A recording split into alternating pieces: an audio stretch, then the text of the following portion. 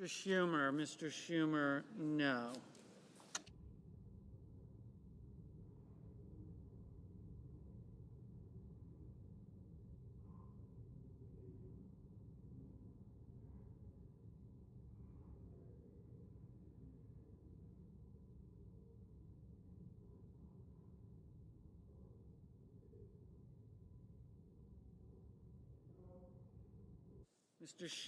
Mr. Schatz, no.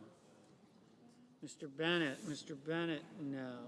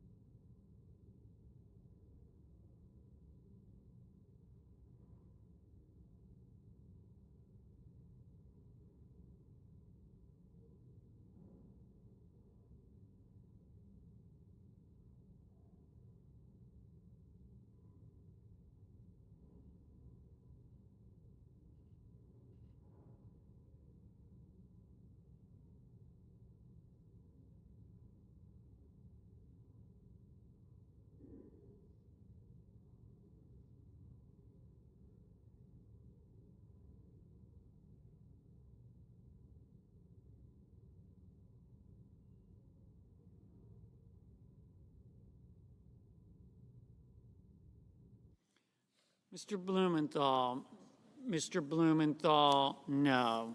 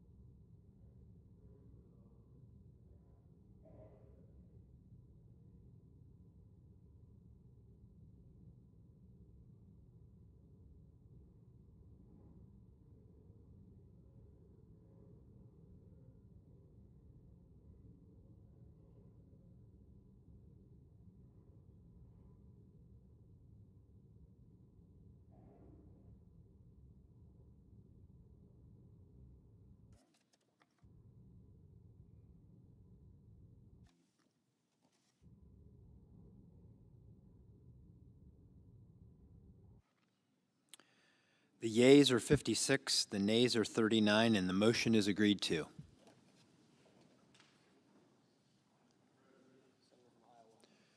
The chair recognizes the senator from Iowa. Thank you, Mr. President. Today is a good day for the Senate and a good day for the American people. The Senate will soon pass a bill that is entitled Halt Fentanyl Act.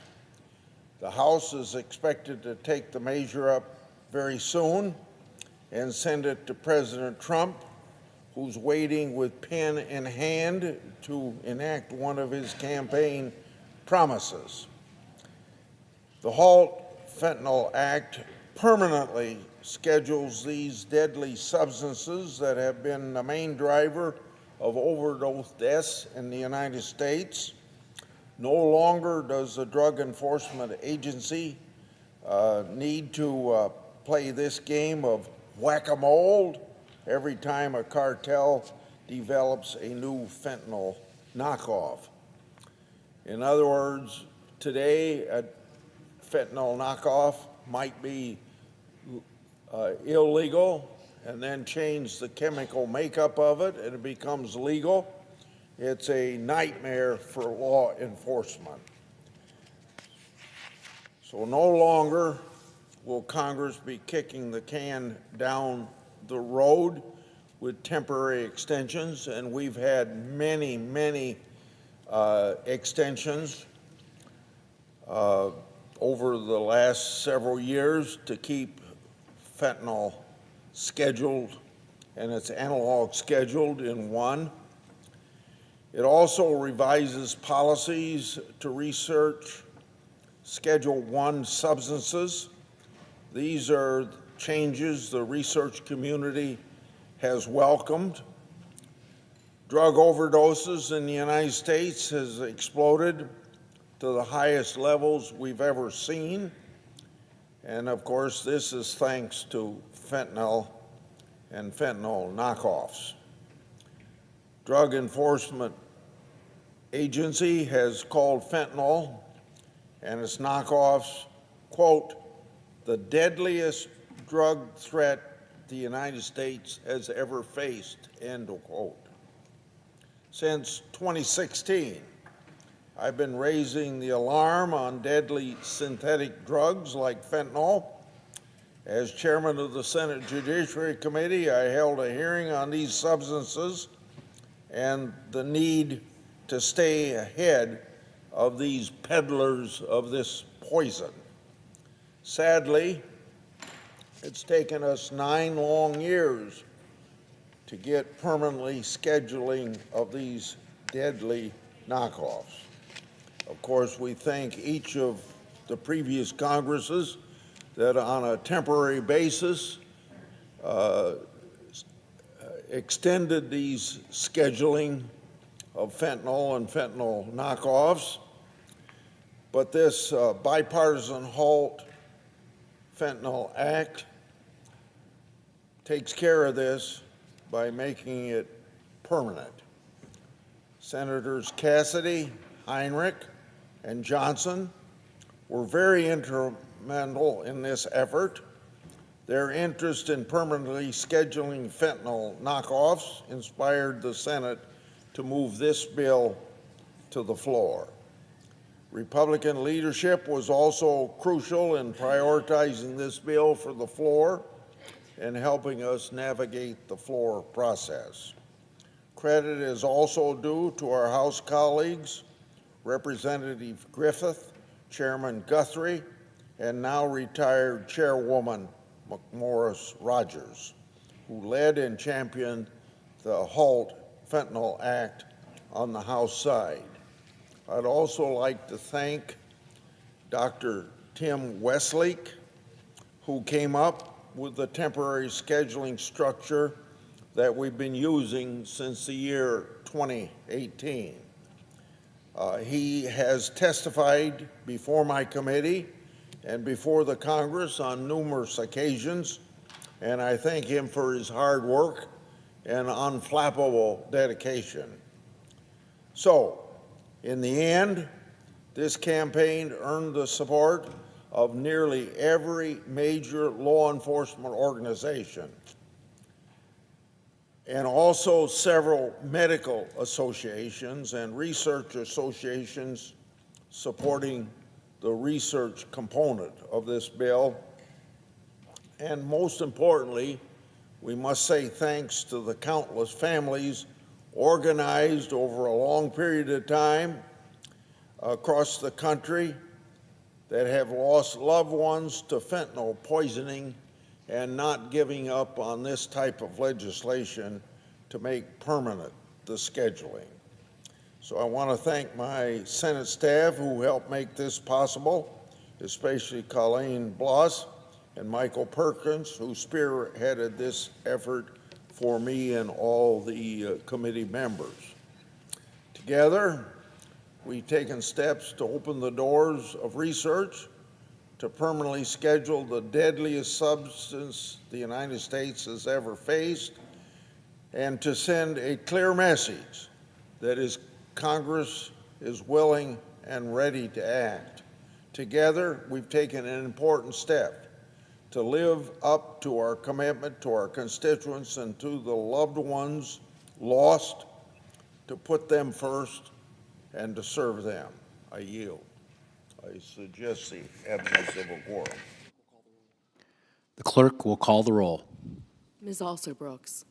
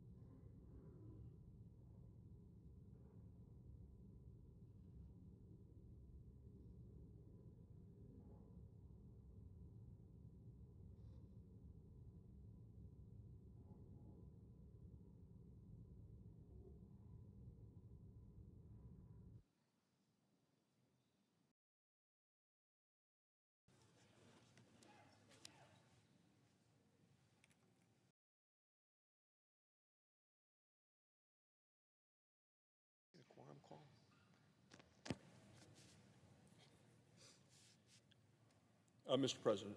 Chair recognizes the senator from Wyoming. Thank you, Mr. President. Mr. President, I ask unanimous consent that the quorum call be vitiated. Without objection. Thank you, Mr. President. Mr. President, I come to the floor with my colleague from Wyoming, Senator Cynthia Lummis, to mourn one of Wyoming's most beloved and fiercest champions. Passed earlier this morning, that would be former U.S. Senator Al Simpson. Not just former senator, former member of the Wyoming House of Representatives, former Army veteran, passed away earlier today at the age of 93 in his hometown of Cody, Wyoming. Talked to his wife, Ann, this morning. She said it was a beautiful full moon, and Al went to heaven on a moonbeam. But he's known in Wyoming and in this body and across the country for his incredible life of service and really an unparalleled sense of humor. Throughout his life, Al boldly fought to uphold the values and the ideals of this great nation. Whether he was serving in the Army or the Wyoming House of Representatives or the U.S. Senate, his commitment and his contributions were evident everywhere. He was well known for rolling up his sleeves, working with anyone, regardless of party, to do what he thought was best for Wyoming and the nation. When the nation called on Al Simpson, when they called on him to serve, he was always there fighting for our best interests. Al once said, "Never let them distort who you are." So let me tell you about the real Al Simpson. His life, his legacy are defined by the C's, C standing for his hometown of Cody, and collegiality is a big part of it. But also there was courage, his character, and credibility. He represented Wyoming in this chamber, the United States Senator, from 1979 to 1997. And for that reason alone, Al looms very large in Wyoming's political history. There's a lot more. He left an indelible mark here in the Senate. While others ran from tough issues, Al welcomed them. It was an opportunity to serve him. He actually never backed down from a fight. He embraced the fights as long as he was fighting for what he thought was right. He sponsored legislation that helped protect our clean water and our clean air. He secured better grazing rights for Wyoming farmers and ranchers.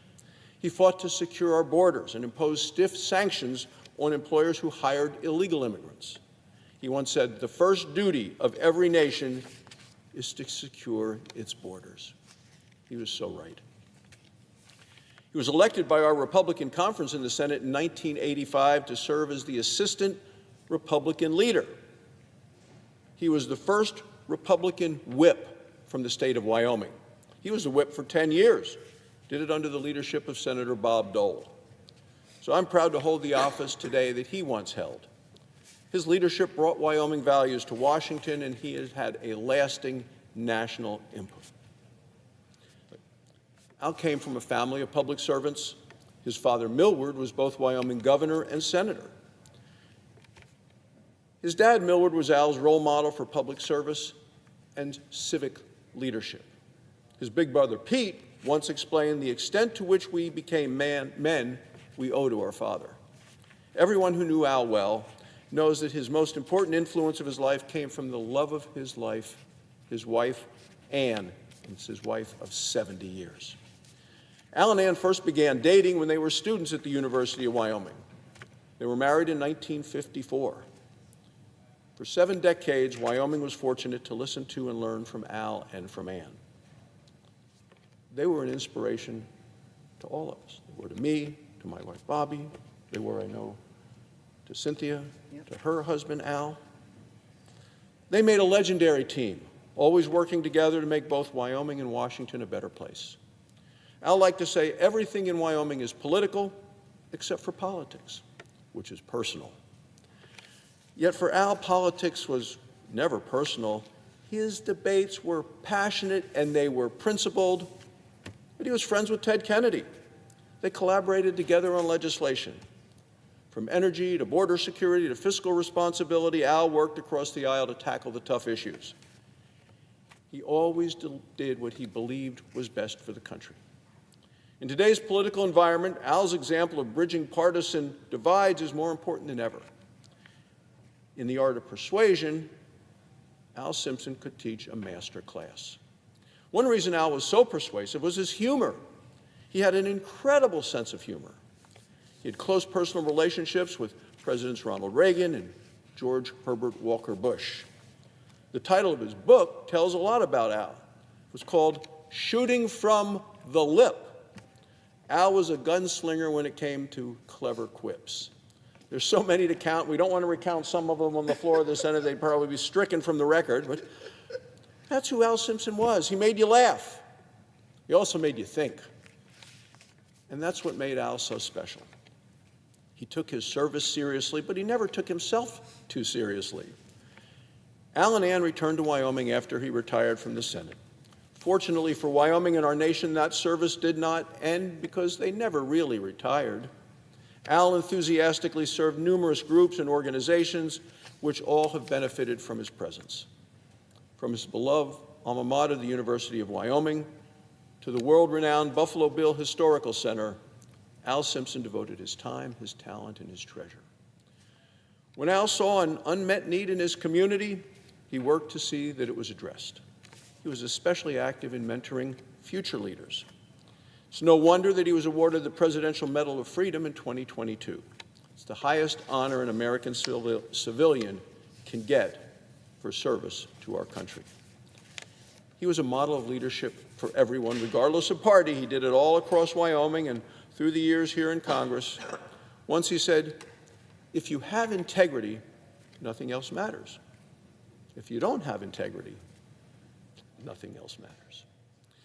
Integrity, work ethic, incredible wit, Al truly leaves behind a legendary career. For Wyoming, Al is a native son, also a North Star and a rock star. For the United States Senate, Al's a leader, a legislative craftsman, and a principled lawmaker. For me, he was a mentor and friend to Ann, to their children, Bill and Colin and Sue, and I talked to Bill and Colin this morning, to their entire extended family who joined the nation in Wyoming in sending you our heartfelt condolences. You can take solace in knowing that the decades of work Al did to make Wyoming and our country a better place will be felt for generations to come. Senator Lummis? Well, thank you, Senator Barrasso, for those lovely remarks. We both loved Al Simpson and will always love Al Simpson. So today we join the entire state of Wyoming, his family and his close friends, in celebrating his life and mourning the passing of U.S. Senator Al Simpson. He was absolutely larger than life and always will be. A beloved statesman. He dedicated his entire life to serving others, his entire life of 93 years. For 18 years here in the U.S. Senate, 12 years in the Wyoming House of Representatives, and 28 years as a very active elder statesman, particularly in his efforts to help and serve our beloved alma mater, the University of Wyoming. He tirelessly advocated for the state of Wyoming, fighting to ensure every corner of our state was not only a great place to work, but a great place to make a home and raise a family. And indeed, he contributed to that as well, with his children and grandchildren and his beloved, beautiful Ann Simpson. My gosh, I saw a picture in the hallway in their home of Ann Simpson when she was in college. She was an absolute knockout. They became the inseparable dynamic duo of Wyoming, she playing the straight woman to his hilarious antics that everyone so loved. There was no stronger advocate for the needs, industries, and interests of Wyoming than Senator Al Simpson.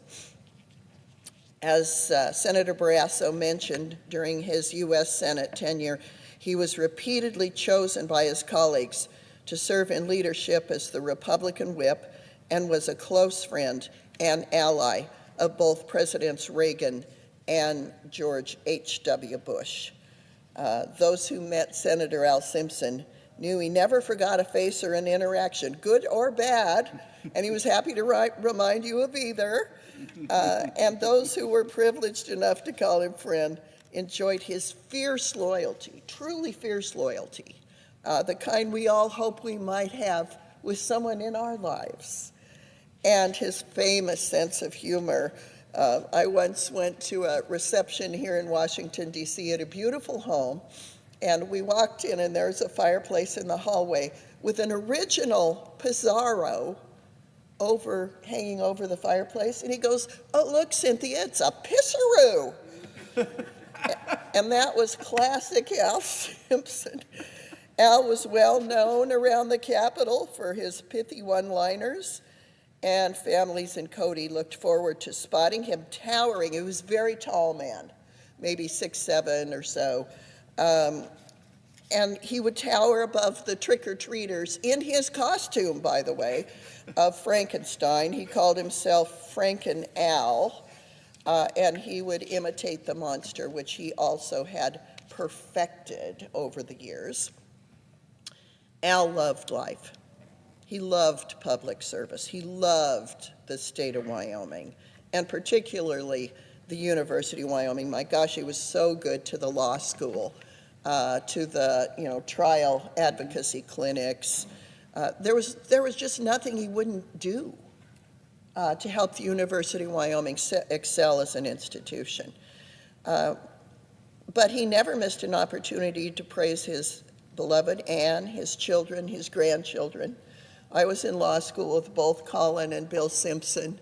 The legacy of that family for the practice of law in Wyoming and elsewhere in the country is truly significant, in addition to the many other legislative victories and policy wins and the fabulous museum, the Buffalo Bill Historical Center in Wyoming, which is truly world-class institution, in large part because of Anne and Al's complete dedication to it.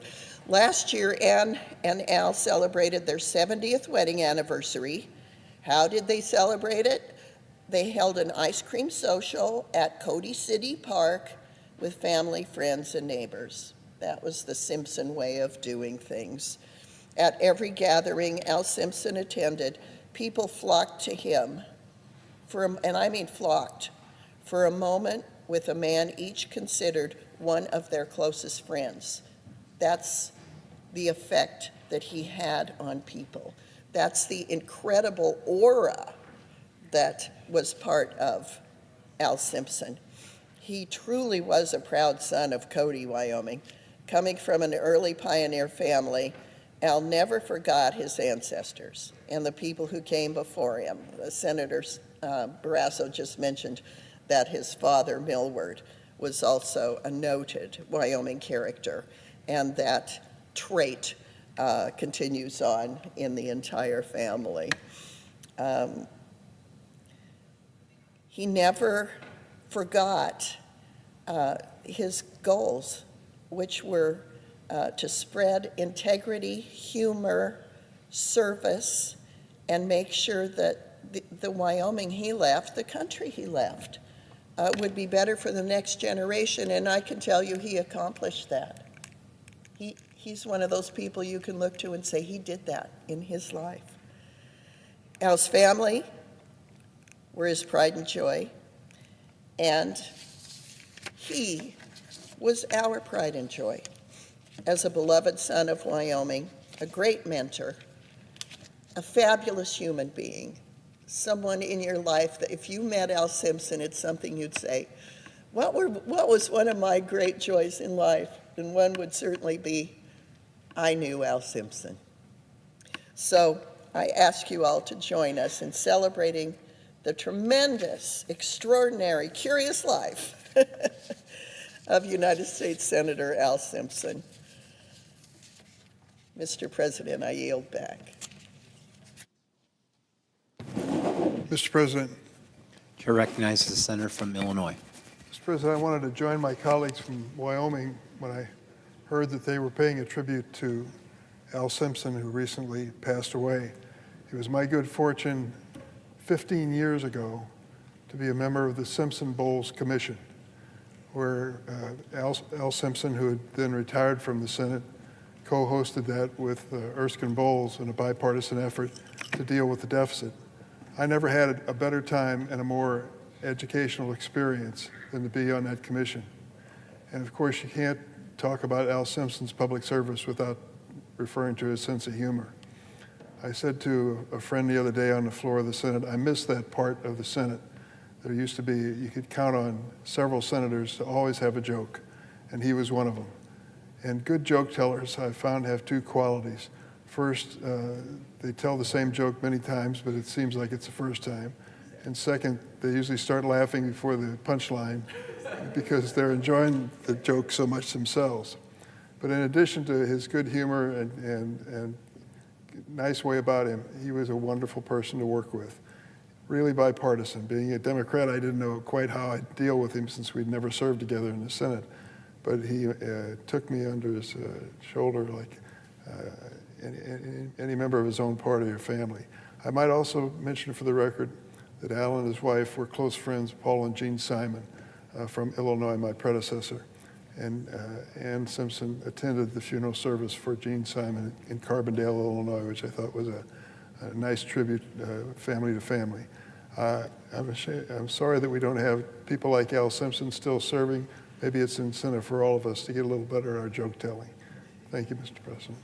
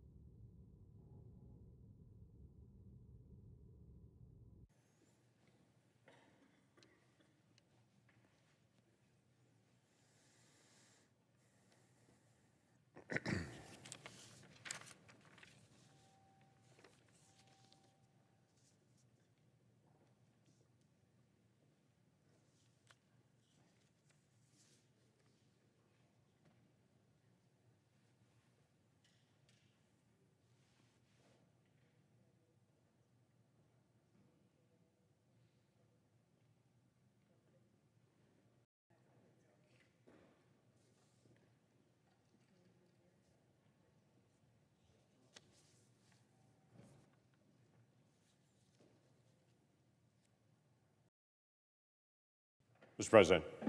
Chair recognizes the senator from Oklahoma. Mr. President, we are in the 10th week of the first 10 weeks, obviously, of the Senate's session. It's been exceptionally productive during this time period. We've not only moved more nominees into confirmation for President Trump than any Senate has done in more than 2 decades. We passed bills like the Laken Riley Act, which will absolutely help us in trying to be able to remove criminal aliens out of the country. We've rolled back a lot of Biden's last-minute regulations that he literally threw in the final hours that did not have the oversight, did not have the appearance, and they obviously didn't do it in the first 3.5 years of their term. They stalled it to the very end on that for a reason, because it was unpopular with the American people. Those have been rolled back, many of them, and we still have several to go. Today, we're finishing out a bill called Halt Fentanyl. The fentanyl epidemic is raging in our country. If you go back to just 2019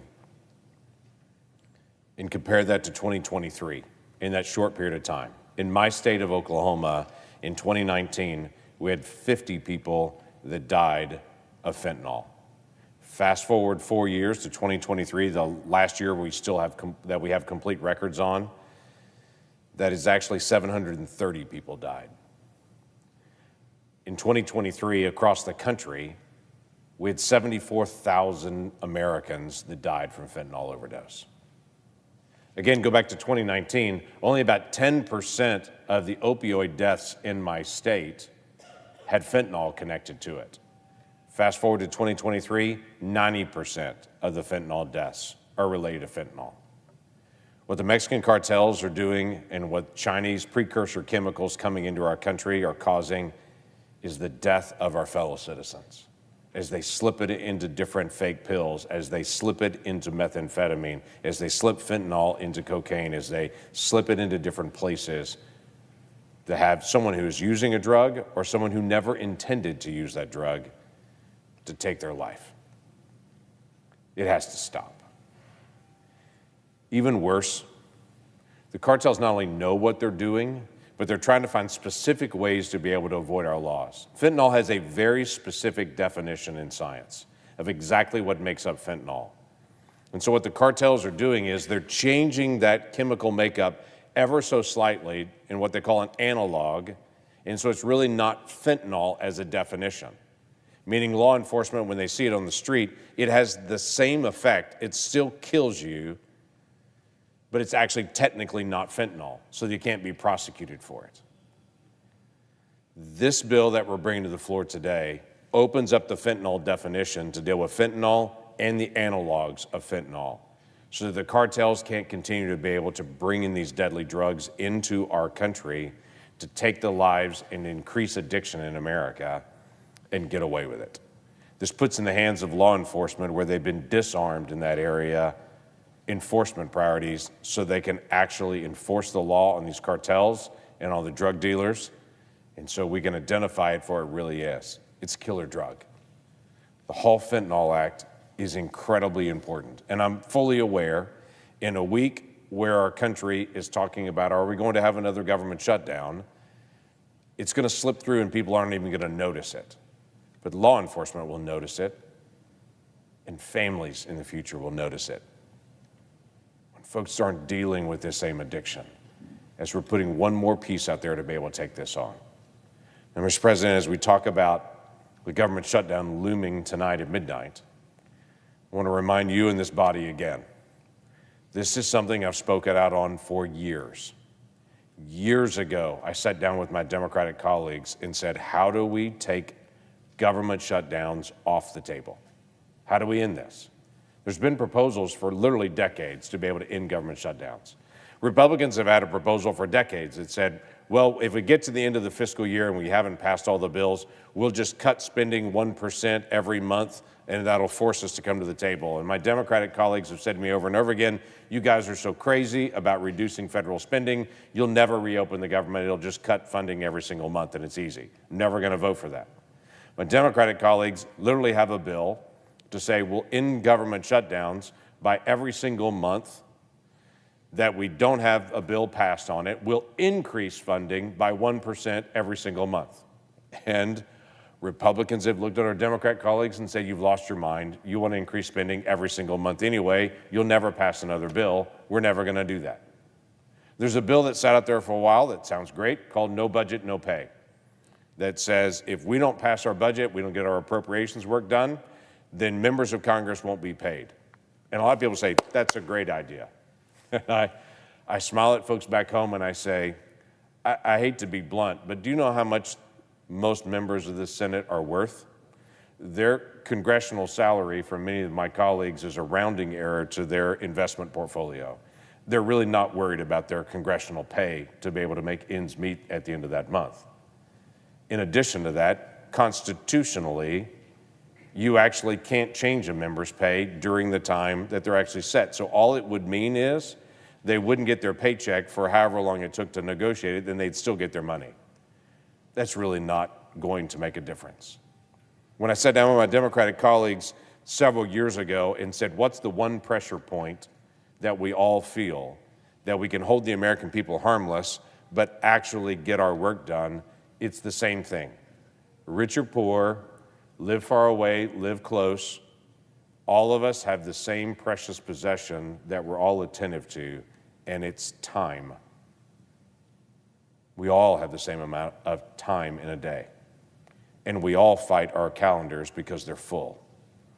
So our simple solution to end government shutdowns is, if we get to the end of a fiscal year, like we are at tonight, and we haven't got our work done, like it's happening so far, government stays open, same year's level as last year, nothing changes on it. The American people are held harmless, all the agencies are held harmless, but members of Congress, both House and Senate, we stay in session 7 days a week.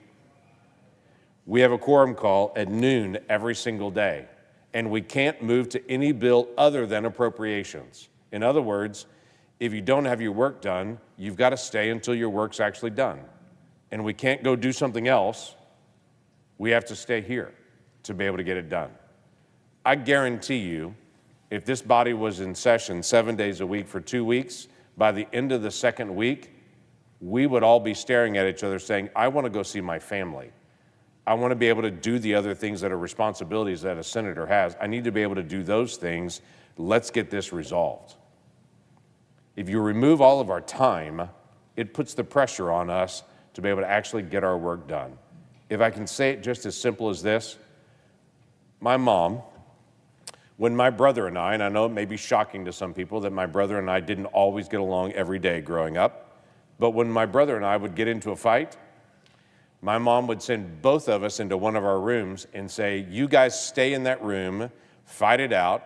When you're done, then you can come out to the rest of the house. But go settle it in there, but make sure it's settled before you come out here. As silly as it sounds, this government shutdown prevention bill that I've brought year after year is just as simple as my mom's advice. Don't make everybody else have to listen to the fight. Members of Congress should get in the room, fight it out, settle it, and when we're done, we come out and actually vote for it. But in the meantime, the rest of the country shouldn't have to suffer because we didn't get our work done on time. That seems pretty straightforward to me. It's had wide bipartisan support, and there have been lots of moments we've been very close to passing it. There's no trick in it. There's no anything else. It's just, why do we have these crazy government shutdown fight moments that the rest of the world looks at us as Americans and says, why can't the Americans get their act together? And the rest of the country looks at us and says, we have to work out all the details. Why don't you guys have to work out all your details? Those folks are not wrong. We will one day solve this. Apparently, it's not today.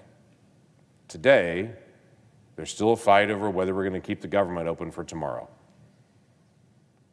Federal workers that are already dealing with a lot of tension in their life, quite frankly, they've gotten emails and messages. They're hearing about downsizing in federal agencies. They're anxious right now. And there are a lot of folks in my state and quite frankly around the country that say we need to reduce the size of the bureaucracy, which we do.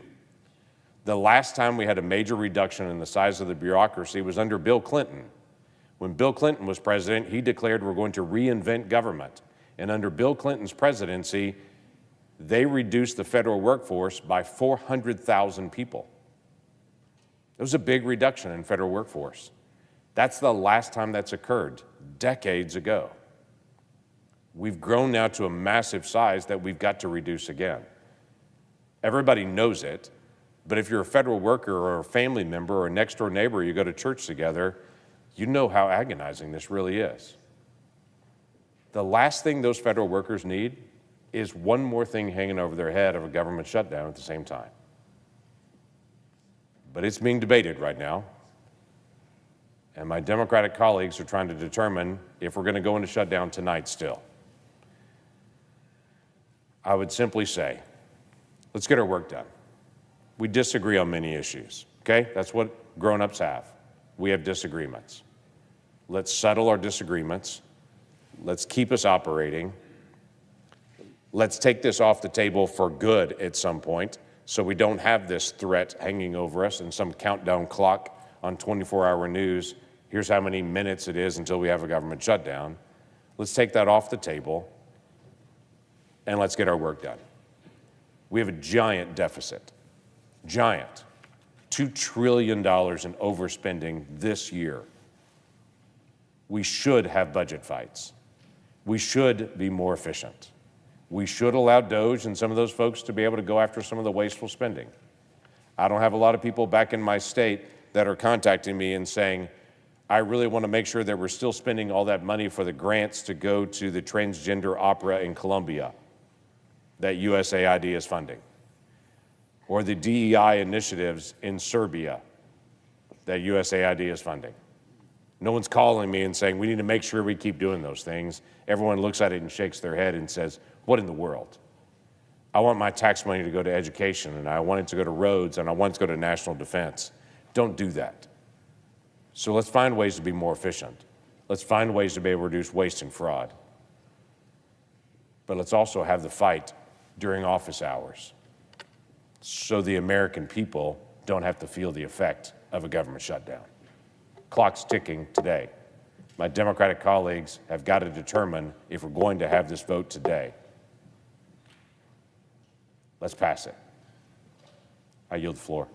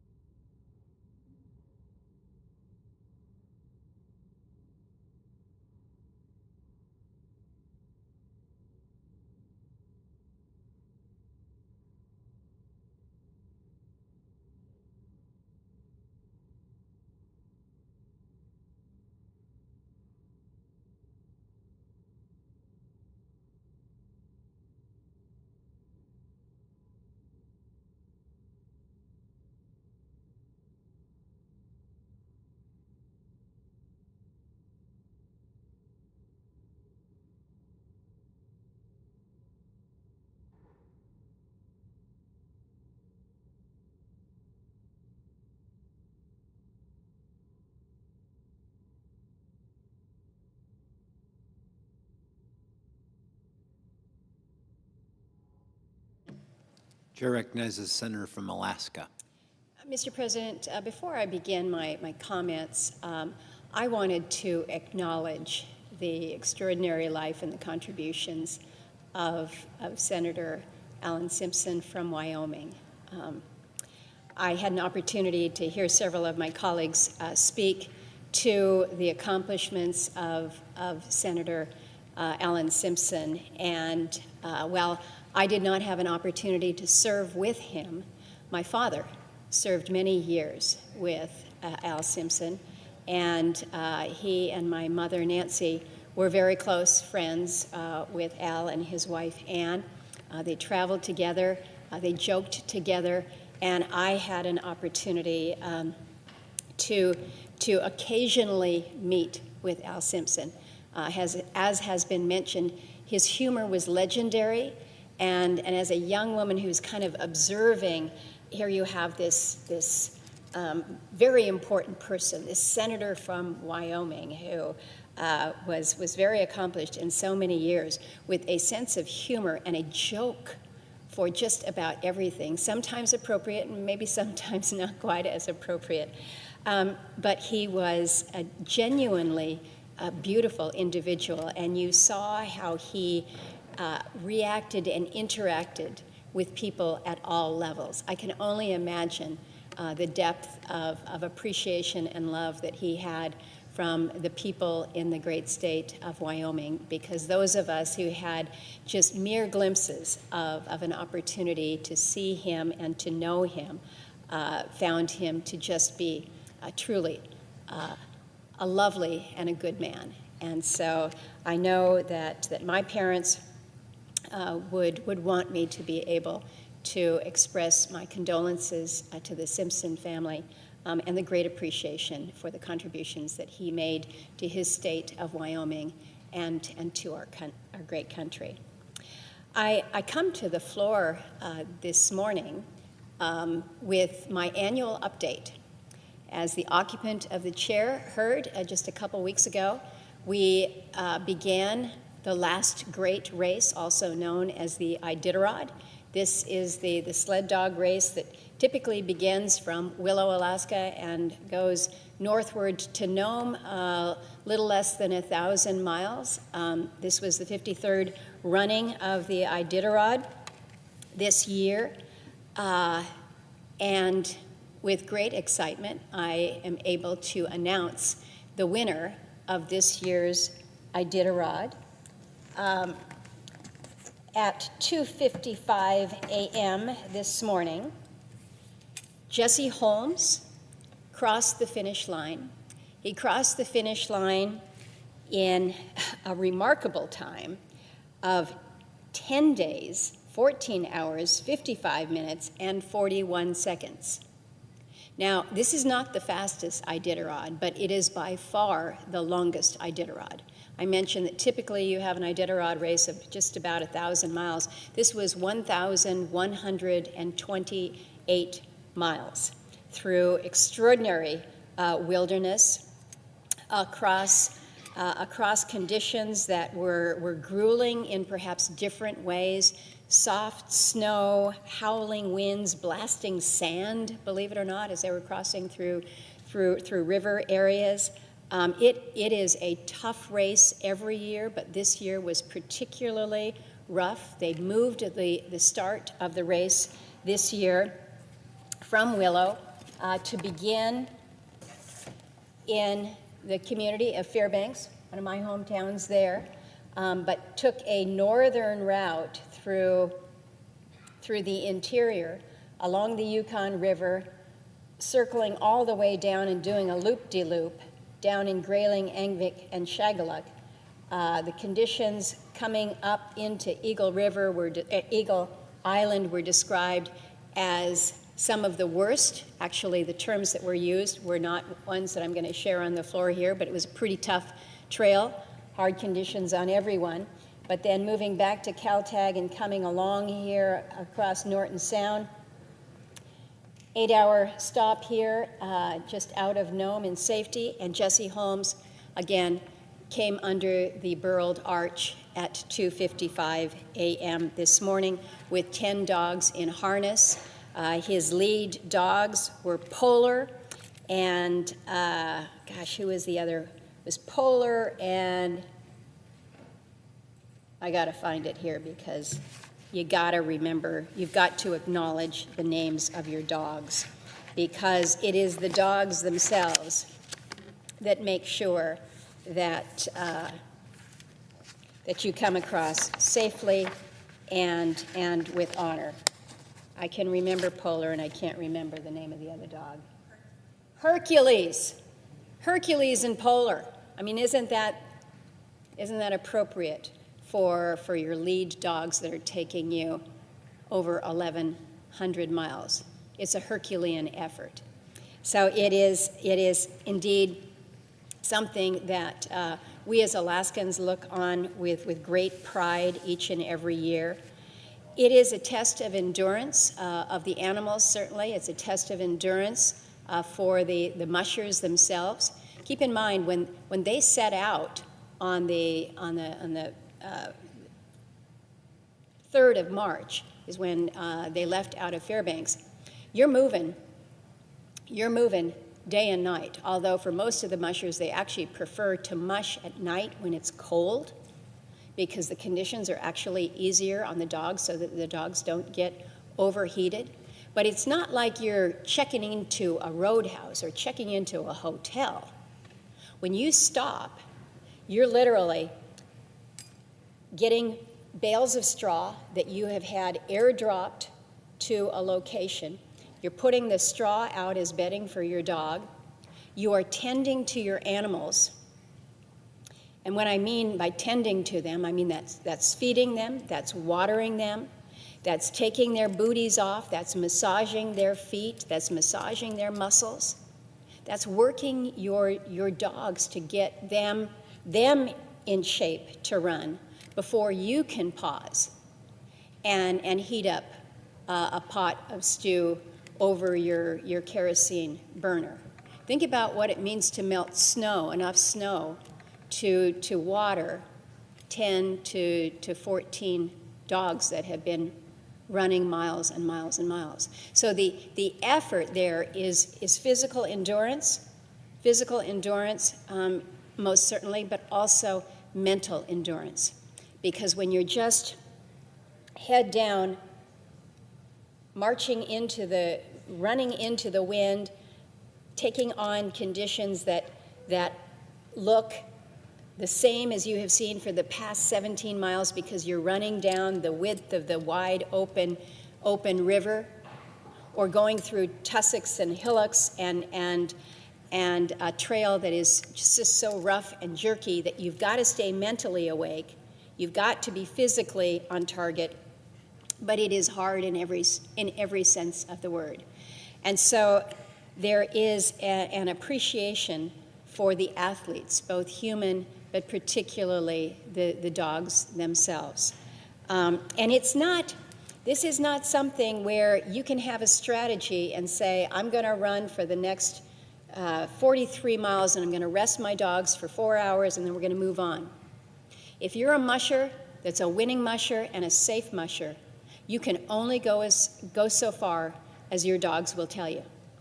And when the dogs say, it's time to take a pause, you know it's time to take a pause.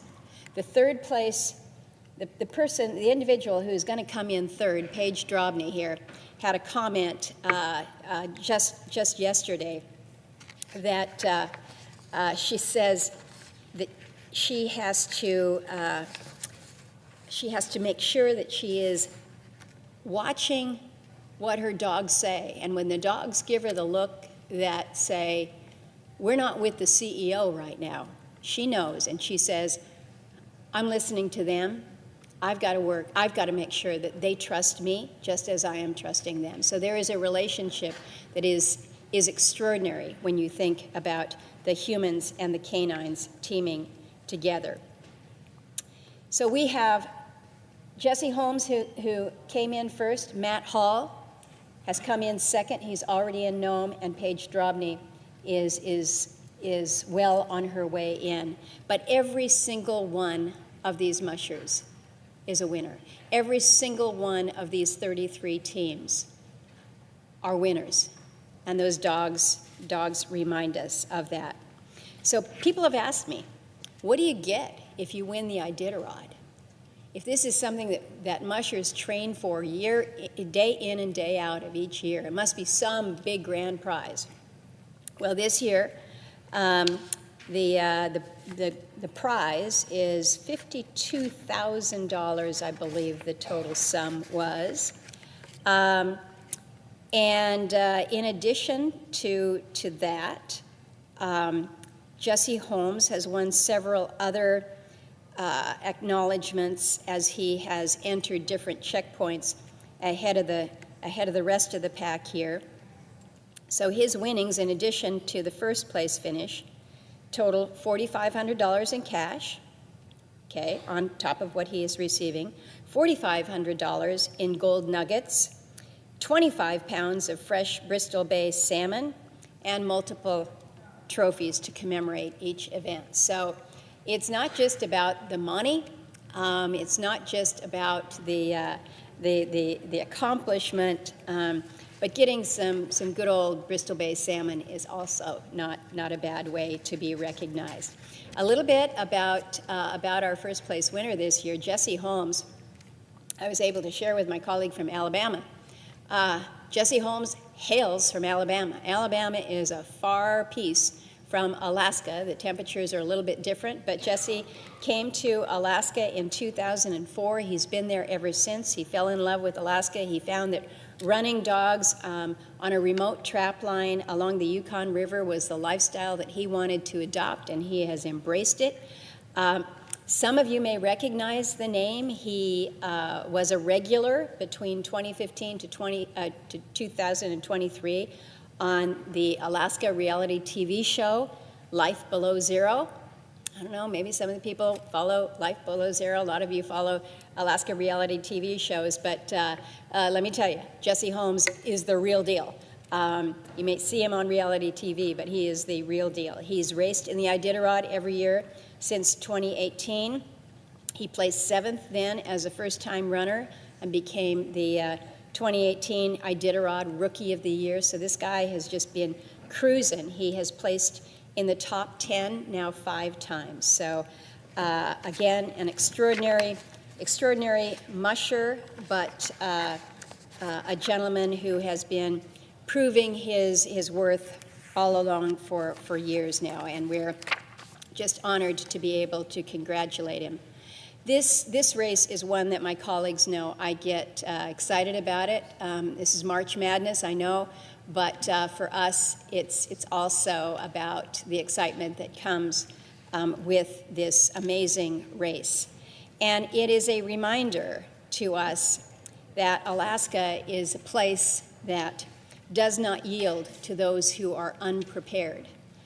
It rewards those who respect it, who understand its power, and who find strength when faced with some pretty impossible obstacles. And most people would say it's impossible to run 1,128 miles on a dog sled across these conditions. But the Iditarod is a living tribute to the pioneering spirit and a reminder that hardships are not something to be feared, but just faced with courage.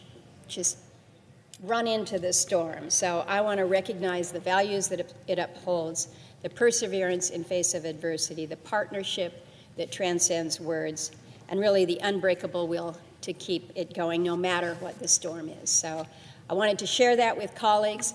And before I conclude my time here on the floor, I just want to acknowledge kind of the place that we are at here today on the 14th of March, a day that we have seen coming, not just on the calendar, but we here in the Congress have known that this is the day that our continuing resolution was going to run out. The clock runs, and we had a choice. We have a choice that we've got to make, and that choice is, does the government shut down at 11:59 tonight, or do we keep it open?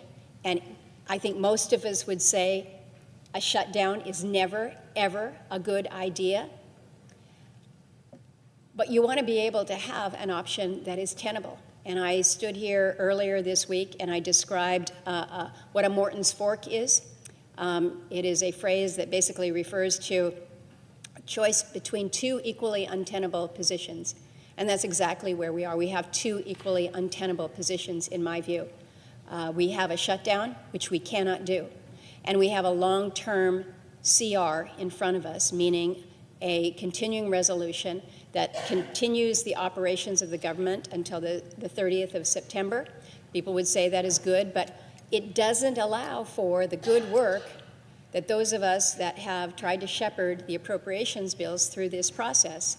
It doesn't allow for that direction from the Congress. It basically continues FY24 levels, but without the parameters that the Congress, that we have directed, not just those of us on the Appropriations Committee, but along with all of our colleagues. And so I do not like a long-term continuing resolution. If we had the ability, if we had had the ability to move our appropriations bills through the floors as we should have, as we set ourselves up to do, but as we were not allowed to do, we were not able to bring those completed appropriations bills, even though the vast majority of them were not only bipartisan, but overwhelmingly supported through the committee. And the Democratic leader didn't bring them to the floor. Didn't happen. And so we didn't have the chance to finish our work. We need to be able to make sure that the work that we do here is concluded. Why? Because that's the responsibility that we have as members of Congress. This is our job. This is our job under the Constitution. It's not the executives. It's not the president's. It's our job. And so if we had had the ability to have a short-term CR to just give us a little more room to finish these up,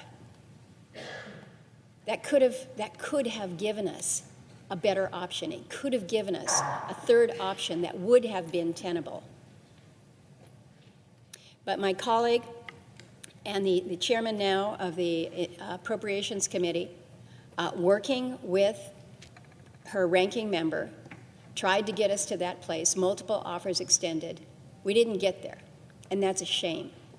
And it's a shame because it puts us, again, in a place where we have two untenable, equally untenable choices in front of us. So Mr. President, I am reluctant, I am very reluctant to support a long-term CR.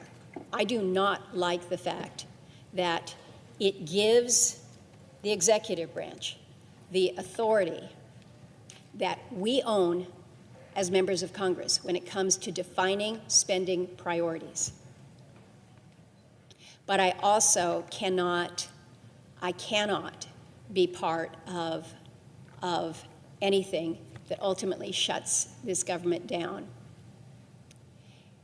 I've been in the Senate for a long while now. I have never voted to go into a government shutdown. In fact, I have been, along with my colleague, engaged in many of those ventures where once the shutdown happened, we were scurrying to try to find ways to avoid extending it, because the danger to our governmental functions and our operations, the harm that it brings to good individuals is simply not worth it.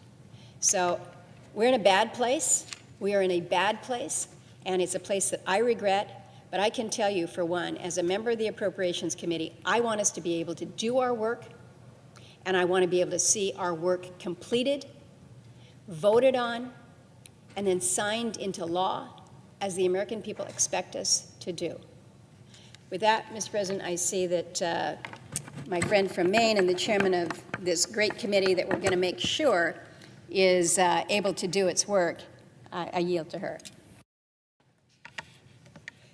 Mr. President. Recognizes the senator from Maine. Thank you, Mr. President.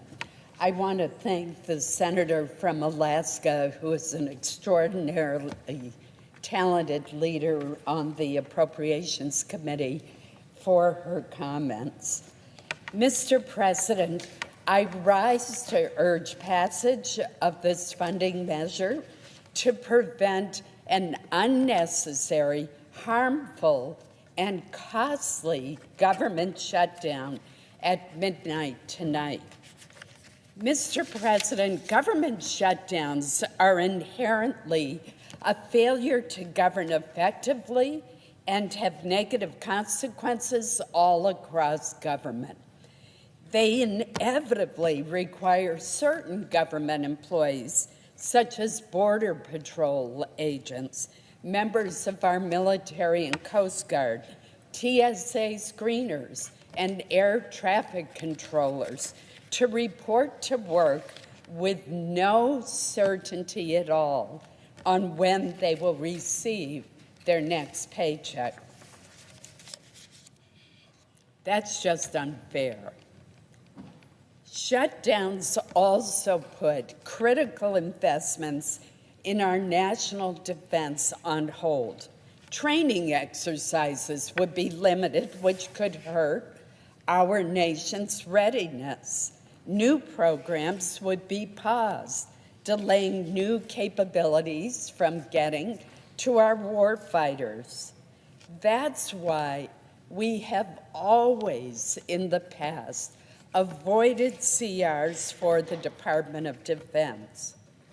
At our borders, the men and women performing vital law enforcement activities would have to do so without pay and without the assistance of support staff, putting more pressure on frontline operators. Other harmful potential impacts include curtailed operations, for the Veterans Benefits Administration, resulting in the closure of education and GI Bill call centers and the suspension of career counseling and transition assistance for our veterans. The closure of our wonderful national parks to visitors, increased travel delays as the onboarding of additional TSA agents would stall, and some FAA employees would face furloughs, and costly delays for projects at the Army Corps of Engineers and critical water infrastructure projects. That is just a very partial list of the harm that would be done from a government shutdown. This unfortunate situation that we're in with a continuing resolution should, however, have been avoided. The Senate should have finished these bills last year, and I called for that repeatedly, as did many other members. Senator Murray and I worked as a team, provided leadership, consulted with the members of our Senate Appropriations Committee. Each of us worked so hard to report 11 of the 12 bills with overwhelming bipartisan support, including 6 which came out of our committee unanimously. Unfortunately, these bipartisan bills languished on the calendar for months, never being brought to the floor for consideration.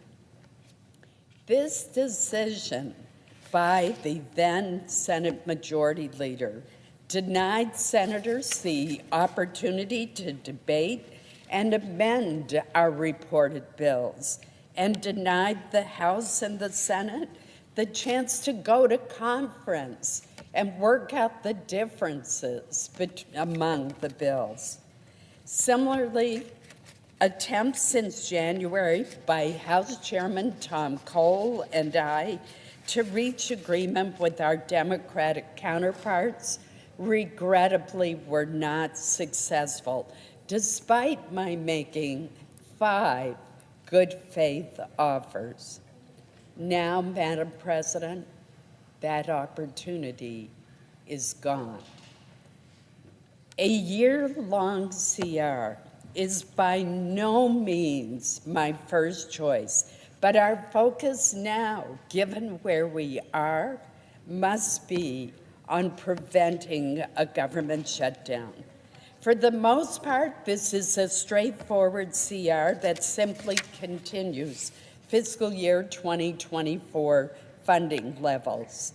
Now, it does include, and this is important, a number of needed anomalies that are aimed at addressing pressing needs. For example, the CR realigns funding in the appropriations accounts for the Department of Defense to meet current global threats and cover the cost of pay raises for junior enlisted personnel. It provides increased funding for housing assistance and for what is known as the WIC program for women, infants, and children to maintain support for these vulnerable families. Within the Department of Homeland Security, the continuing resolution includes targeted increases to support ICE operations, avoid furloughs of TSA airport screeners, and to fund much-needed pay raises for members of our Coast Guard. It also includes increased funding for the FAA so that more air traffic controllers can be hired to make our nation's airspace safer. Madam President, we can delay no longer. It is essential that the continuing resolution be adopted today in order to prevent a harmful government shutdown. I urge its adoption. And Madam President, let each and every one of us here commit to working together on the FY 2026 budget so that we enact appropriations bills prior to the start of the new fiscal year. Thank you, Madam President. Madam President. Senator from Washington. Thank you, Madam President. I ask unanimous consent to complete my remarks before the vote. Without objection. Thank you. Madam President, I have made no secret of my opposition to this bill. For weeks, I have been warning about the real dangers of a year-long CR like the one that has come before us from the House Republicans. But before I talk about those dangers and why I will be voting no on cloture and on final passage, I want my colleagues to hear what I have to say, but I do hope that they've joined me in voting no. I want to talk for a moment about how we did get here, because I fear some members of Republican leadership may need a history lesson. The fact of the matter is, the only reason we are staring down a shutdown deadline halfway into this fiscal year is because the House Republicans decided to kick the can down the road with a major punt, and because they have repeatedly walked away from the table. This is just the historical record. We were all here for it. We saw what happened. Perhaps it's worth ticking through it once more, because I'll admit it can get easy to lose track of all that has happened over the last few months and just how many times House Republicans made a deal just to break it in recent years. So I want to give a refresher. It's been a while as my time as a preschool teacher, but I guess school's back in session. Because I'm not going to let anyone get away with ignoring how Republicans forced us to the edge of a shutdown today. Remember, last year, after a bruising FY24 process in which House Republicans made one ridiculous demand after the next and caused one delay after the other, as Appropriations Chair, I worked hard alongside my colleagues, including Senator Collins, who's here today, within our committee to write and pass serious bipartisan spending bills for this current fiscal year. It was no easy feat. We had less resources at our disposal to make use of, and we had even more challenges to address. But we managed to work together, Senator Collins and I and our committee members, and we cleared all of but one of our bills, overwhelmingly in committee, and many of those bills cleared on unanimous votes. Then come November, after the election, I was pushing very hard to get our funding bills done and wrapped up by the end of the year. My Democratic colleagues and even many of my Republican colleagues wanted to get that done. But Speaker Johnson and Trump chose to kick the can down the road. They chose to. Trump reportedly wanted to make sure his fingerprints were on our spending bills for this fiscal year. And the Speaker not only wanted to, of course, please Trump, he was worried about how a messy funding fight might complicate his path to becoming Speaker again. So the decision was made, and Speaker Johnson punted from December to March. Then we negotiated a bipartisan CR to fund the government through March 14th today. Along with that, we passed a disaster relief and we extended critical laws. And we reached a bipartisan, bicameral deal, and then House Republicans walked away and blew that deal up at the last minute. Why? I'll tell you. Because the richest man in the world sent a bunch of completely inaccurate tweets. And instead of saying, you know what, actually, Elon, you have no clue what you're talking about. These are programs that help my constituents. House Republicans said, let's put this guy in charge. They killed that bipartisan agreement, rolled out an altogether different bill not long thereafter, and punted on government funding. That is what happened. And that is essentially what they have been doing ever since, cheering and clapping as Trump and Elon got basic facts wrong, broke laws, blocked funding that our communities needed, dismantled entire agencies, fired veterans, shuttered our Social Security offices, and break government to enrich themselves. And while Trump and Republican leadership were fixating on whether they pass one bill or two for their plan to cut health care for kids, to pass more tax cuts for billionaires, a fast approaching deadline was on its way to us, one that's here now. For the next several months, Madam President, I have remained at the table, ready to negotiate funding bills. My Democratic counterpart in the House, Rosa DeLauro, and I never left the table, not once. We made an offer after an offer, as did our Republican counterparts. My top priority has been and continues to be doing what we do every year, which is passing full-year funding bills with the detailed directives that we include in our spending laws every year. I have wanted to make sure we continue to provide those and make sure that our constituents' voices are heard. They're heard in federal funding, which I have to say this CR fails to do. Instead of working with us in good faith to fund the government in a bipartisan way, Speaker Johnson and Republican leadership walked away and started working on a Republican funding bill without an ounce, not an ounce, of Democratic input. I remained at the table. My counterparts on appropriations and I continued to talk to keep the ball rolling. But by the end of last week, for all intents and purposes, we had an agreement on top-line funding. But the call had been made. The call had already been made. Johnson was in on it. Trump was in on it. Russ Vought was in on it. And Johnson decided, instead of talking with Democrats, it would be easier to have Trump get on the phone and scream and bully House Republicans into submission. He figured if outright intimidation from Trump was enough to convince every Republican to vote for a budget resolution that will cut Medicaid for seniors and kids, then it might also be enough for them to pass a Republican CR, especially if Trump threatened dissenters with political retribution, which, of course, he did. And that is the bill they rolled out on Saturday and passed earlier this week.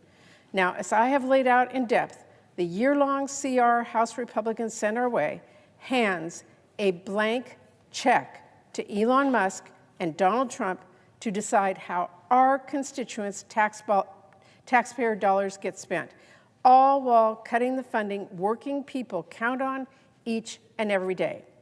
It is anything but a, quote, clean CR. What Republicans are pushing here is not a continuing resolution. In this case, CR stands for complete resignation. Because what Republicans are doing here is ceding more discretion to two billionaires to decide what does and does not get funded in their states. It is a power grab CR. But not only that, it does make serious cuts to domestic funding. It leaves our working families in the dust. We are talking about a nearly 50% cut to life-saving medical research into conditions affecting our service members. It is a giant shortfall in funding for NIH. It is a massive cut in funding for Army Corps projects and $15 billion less for our domestic priorities. Madam President, this bill will force Social Security to cut staff and close offices and make it harder for our seniors to get the benefits they spent their careers paying into the system to earn. It creates a devastating shortfall that risks tens of thousands of Americans losing their housing. So this bill causes real pain for communities across the country. And let me be clear, this bill empowers Trump and Musk to pick winners and losers. And I guarantee you they will not only go after Democrats. Inexplicably, House Republicans are saying, give Trump all this power or we'll shut down government. Well, let's be very clear. That is and always has been a false choice. The reality is there were other options House Republicans could have chosen.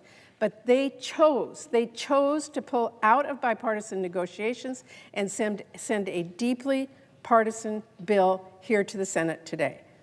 Democrats did not have an ounce of input into writing this bill. And now House Republicans expect us to support it? That makes zero sense.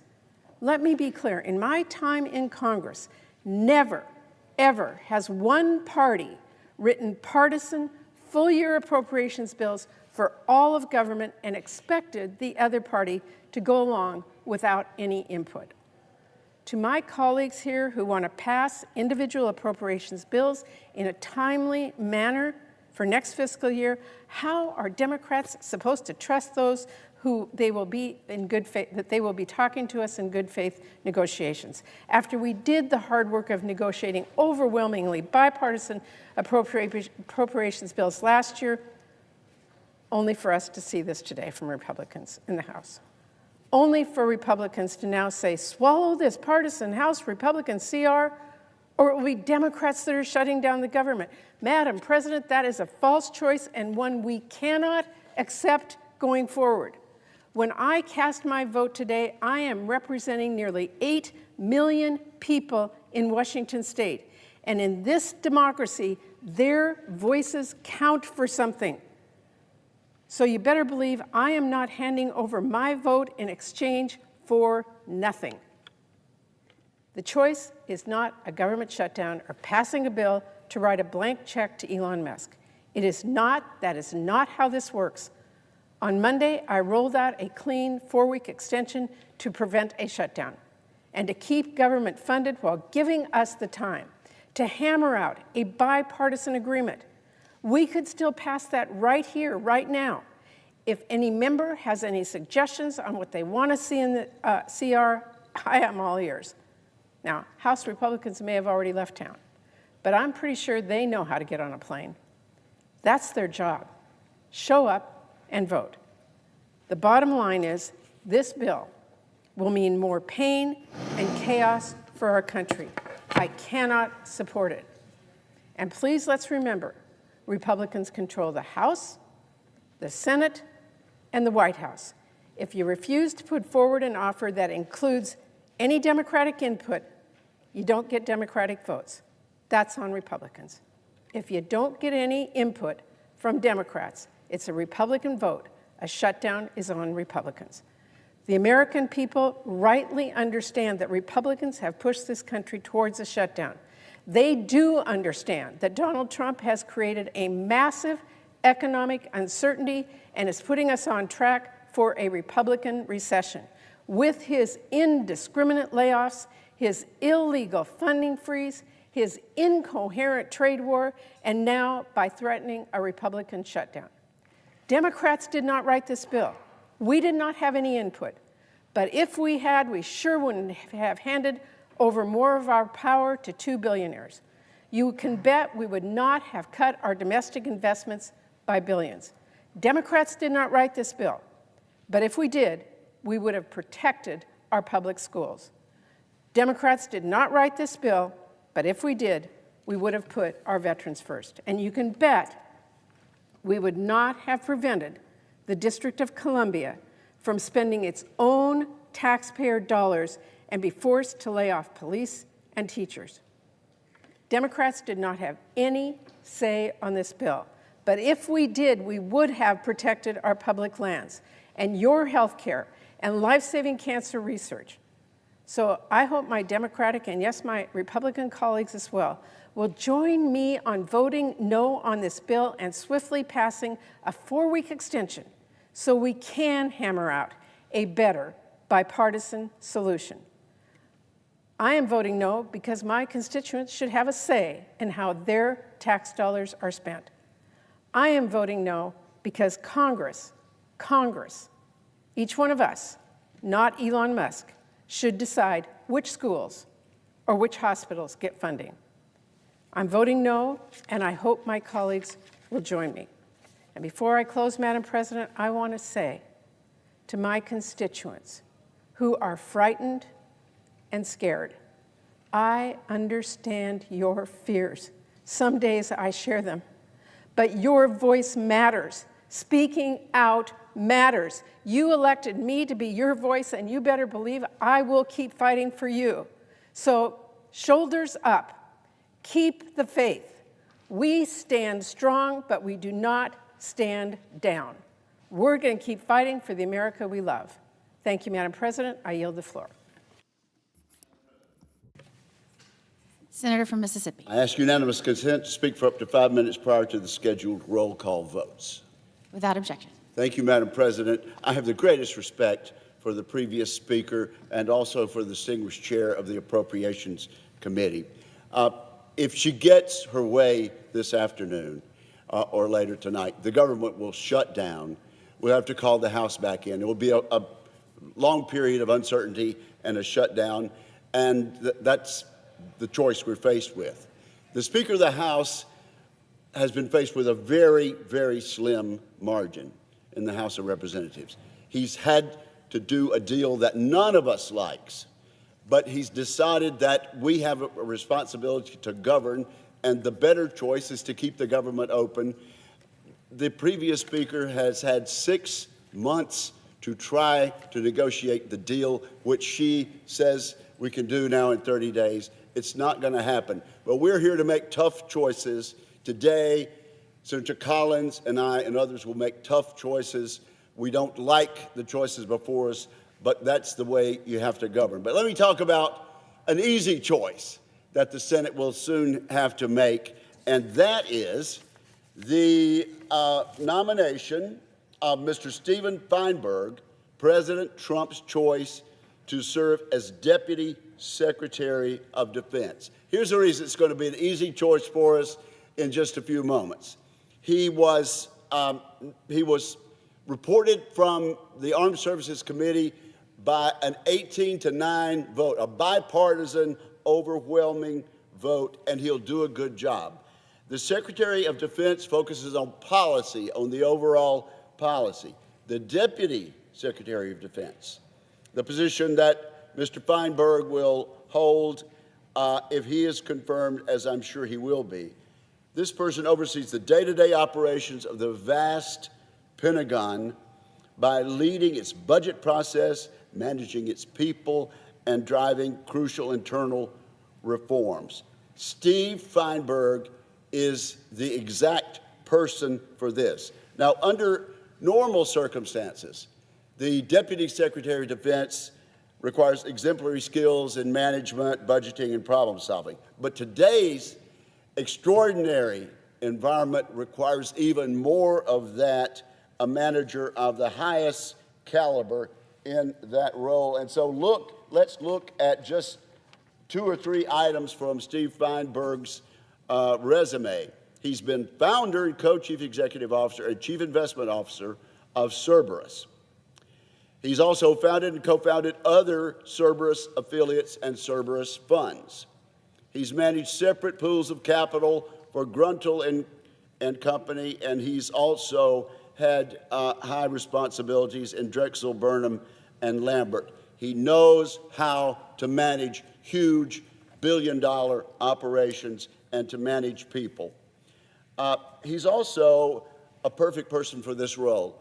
He's well-spoken, he's calm, he's understated, he'll be largely invisible, but he is the man to help us rebuild the military, reform the way the Pentagon does business, and turn this unaudited Pentagon bureaucracy around. He will get a resounding bipartisan vote on the floor, I predict, as he did in the committee. And I congratulate the President on this nomination and on the bipartisan vote that we'll soon get, on a vote that is relatively easy compared to some of the harder votes later on today. And I yield the floor, Madam President.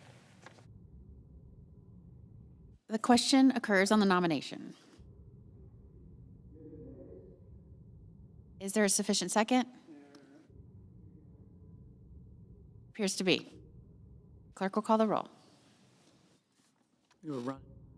Ms. Alsobrooks, Ms. Baldwin, Mr. Banks, Mr. Barrasso, Mr. Bennett, Mrs. Blackburn, Mr. Blumenthal, Ms. Blunt Rochester, Mr. Booker, Mr. Bozeman, Mrs. Britt, Mr. Budd, Ms. Cantwell, Ms. Capito, Mr. Cassidy, Ms. Collins, Mr. Coons, Mr. Cornyn, Ms. Cortez Masto, Mr. Cotton, Mr. Kramer, Mr. Crapo, Mr. Cruz,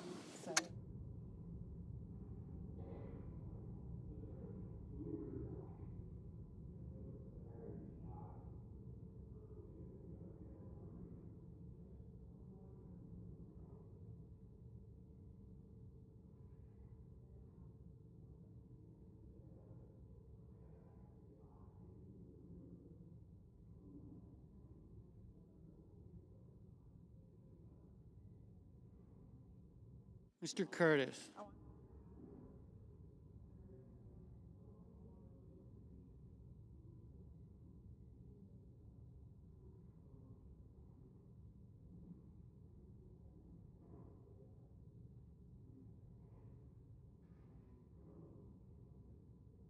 Mr. Daines,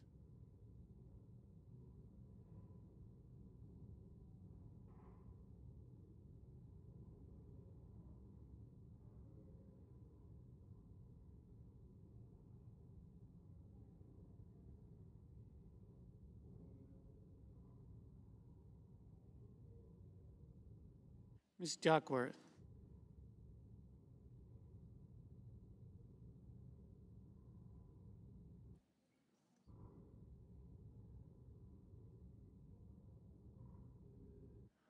Mr. Durbin,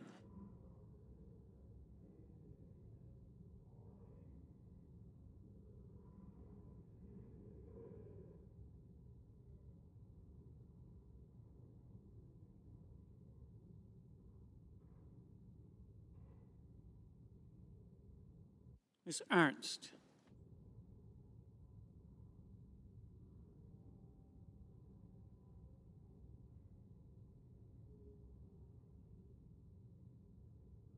Mr. Betterman,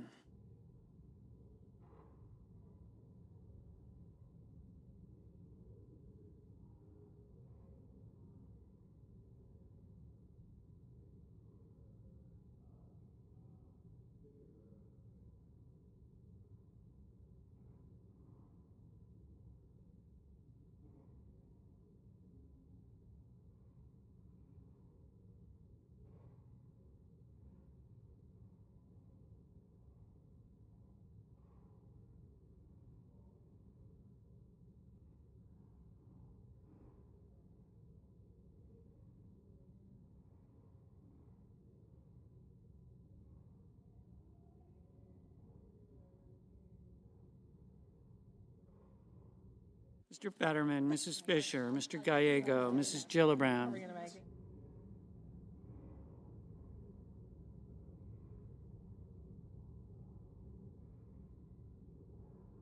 Mr. Graham, Mr. Grassley, Mr. Haggerty, Ms. Hassan, Mr. Hawley, Mr. Heinrich, Mr. Hickenlooper, Ms. Hirono,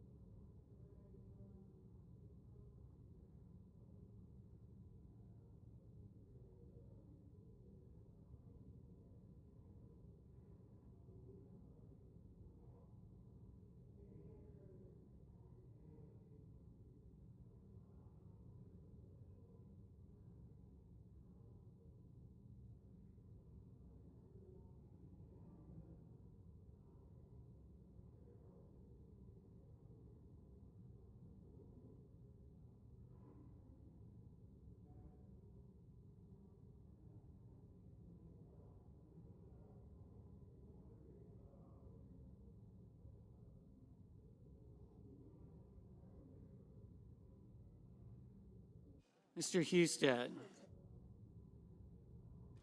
Mrs. Hyde-Smith, Mr. Johnson,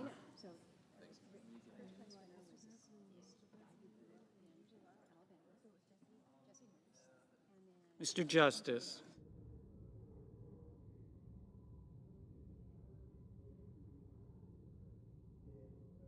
Mr. Kane, Mr. Kelly, Mr. Kennedy, Mr. Kim, Mr. King, Ms. Klobuchar, Mr. Langford, Mr. Lee, Mr. Lujan, Ms. Lummis.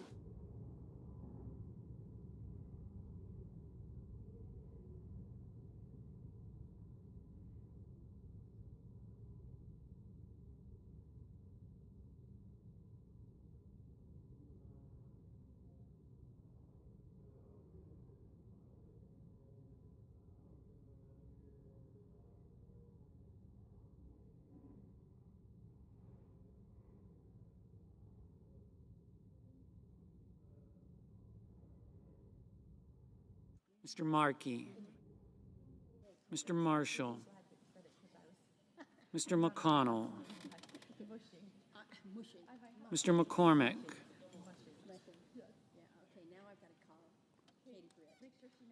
Mr. Merkley, Mrs. Moody,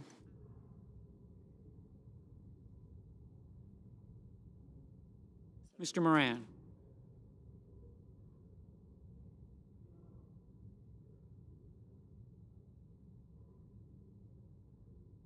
Mr. Moreno,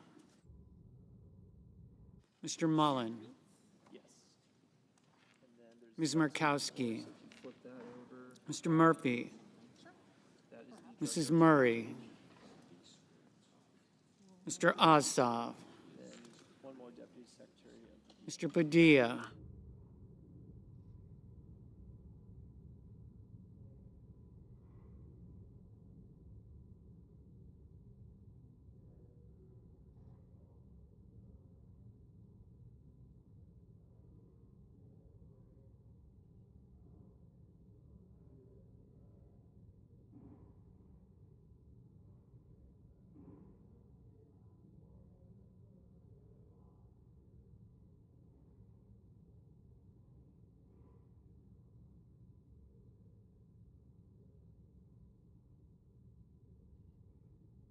Mr. Paul, Mr. Peters, Mr. Reed, Mr. Ricketts,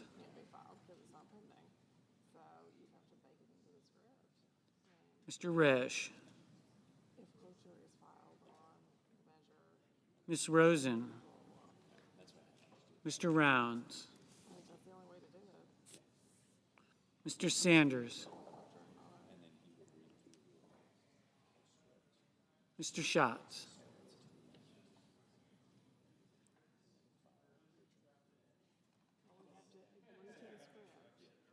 Mr. Schiff, Mr. Schmidt,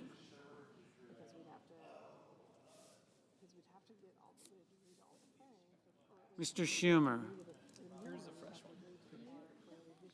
Mr. Scott of Florida,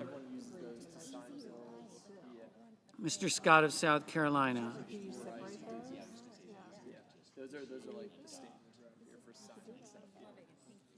Mrs. Shaheen, Ms. Sheehy, Ms. Slotkin,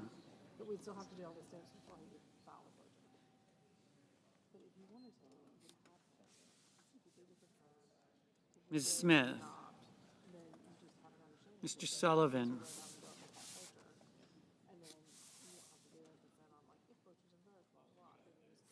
Mr. Thune, Mr. Tillis, Mr. Tuberville, Mr. Van Hollen, Mr. Warner, Mr. Warnock,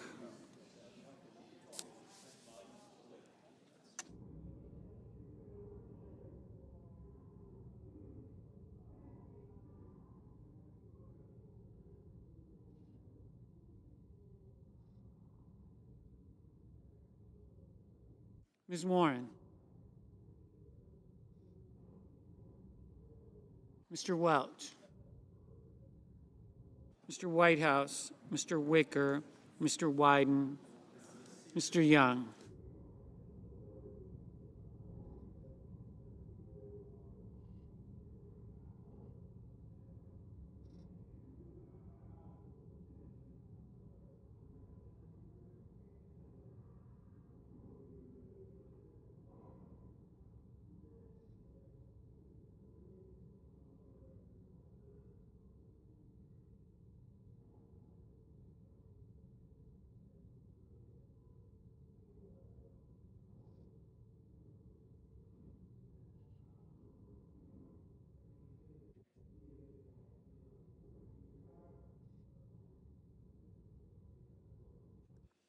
Senators voting in the affirmative: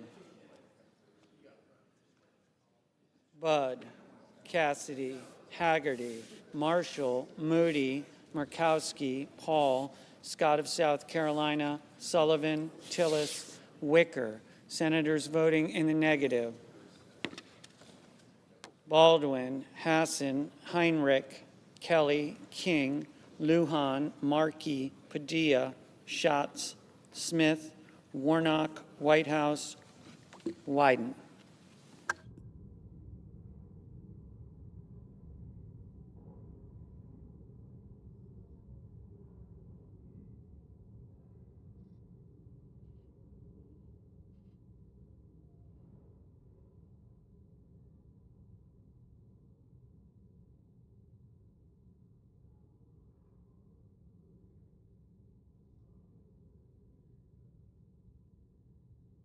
Mr.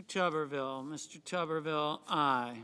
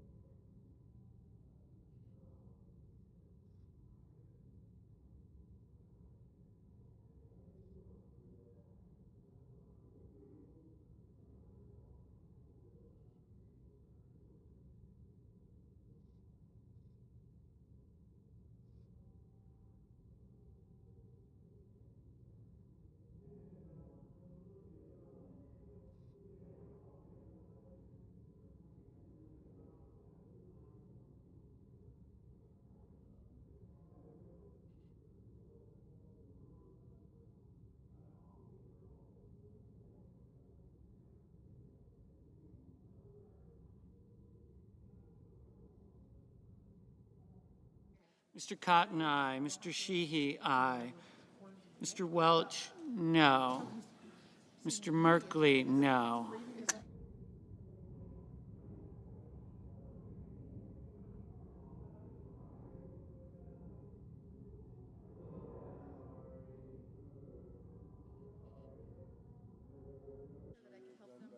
Mr. Justice, aye. Mr. Moreno, aye.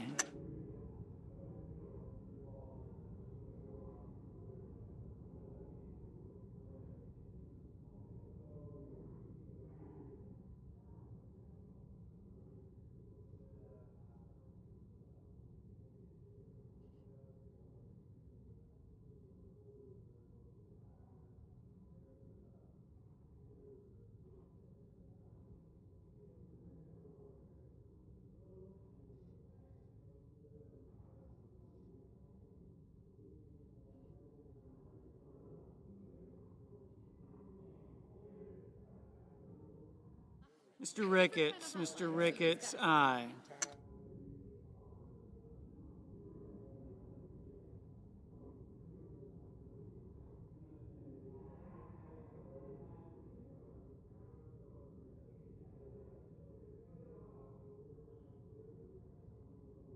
Mr. Fetterman, aye.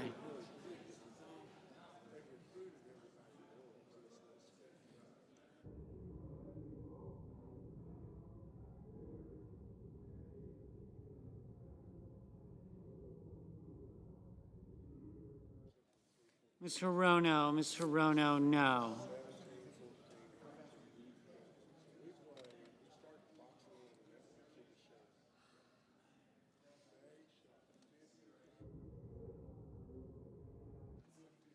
Mr. Grassley, aye. Mrs. Gillibrand, no.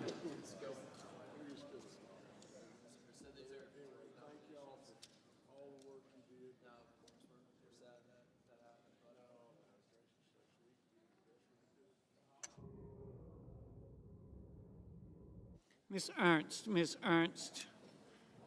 aye. Mr. Barrasso, aye.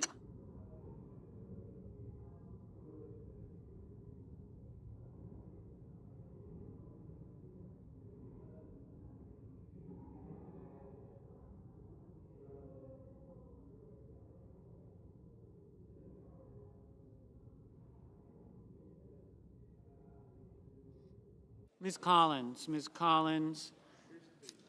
aye. Mr. Daines, aye.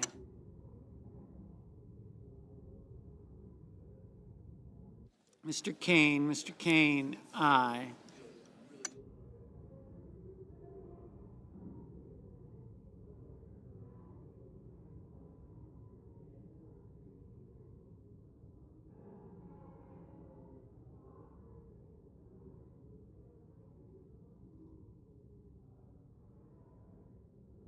Mr. Blumenthal, no.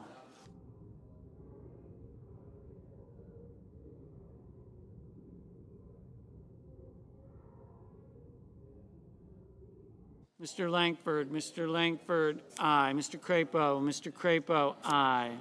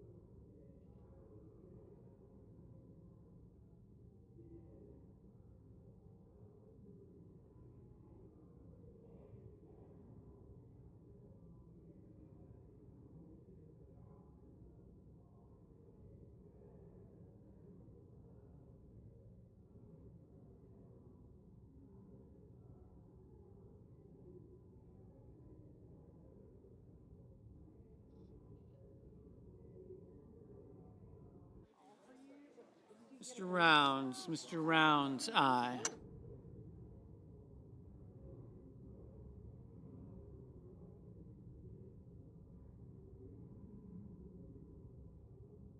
Mr. Murphy, no.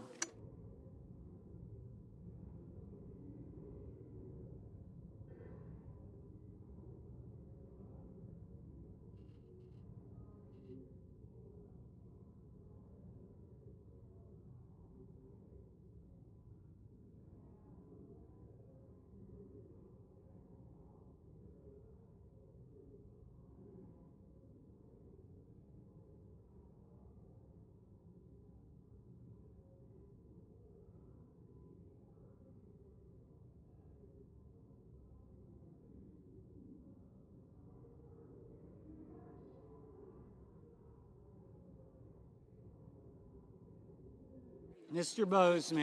Bozeman, aye.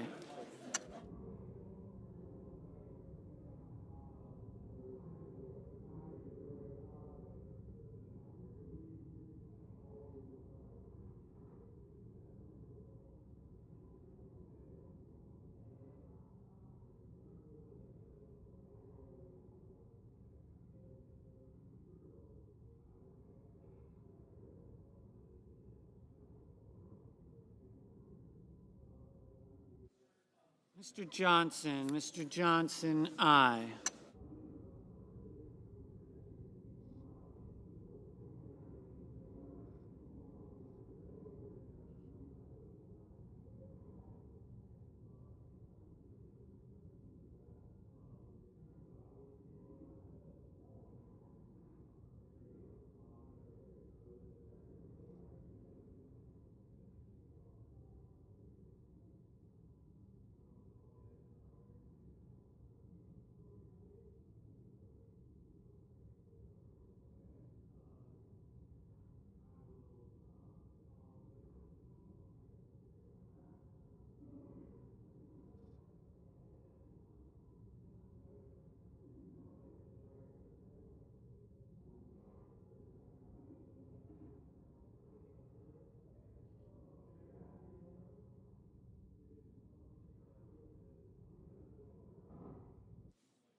Ms. Blunt Rochester.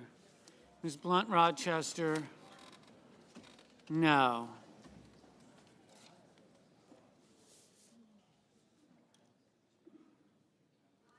Mr. Thune, aye. Mrs. Blackburn, aye.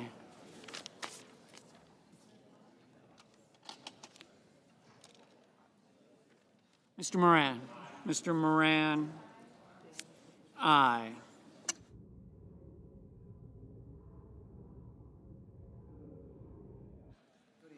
Mr. Cornyn, aye.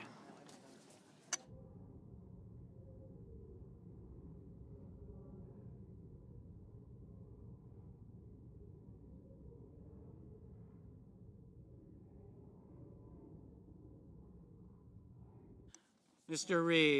Reed, aye.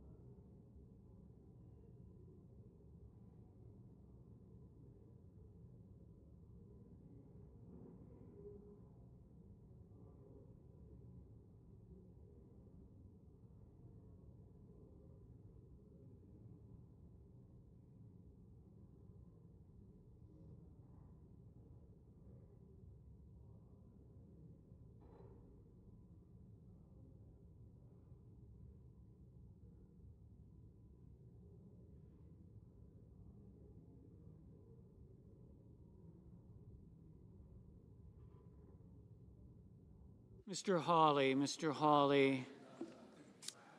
aye. Ms. Lummis, aye. Mr. Kramer, aye.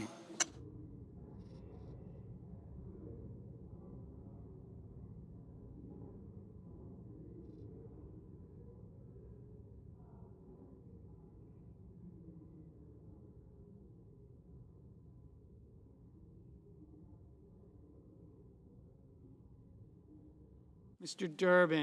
Durbin, no.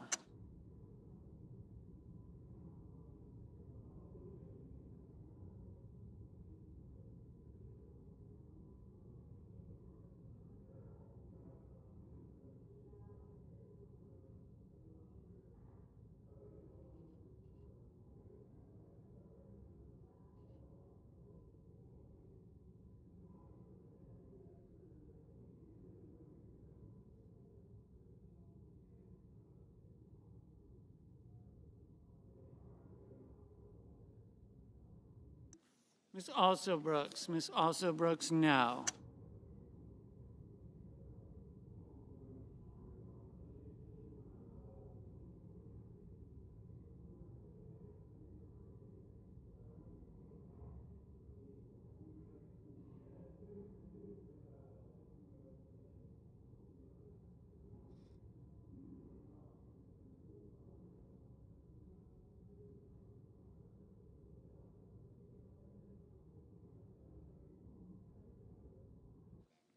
Mr. Curtis, aye. Mrs. Murray, aye.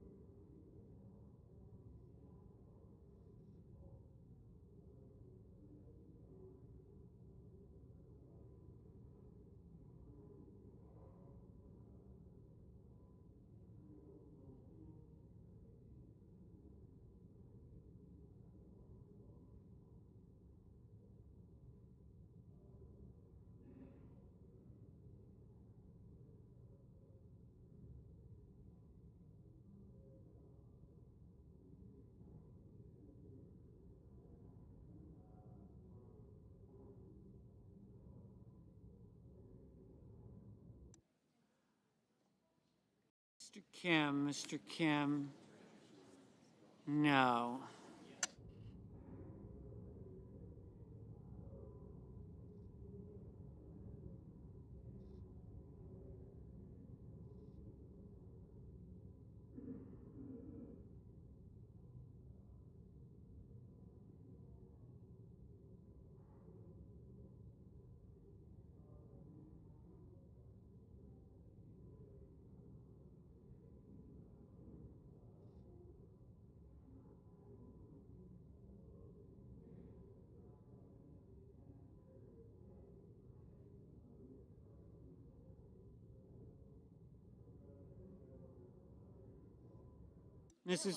Mrs. Fisher, aye.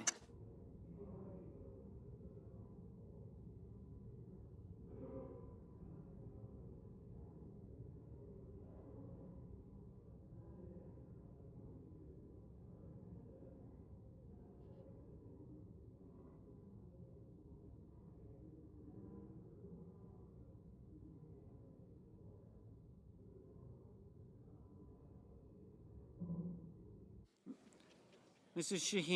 Shaheen, aye.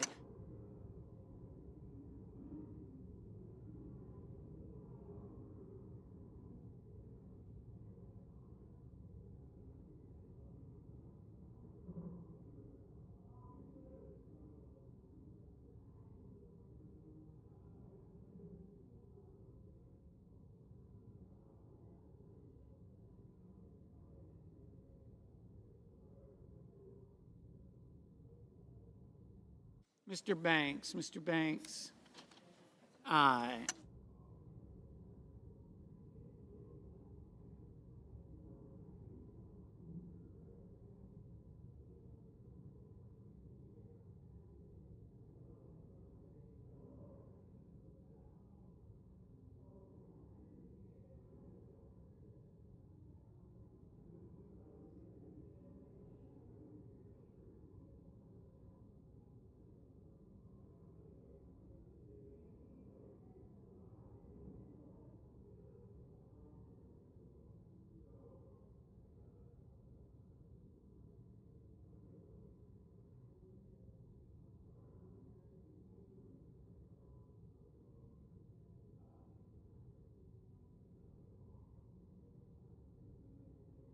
Mr.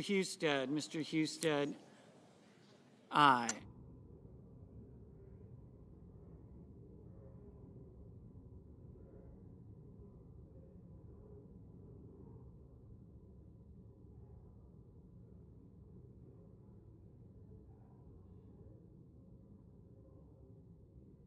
Mr. Mullen, aye.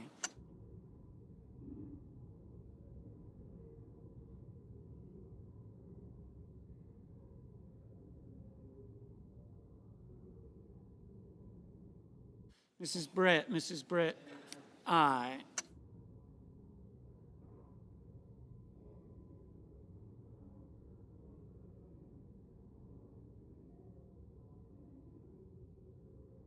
Mr. Peters, no.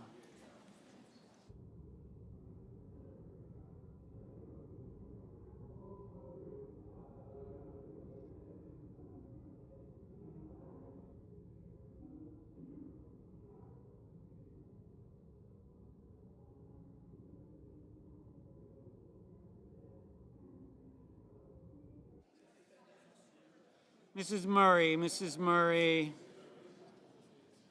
no. Mr. Wyden, no.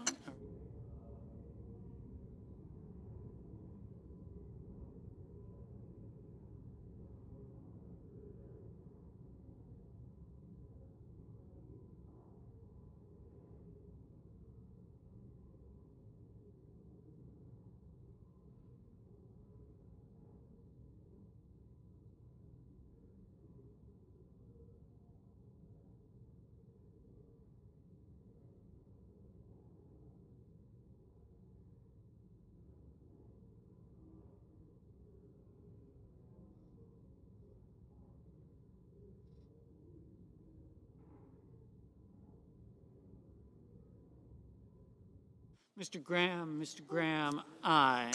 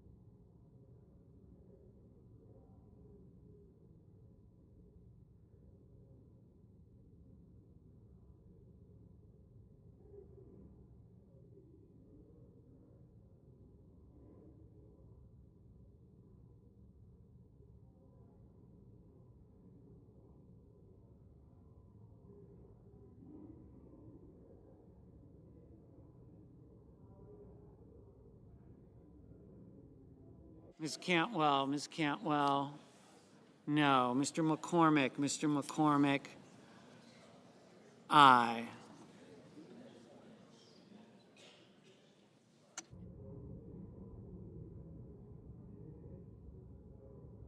Mr. Shipp, no.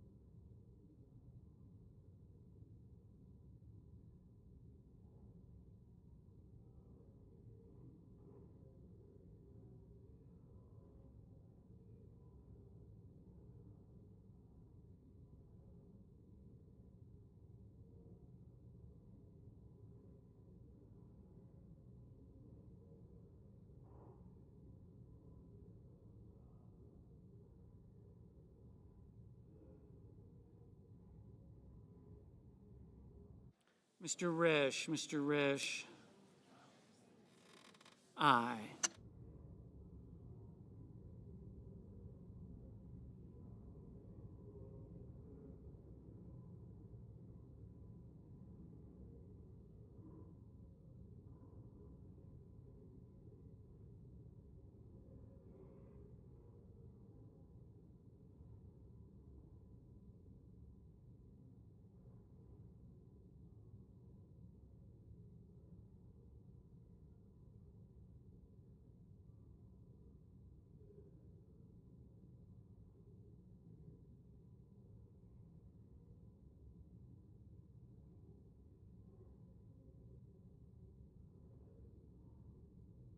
Ms. Slotkin, aye.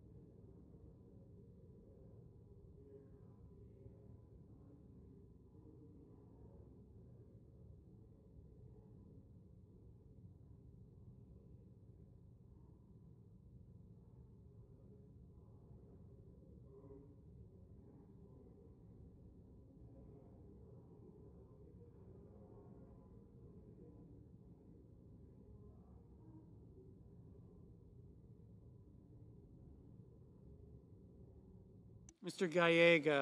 Gallego, no.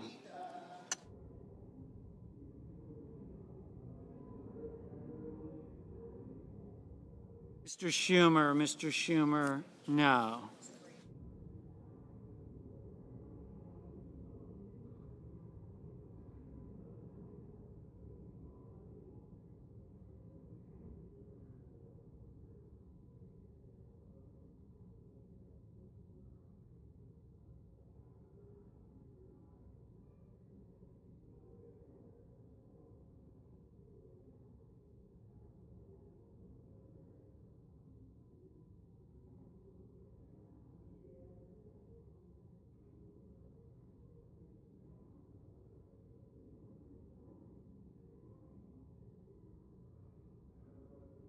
Mr.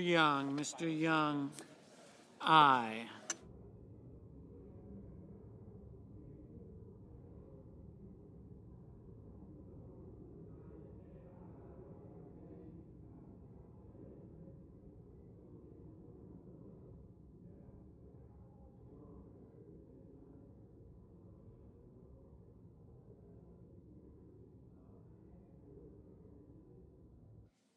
Mr. Sanders, no.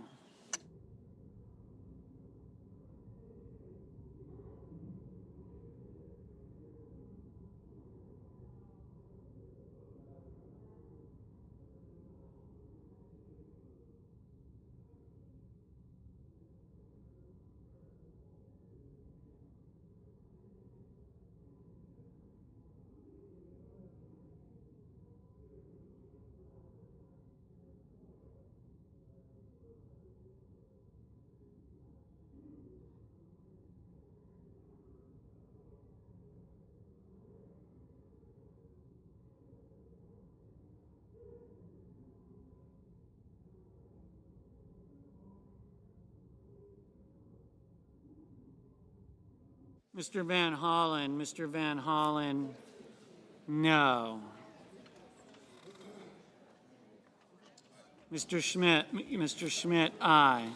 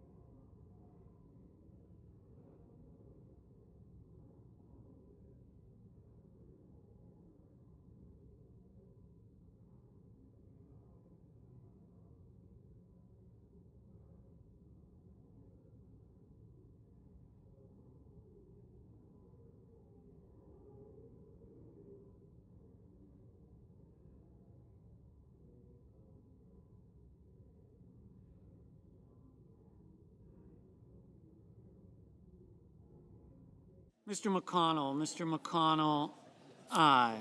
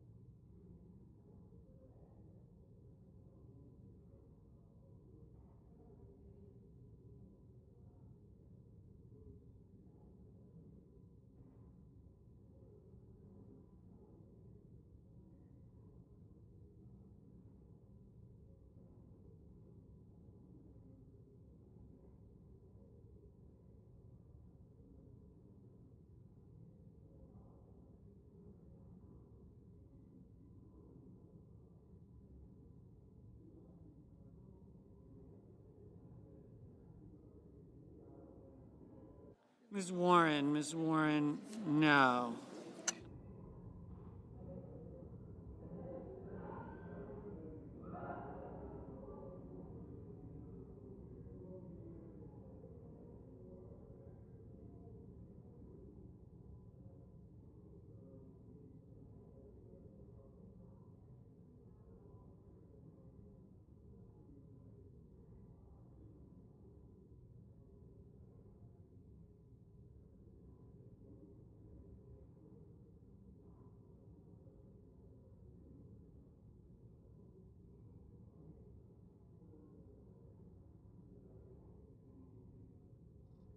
Mrs.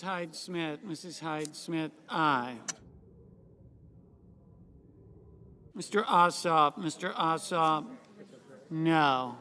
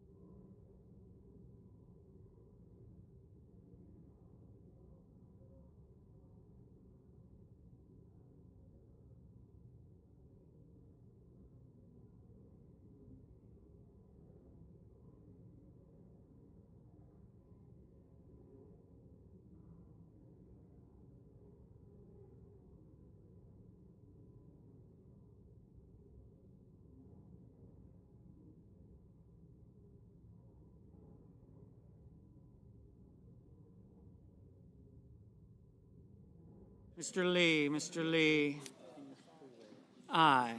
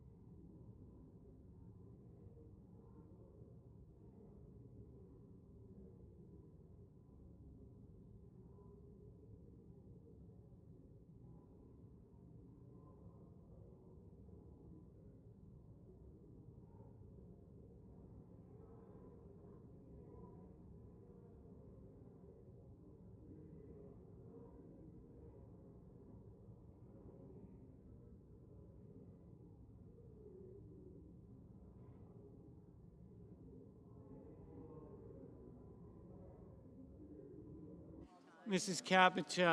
Capito, aye. Mr. Kennedy, aye. Mr. Coons, no. Ms. Cortez Masto, no. Mr. Bennett, no.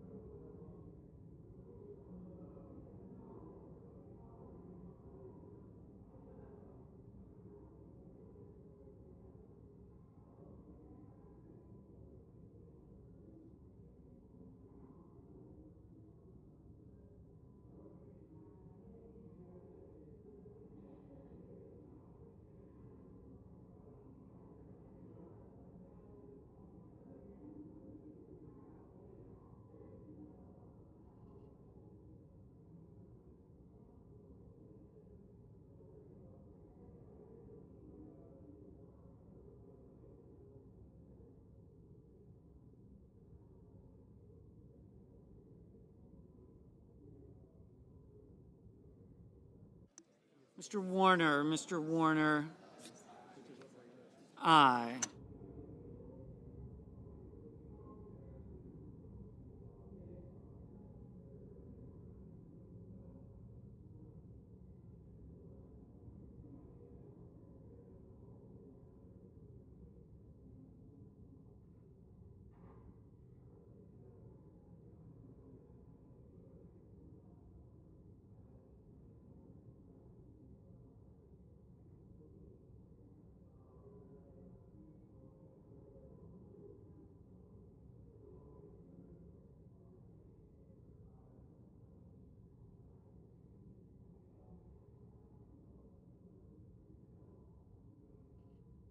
Ms. Klobuchar, Ms. Klobuchar, no.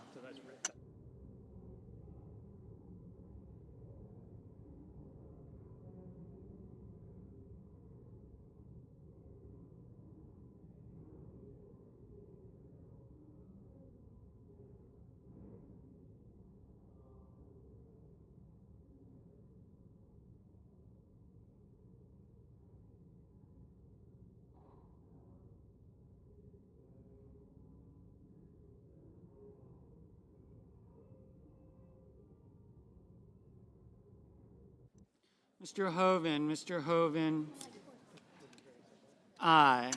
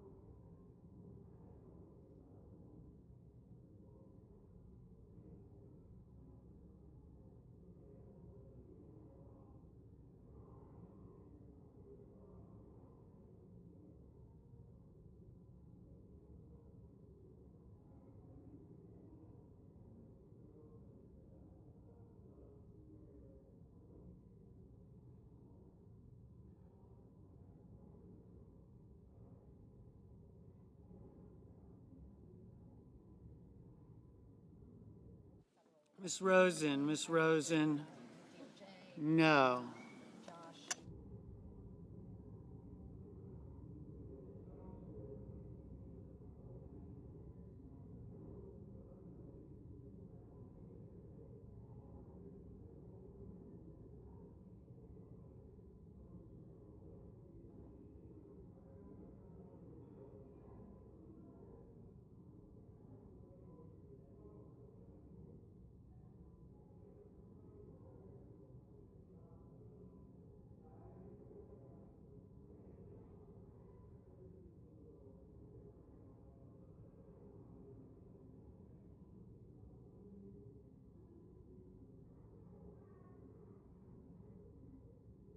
Mr. Hickenlooper, no.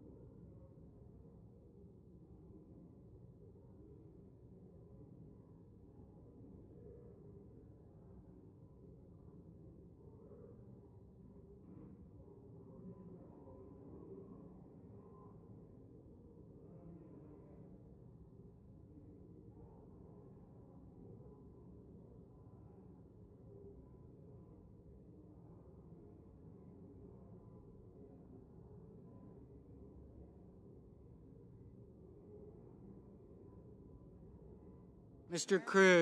Cruz, aye. Ms. Duckworth, no.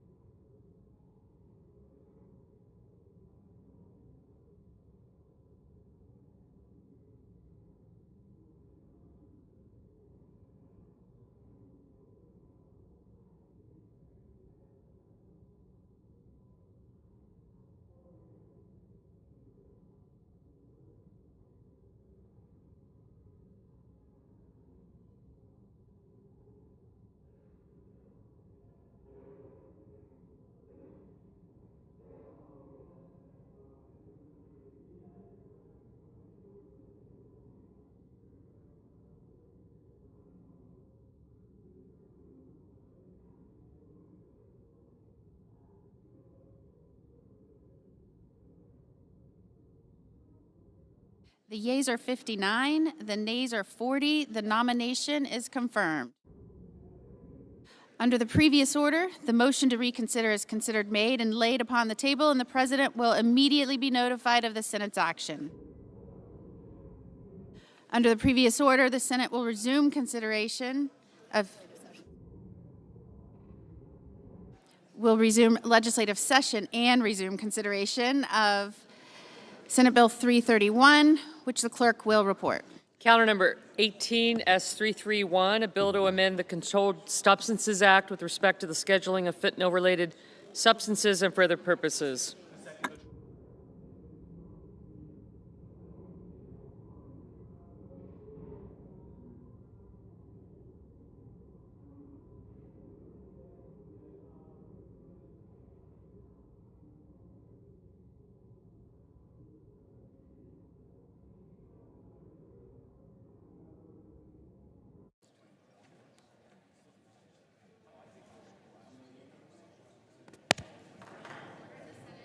Majority Whip. Madam President, I ask unanimous consent that the order of yesterday be amended so that the committee report the substitute amendment of S331 be agreed to with all other remaining provisions in effect. Without objection. Under the previous order, all post-cloture time on the bill is expired. Amendment number 1237 is withdrawn. The committee reported substitute is agreed to, and the clerk will read the title of the bill for the third time. Calendar number 18, S331, a bill to amend the Controlled Substances Act and so forth and for other purposes.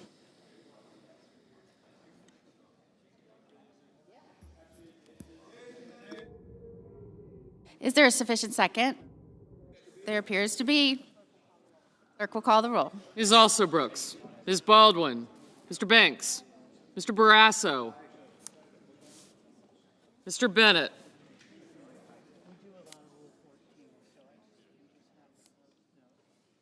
Mrs. Blackburn,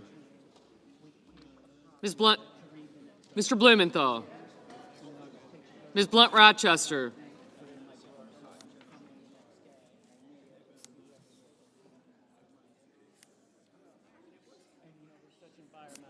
thank you, Mr. Booker. I got you, Sheehy, Mr. Sheehy.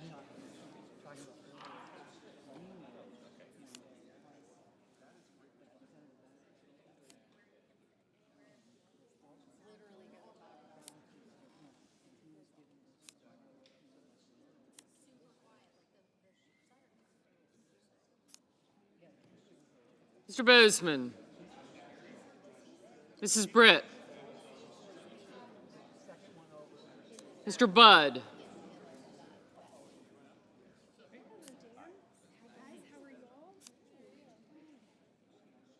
Ms. Cantwell,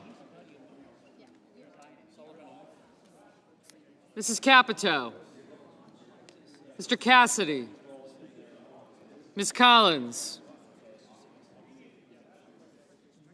Mr. Coons, Mr. Cornyn, Ms. Cortez Masto,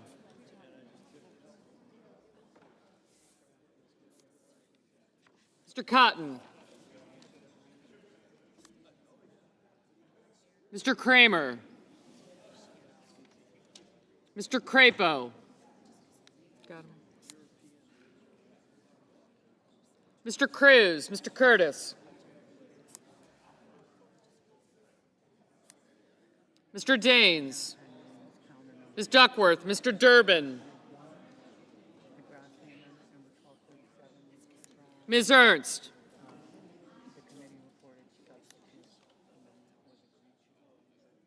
Mr. Fetterman, Mrs. Fisher,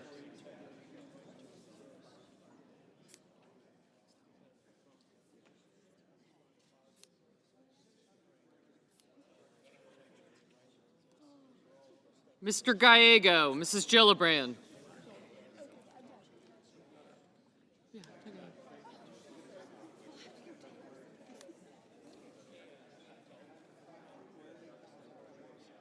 Mr. Graham, Mr. Grassley, Mr. Haggerty. No, you better not.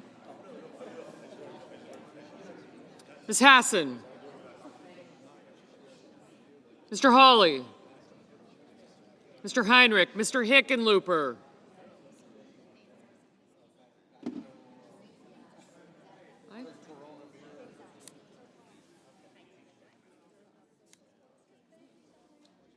Ms. Hirono,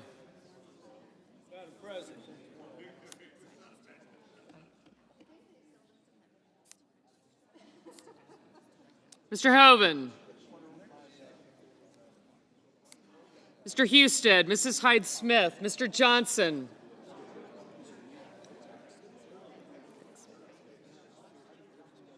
Mr. Justice, Mr. Kane, Mr. Kelly, Mr. Kennedy, Mr. Kim, Mr. King, Ms. Klobuchar, Mr. Langford, Mr. Lee, Mr. Lujan, Ms. Lummis, Mr. Markey,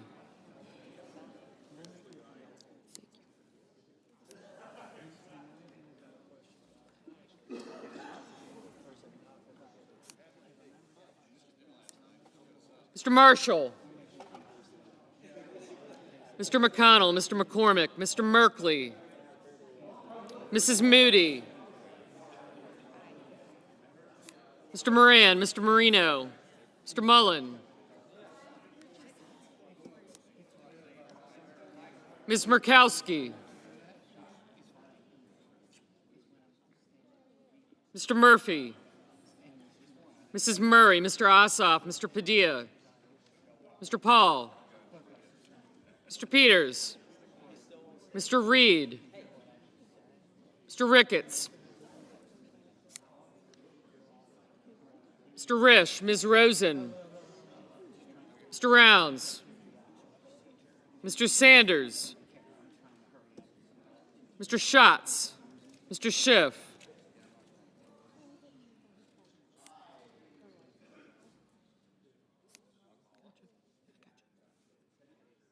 Mr. Schmidt, Mr. Schumer, Mr. Scott of Florida, Mr. Scott of South Carolina, Mrs. Shaheen,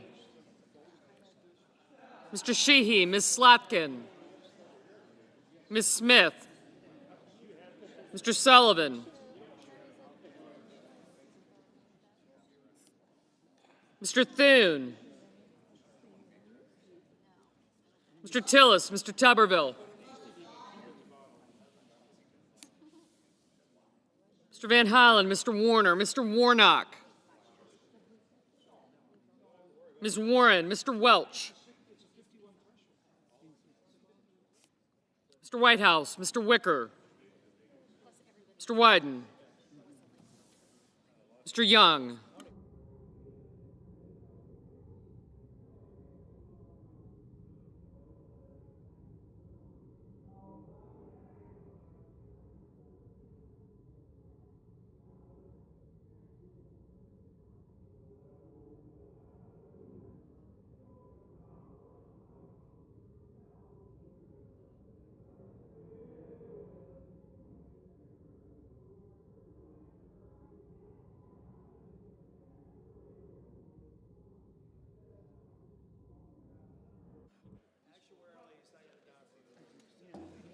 Senators voting in the affirmative: Banks, Barrasso, Blackburn, Blumenthal, Britt, Budd, Capito, Cassidy, Cornyn, Cruz, Curtis, Durbin, Fetterman, Fisher, Gallego, Graham, Grassley, Heinrich, Hickenlooper, Hoeven, Husted, Hyde-Smith, Johnson, Justice, Kane, Kennedy, Kim, King, Langford, Lujan, Lummis, Marshall, McConnell, McCormick, Moody, Moran, Marino, Mullen, Murray, Ossoff, Risch, Schmidt, Sheehy, Smith, Sullivan, Thune, Tillis, Tuberville, Warner, Whitehouse, and Wicker. Senators voting in the negative: Blunt Rochester, Booker, Duckworth, Padilla, Sanders, Schiff, Van Hollen, Warren, and Welch. Mr. Peters, aye.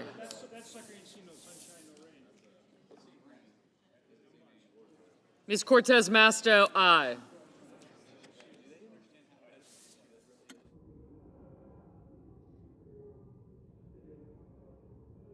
Mr. Lee, aye.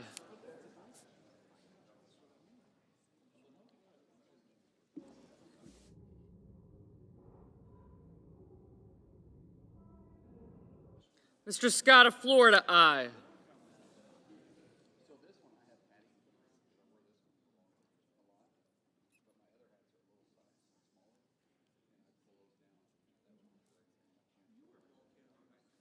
Mr. Crapo, aye.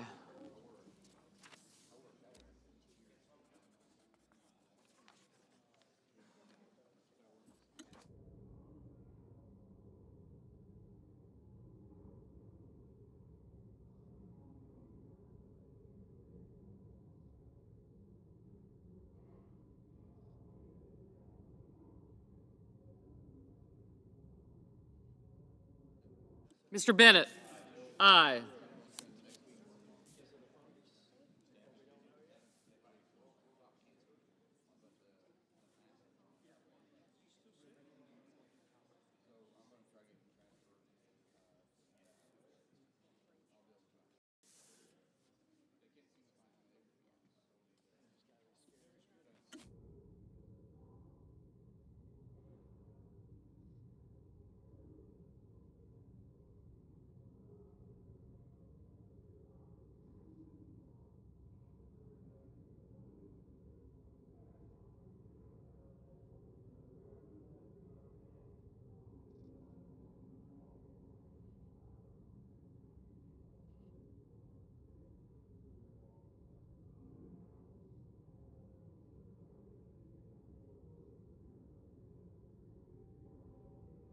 Mr. Ricketts, aye.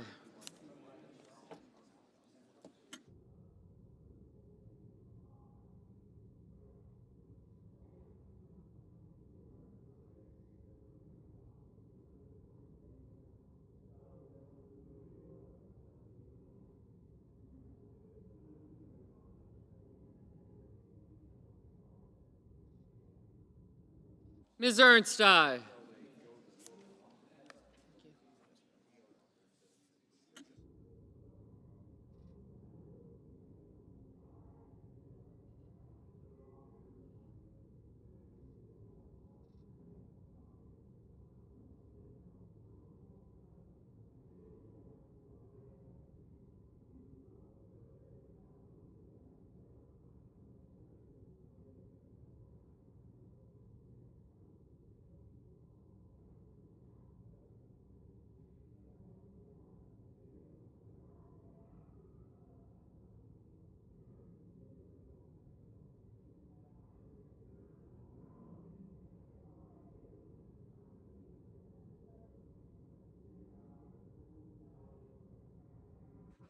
Mr. Coons, aye.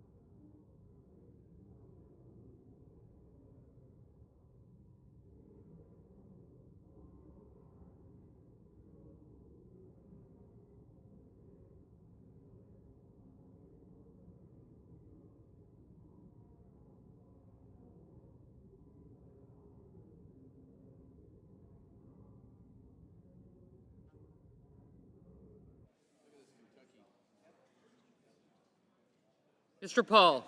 Aye.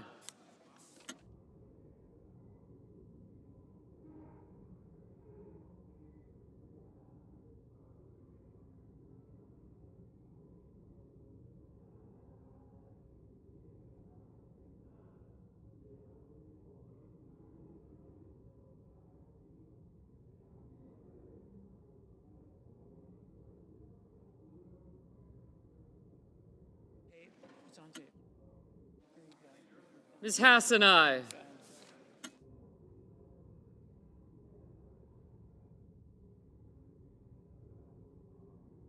Ms. Collins? Aye.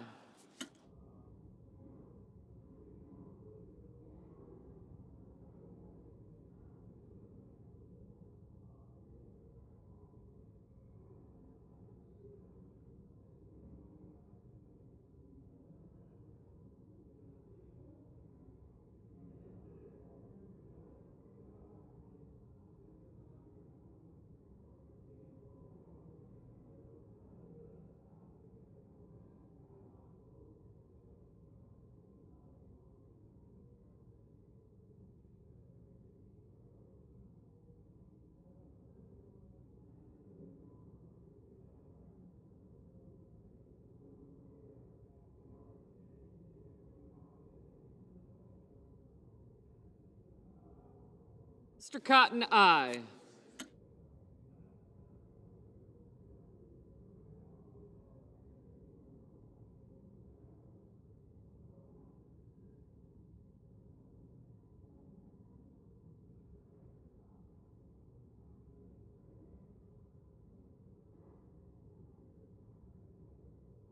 Ms. Cantwell? Aye.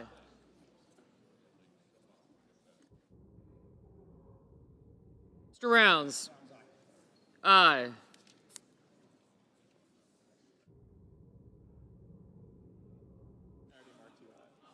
Mr. Scott of South Carolina, aye.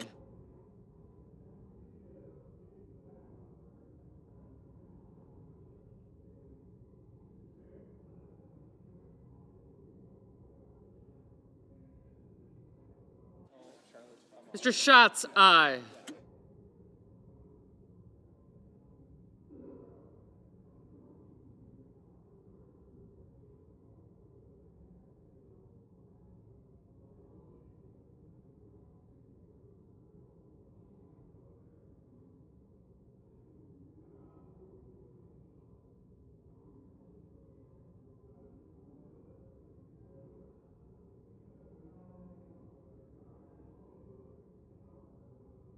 Mr. Bozeman, aye.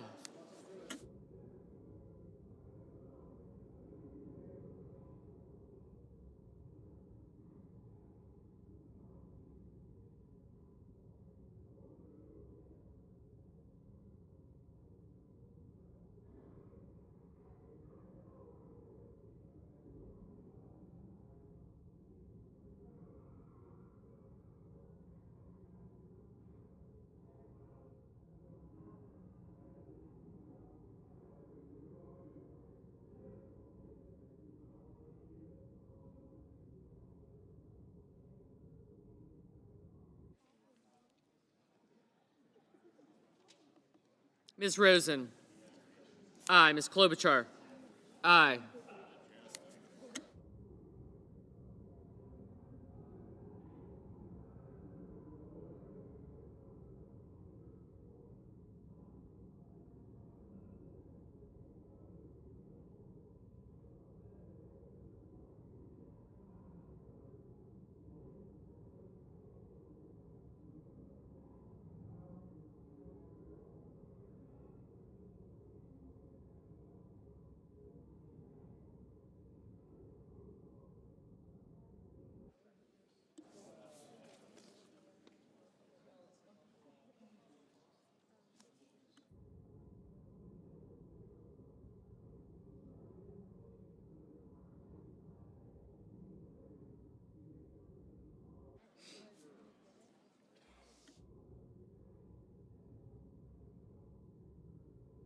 Ms. Hirono? No.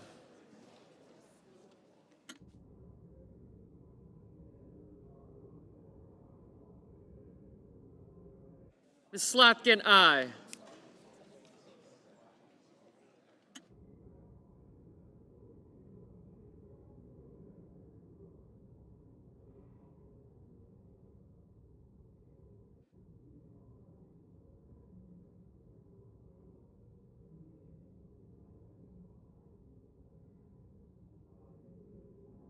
Ms. Also Brooks, no.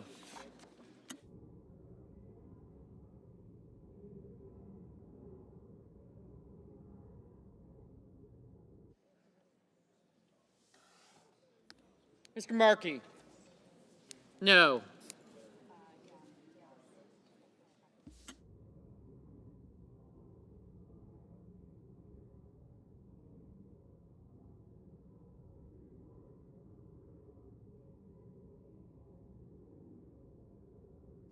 Ms. Murkowski, aye.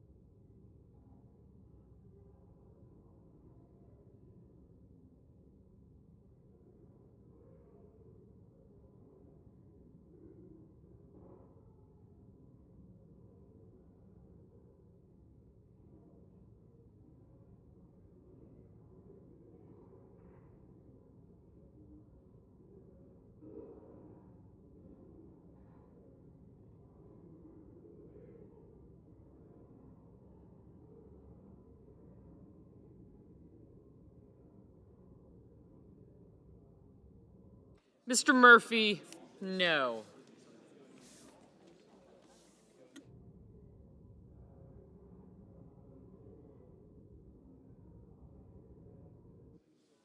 Mr. Merkley, no. Mr. Daines, aye.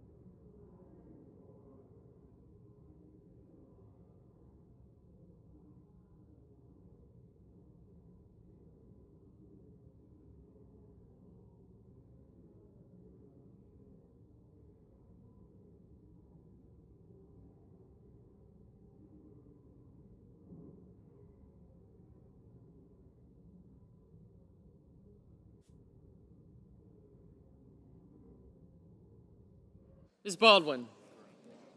Aye. Mr. Young, aye.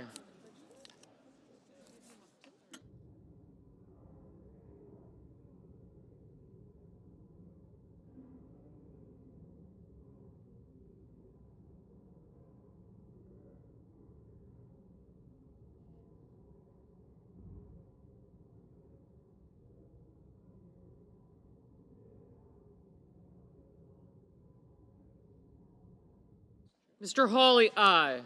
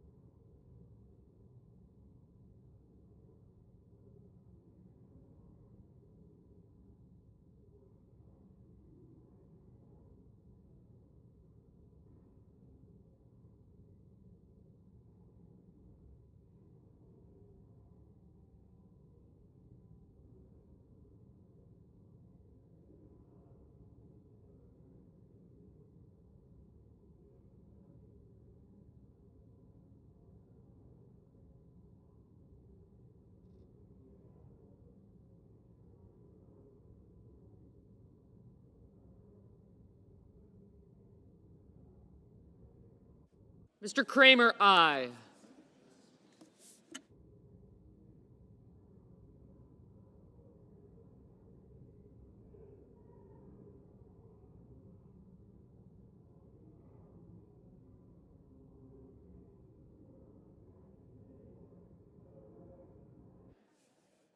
Mr. Warnock, aye. Oh, I'm so sorry. Mr. Warnock, no.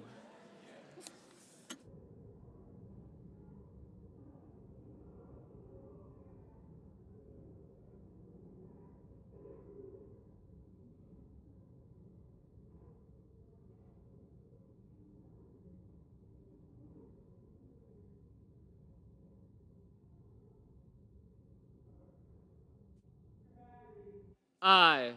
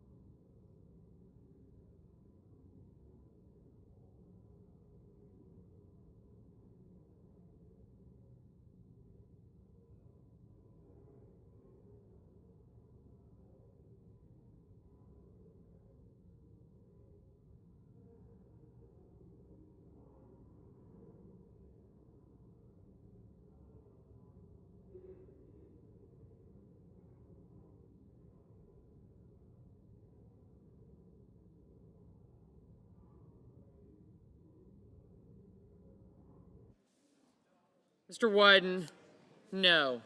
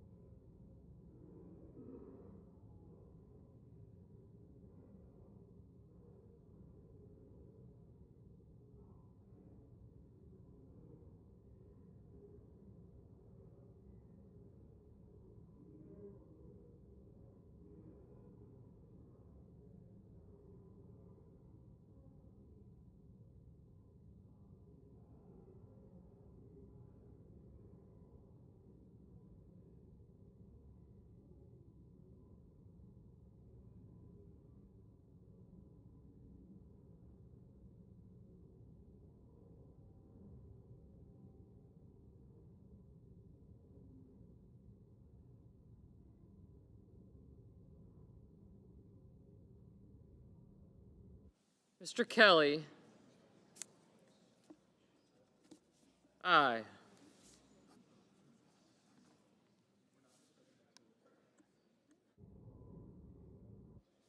Mr. Reed, aye.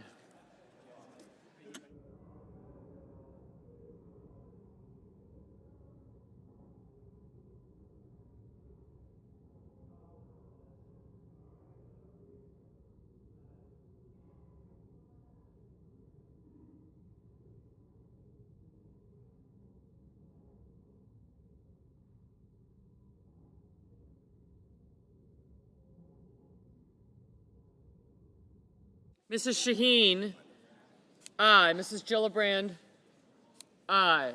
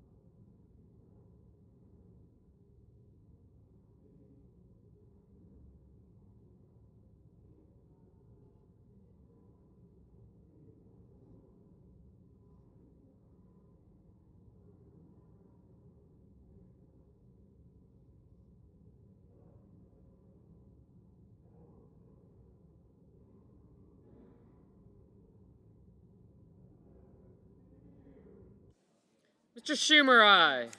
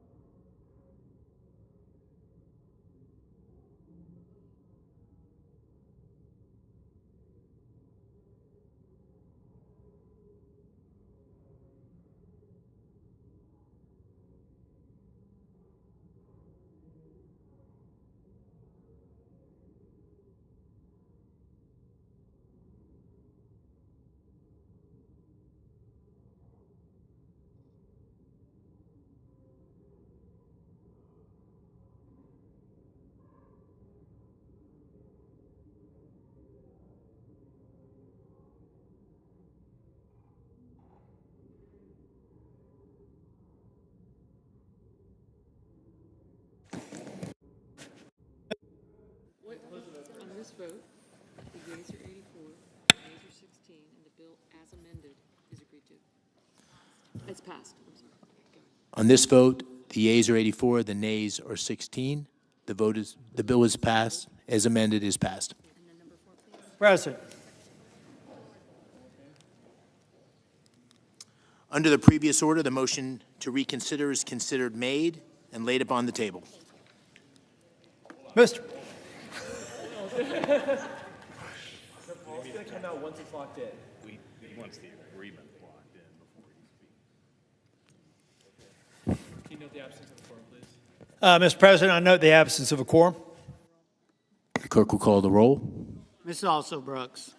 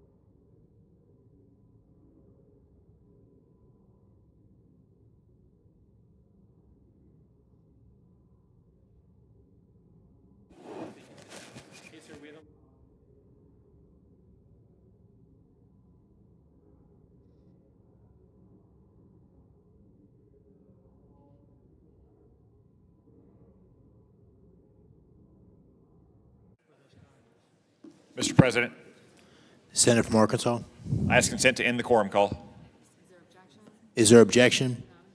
I ask unanimous consent that there be up Without to objection. I ask unanimous consent that there be up to 20 minutes of debate under the control of Senator Paul for debate only. At this time? Yes. Without objection. Senator from Kentucky. President Trump has pledged to balance the budget. I want to help him.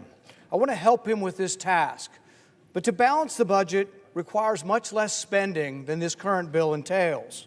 Our national debt now exceeds $36 trillion. That's 124% of the size of our economy.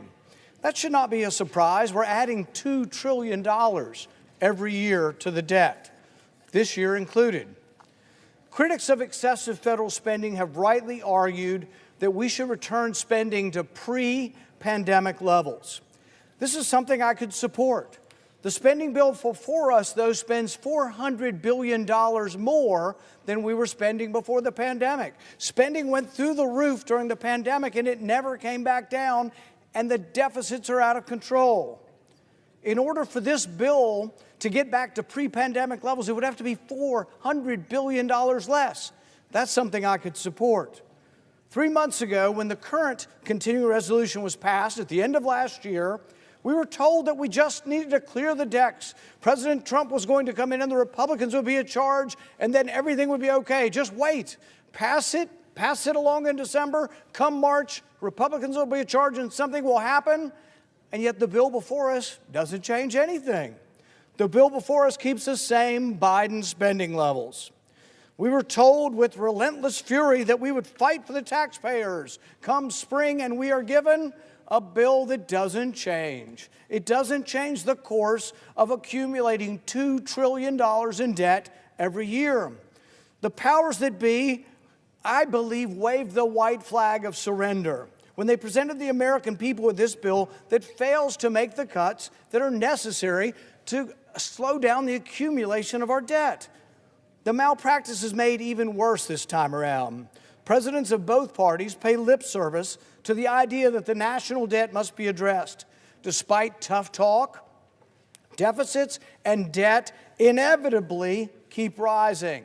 We now have over $36 trillion in debt. Unlike past presidents, though, President Trump created the Department of Government Efficiency, affectionately known as DOGE, to identify wasteful programs and eliminate them.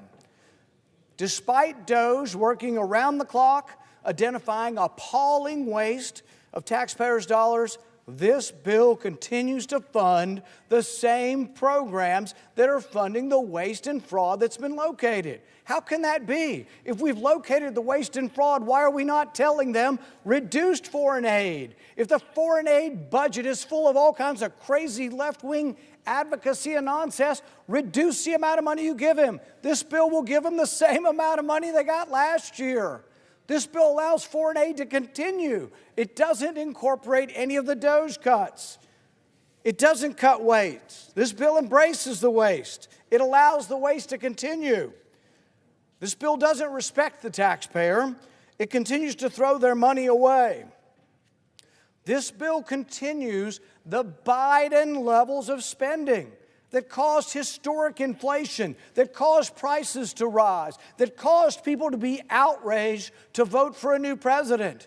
Why in the world would we continue the same spending levels that led to the debt, that led to the inflation that is plaguing us? This malpractice is compounded by the fact that President Trump and DOGE made it easy for Congress to fix. They actually told us where the waste was and where the waste and abuse was, and told us how to root it out, how to remove it. The waste found by DOGE truly shocks the conscience. Taxpayers paid $25,000 for an LGBT trans opera in Colombia. They spent $2 million on sex changes in Guatemala. They spent $1.5 million advancing DEI initiatives in Serbia. They spent $6 million on tourism in Egypt. They spent $32,000 for a transgender comic book in Peru. Some of the USAID's programs have actually gone beyond woke absurdity into pouring money and support to people who are the enemies of the United States. The agency provided millions of dollars to EcoHealth, which funded the dangerous research in Wuhan, which in all likelihood created and caused the pandemic. From this account, also millions of dollars went to support agriculture in Afghanistan, including fertilizer for the poppy fields grown by the Taliban. And yet, even after all that DOGE has uncovered, and I commend them, Congress is still on the verge of passing a bill that fully funds foreign aid.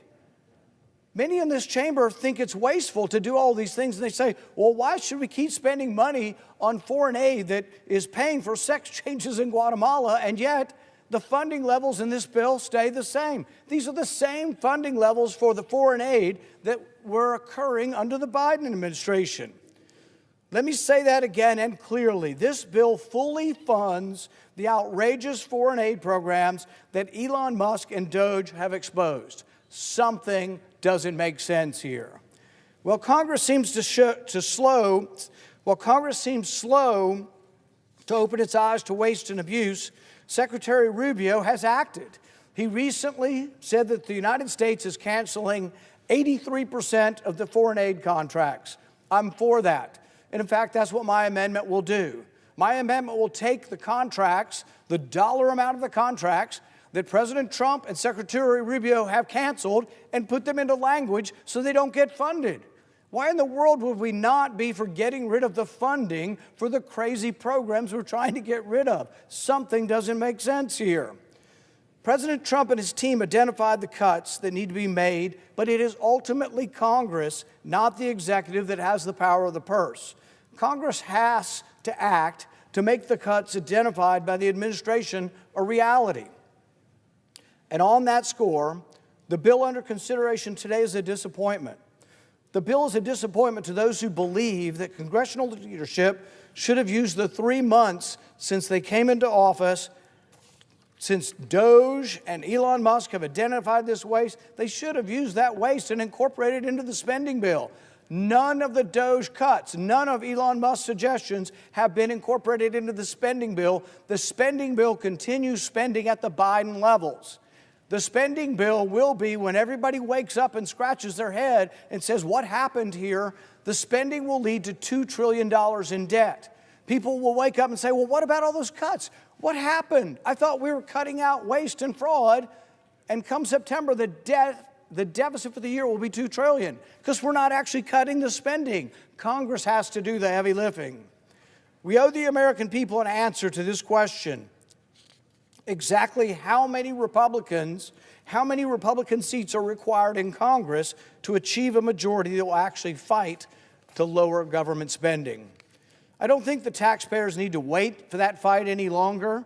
I'm not willing to say, oh, just wait, young man, wait for another day. We'll be fixing this in 6 months from now. It never comes. This is the story of this place. Wait till another day. Wait till the sun shines. We'll finally cut some spending. Never comes. Someone must make a stand and fight. To that end, I offer a Doge Cuts 1.0 amendment that would codify the cuts in foreign aid, reducing USAID's budget by 83% and aligning with Secretary Rubio's recent decision to eliminate thousands of these programs. So what I am doing is not inconsistent with the Trump administration. What I am doing is in support of the Trump administration. What I am doing is taking the preliminary cuts that Secretary Rubio has given to foreign aid and making them law. Why? Because the whole judiciary is opposing the president. They're telling him he can't fire people, he can't cut spending. He needs Congress to step up and do their job. He needs the people who support the president need to be supporting the president's cuts. They need to be supporting an amendment, Doge 1.0, that puts those cuts into law. I'm not even talking about codifying all of the cuts. I'm only taking a small sliver of them in foreign aid. This is the low-hanging fruit. This is the worst of the worst. This is $3 million for girl-centric climate change in Brazil. This is $4.8 million for social media influencers in Ukraine. This is hundreds of thousands of dollars spent sending Ukrainian fashion designers to the Paris fashion show. This is waste, utter and simple waste, and it ought to be cut. Why would people tell you publicly they're for it and then vote against it? It doesn't seem to make any sense. What my amendment does is put Doge's findings into action, eliminating much of the funding for an agency that spent its tax dollars on woke entertainment and advocacy. It sets in law the reductions that the Trump administration has made known to be necessary. I applaud Doge's work to uncover these many instances of abuse of taxpayer dollars, and it's now Congress's turn to make the cuts stick. If we do not adopt my amendment, then taxpayers will simply continue spending substantial amounts of money to defund components of the government rather than using savings to pay down our mounting debt. In other words, you might cut it and think it's cut one day, but what if the courts say you have to spend it somewhere else? It never comes back. The cuts are never real. The only way the cuts the administration are making will ever be real, will ever be counted, and will ever lessen the debt in the country is to vote in Congress. That's what this is about. It would be the height of hypocrisy for Congress to pay lip service to DOJ's exceptional work, support it on the superficial, and then vote against it when you have a chance to vote on it. Continuing to spend at this bill's level will add $2 trillion in debt. That is a fact. All the newspapers were reporting yesterday, it was all over the news, record-setting accumulation of debt. We've accumulated over $1 trillion and we're not halfway through the year. It's a record accumulation of debt. It only stops when people stand up and say enough is enough. The least we can do is make sure that it doesn't include the egregious spending that has come from the foreign aid, the craziness, the sex change operations in Guatemala, trans operas, trans comic books. All of these ludicrous things that no American supports will only go away, and will only go away with permanence if we vote for it. Before us is a chance to enact about $16 billion worth of DOJ's cuts in foreign aid. These cuts are only real in the long term if they're reflected in congressional action. If we continue to fund the federal government at the Biden administration levels, which is what this bill does, then the money from DOJ's hard-found savings will just be spent somewhere else. I urge all my colleagues who have praised DOJ's work to match their actions to their words and vote yes on this amendment. Thank you, and I yield back the remainder. Absence of a quorum. Clerk call the roll. Ms. Also Brooks.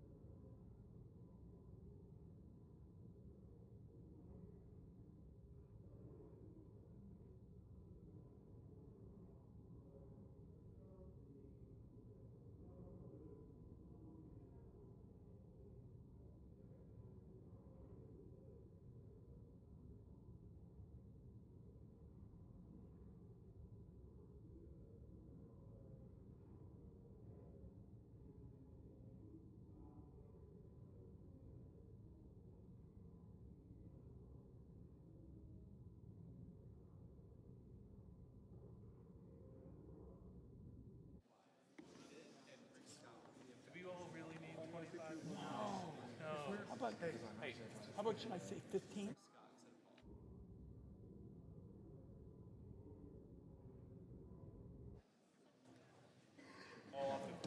Mr. President, I ask unanimous consent to vacate the quorum call.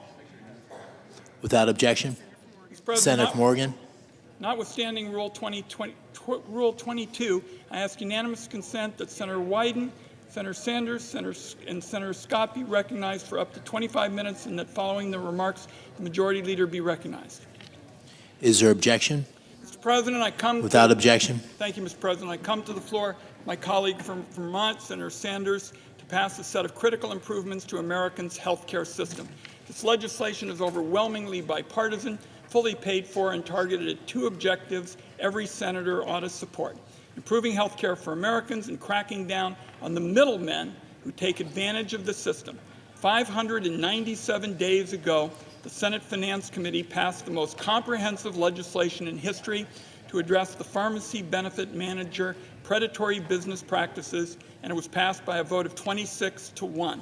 493 days ago, the Senate Finance Committee passed another piece of health care legislation that improves mental health care for Americans with Medicaid, expands and strengthens telehealth, and more PBM policies by a vote, again, of 26-0. Since that time, negotiations about how to sign these policies into law have been fatally intertwined with the dysfunctional debate over congressional appropriations, as the public can see on full display this week. These policies are too important to leave behind due to an unrelated disagreement. Community pharmacists are counting on this legislation. Doctors who don't want to see a pay cut are counting on this legislation.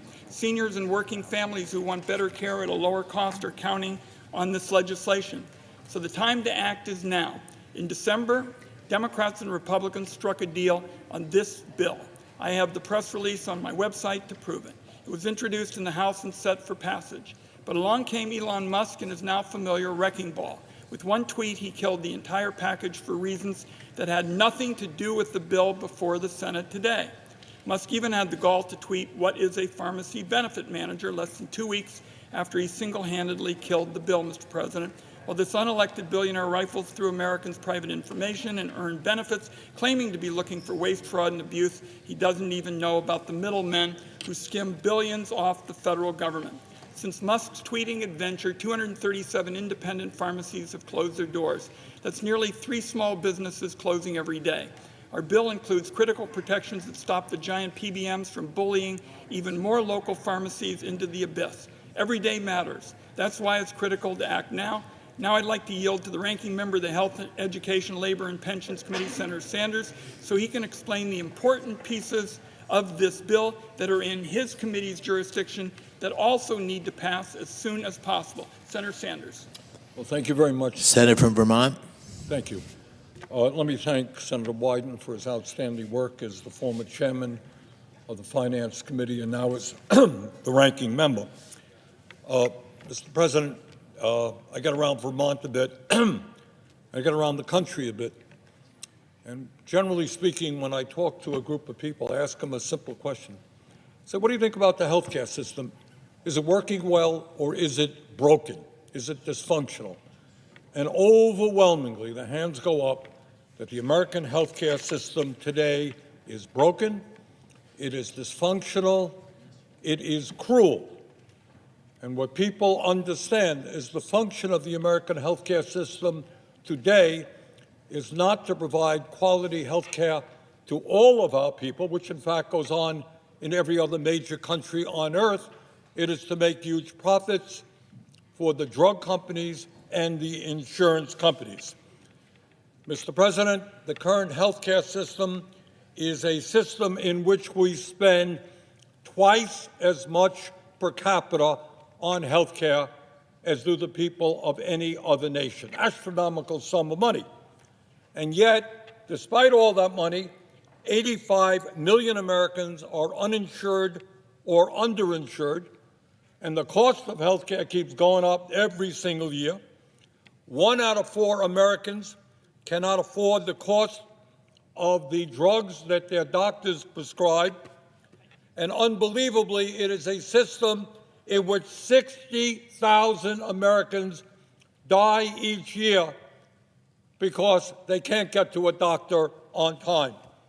It is a system in which we don't have enough doctors, we don't have enough nurses, we don't have enough dentists, we don't have enough pharmacists. But the good news is the insurance companies and the drug companies are making huge profits. The current healthcare system is a system in which our life expectancy is lower than any other major country, and if you're working class in America, you're going to live 7 years shorter life than if you are wealthy. It is a system in which some 500,000 people go bankrupt each year because of medically related debt. It is a system where in large parts of our country, rural hospitals are being shut down and where people, even with decent insurance, have to travel hours in order to find a doctor. Mr. President, as Senator Wyden indicated, in December, after months and months of difficult negotiations, and I want to congratulate Senator Wyden, Senator Crapo, and all the people involved in those negotiations, we made some progress on this health care crisis by coming together on a bipartisan and bicameral agreement on a health care package. That legislation, while more modest than I would have wanted, would have provided $4.5 billion for community health centers this year and $4.6 billion next year, up 15% from a few years ago. Community health centers provide primary health care to 32 million Americans, working class, lower income people, do a phenomenal job, but they're under financial stress. That legislation would have provided $350 million a year over 2 years for the National Health Service Corps, so we can attract young people to go out and work, young doctors to work in underserved areas. And it would have provided $300 million a year for teaching health centers. It would have also lowered the outrageous price of prescription drugs by taking on the greed of pharmacy benefit managers. It was a bipartisan bill. And just before that bill was going to be passed, Elon Musk, the wealthiest man in the world, who does not have to worry about whether he and his friends can afford health care, he sent out a series of tweets, some of them outrageously dishonest, to kill this legislation, and he succeeded in doing so. So today, Mr. President, it is important that we take a step forward and undo the damage that Mr. Musk caused. And the legislation that we are proposing today would in fact begin to take us back where we were. It would increase funding for community health centers and do all of the other important work that Senator Wyden wanted. We have a health care crisis in America today. The CR that we're going to be voting on in a little while will make a bad situation worse. This is an opportunity to tell the American people that we are aware of the health care crisis. We are at least trying to do something. And I would yield back to Senator Wyden. President, I just want to thank my colleague. Senator Morgan.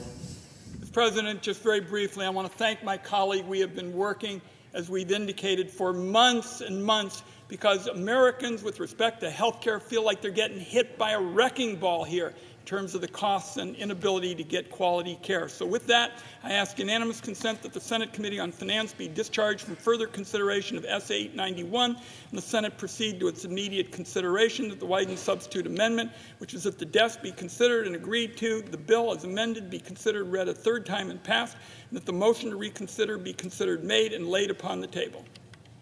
Is there objection? Mr. President, Senator from Florida. I object. Objection is heard. That's it. So here we have a health care Senator from crisis. Vermont. I would ask. We have a health care crisis 85 million uninsured or underinsured, people dying because they can't afford health care. We pay the highest prices in the world for prescription drugs. We have reached a bipartisan conclusion to go forward in a modest way, but it would have some impact in improving health care in America, and my Republican colleague objects. That's about it. Well, I hope the American people are watching. Thank you, Mr. President. Note the absence of a quorum. The clerk will call the roll. Ms. Also Brooks.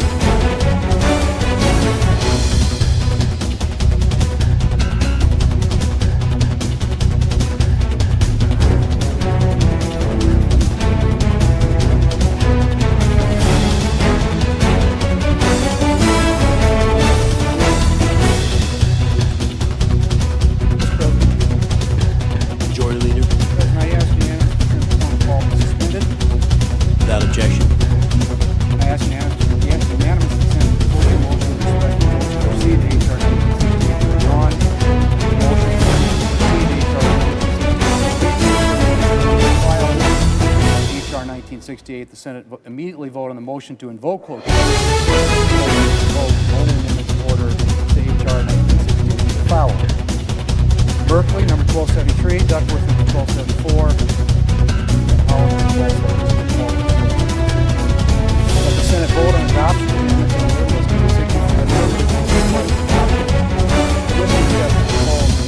2 minutes for debate, equally divided prior to the vote. Further, upon disposition of Paul, and all bills will be expired. Bill to be considered by the third time after the bill. All without. Further, following disposition of H.R. 1968, the Senate proceeds to immediate consideration of S. 1077, that there be up to 10 minutes for debate on the bill, which is divided into 2 leaders of the GWES. Upon the use or looking back in time, it will be considered that the third time the Senate will pass the transfer.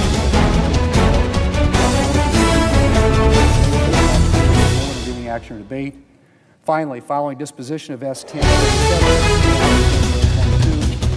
the Senate resumed executive session. Vote on the motion to revoke cloture on Phelan nomination, and the cloture is revoked on the Phelan nomination. All four cloture time expired. The Senate immediately vote on the motion to revoke the Landau nomination, and the cloture is revoked on the nomination. All four cloture time expired. The Senate vote on confirmation of nominations at the time determined by the majority leader in consultation with the Democratic leader no earlier than March 24th.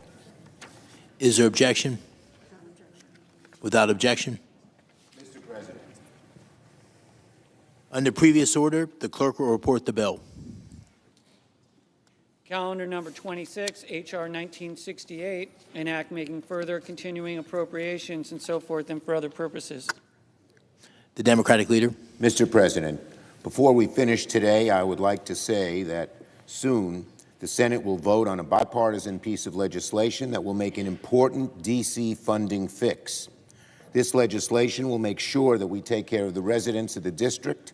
It will support law enforcement and firefighters and teachers and city services. The legislation is very good news for the residents of the District of Columbia. I'm happy we're passing the bill today. I thank my colleagues for working quickly to bring this bill to the floor. Once the Senate acts, we urge the House to act quickly. Now, government funding expires at midnight tonight, and the votes before us is a Hobson choice. The CR bill is a bad bill. But as bad as the CR is, I believe that allowing Donald Trump to take even more power via a government shutdown is a far worse option. A shutdown would allow DOGE to shift into overdrive. It would give Donald Trump and DOGE the keys to the city, the state, and country. And that is a far worse alternative. Now, I want to remind everyone that it was Republicans who pushed this false shutdown choice. Their inability to govern has led us to this precipice. Our caucus members have two bad choices. Different senators will come down on different sides of the question, but that does not mean that any Senate Democrat supports a shutdown. Whatever the outcome, our caucus will be united in our determination to continue the long-term fight to stop Donald Trump's dangerous war on our democracy and on America's working families. And now I want to be clear about what this bill does and does not do. The full-year CR is a law that sets funding levels for the full year, and the President and executive branch have a legal and constitutional duty to faithfully execute the CR. The CR does not change the underlying law making the Trump administration's impoundments and mass firings illegal. This is true as a matter of law. Nothing in the CR changes the Impoundment Control Act, the foundation of Congress's appropriations authority, and the authorization laws that require USAID and other agencies to exist and to operate the programs Congress has assigned to them. Nothing changes Title V, governing the civil service, the Administrative Procedure Act, and so on. One of the reasons I'm voting for cloture is for the very reason that these actions are illegal and no new law is needed to declare that. I yield the floor. Mr. President, I send a cloture motion to the desk for calendar number 26, H.R. 1968. The clerk will report. Cloture motion. We, the undersigned senators, in accordance with the provisions of Rule 22 of the Standing Rules of the Senate, do hereby move to bring to a close debate on calendar number 26, H.R. 1968, an act making further continuing appropriations and other extensions for the fiscal year ending September 30th, 2025, and for other purposes, signed by 17 senators as follows. Mr. President, I ask consent the reading of the names be waived. Without objection. And I ask consent that the mandatory quorum call be waived. Without objection. Mr. President, for all the information of all senators, there will be up to 9 roll call votes. And I will ask unanimous consent that all votes following the first vote be 10 minutes in length, and that if senators will stay in their seats, we should be able to get them done even more quickly than that. So everybody be here after this first vote. These are going to be 10-minute votes. Without objection. The clerk will report the motion to invoke cloture. Cloture motion. We, the undersigned senators, in accordance with the provisions of Rule 22 of the Standing Rules of the Senate, do hereby move to bring to a close debate on calendar number 26, H.R. 1968, an act making further continuing appropriations and other extensions for the fiscal year ending September 30th, 2025, and for other purposes, signed by 17 senators. By unanimous consent, the mandatory quorum call has been waived. The question is it the sense of the Senate that debate on H.R. 1968, an act making further continuing appropriations and other extensions for the fiscal year ending September 30th, 2025, and for other purposes shall be brought to a close? The yeas and the nays are mandatory under the rule. The clerk will call the roll. Ms. Alsobrooks, Ms. Baldwin, Mr. Banks, Mr. Barrasso, Mr. Bennett, Mrs. Blackburn, Mr. Blumenthal, Ms. Blunt-Rochester, Mr. Booker, Mr. Bozeman, Mrs. Britt, Mr. Budd, Ms. Cantwell, Mrs. Capito, Mr. Cassidy, Ms. Collins.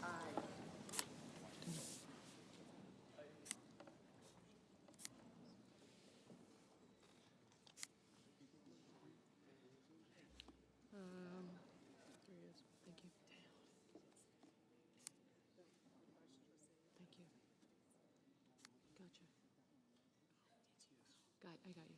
Thank you. Promise. Mr. Schumer, I did get you. Thank you. The Democratic leader. Thank you. Thank you.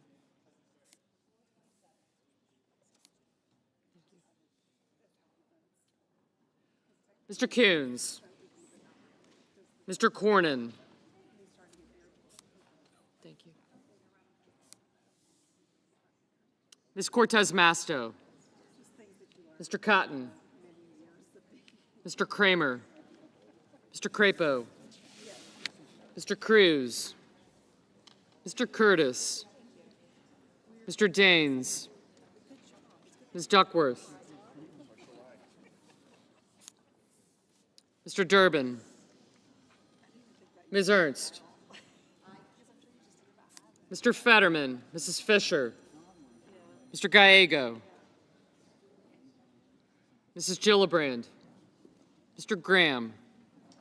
Mr. Grassley. Mr. Haggerty. Ms. Hassan. Mr. Hawley. Mr. Heinrich. Mr. Hickenlooper. Ms. Hirono. Mr. Hoven. Mr. Husted. Mrs. Hyde-Smith. Mr. Johnson.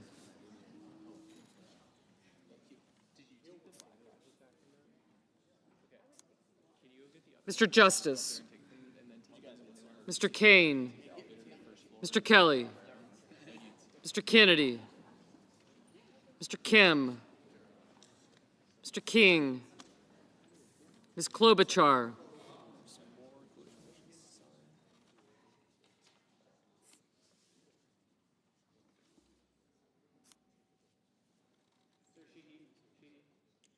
Mr. Lankford. Mr. Lee. Mr. Lujan. Ms. Lummis. Mr. Markey. Mr. Marshall. Mr. McConnell. Mr. McCormick. Mr. Merkley. Mrs. Moody. Mr. Moran. Mr. Marino. Mr. Mullen. Ms. Murkowski. Mr. Murphy, Mrs. Murray, Mr. Ossoff, Mr. Padilla, Mr. Paul,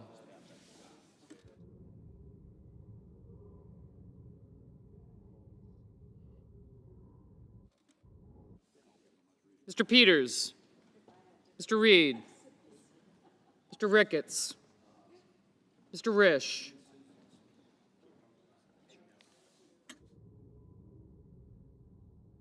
Ms. Rosen, Mr. Rounds, Mr. Sanders, Mr. Schatz, Mr. Schiff, Mr. Schmidt, Mr. Schumer, Mr. Scott of Florida, Mr. Scott of South Carolina, Mrs. Shaheen, Mr. Sheehy, Ms. Slotkin, Ms. Smith, Mr. Sullivan, Mr. Thune, Mr. Tillis, Mr. Tuberville,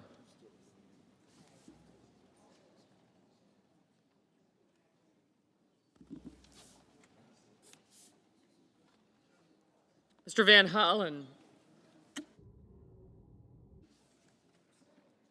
Mr. Warner,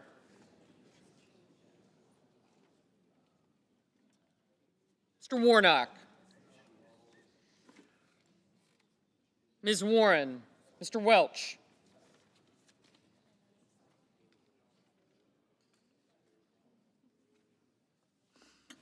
Mr. Whitehouse, Mr. Wicker, Mr. Wyden, Mr. Young,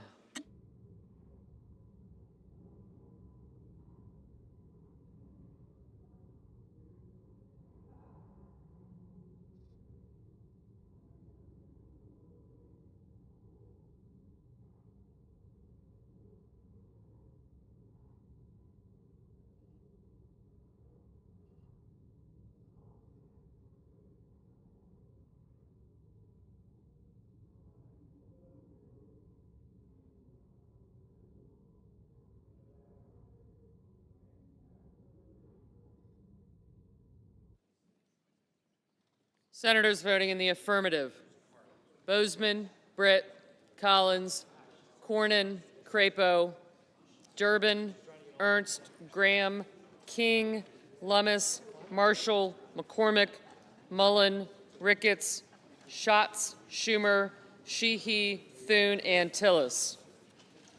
Senators voting in the negative: Cantwell, Duckworth, Heinrich, Hirono, Kane, Murray, Ossoff, and Paul.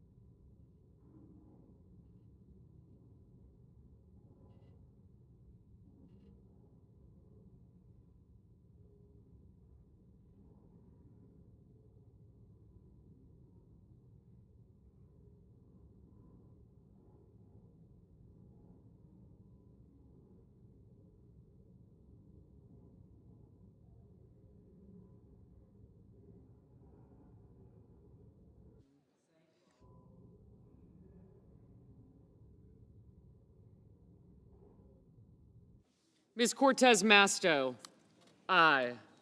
Mrs. Fisher, aye. Mr. Schiff, no. Mr. Kelly, no.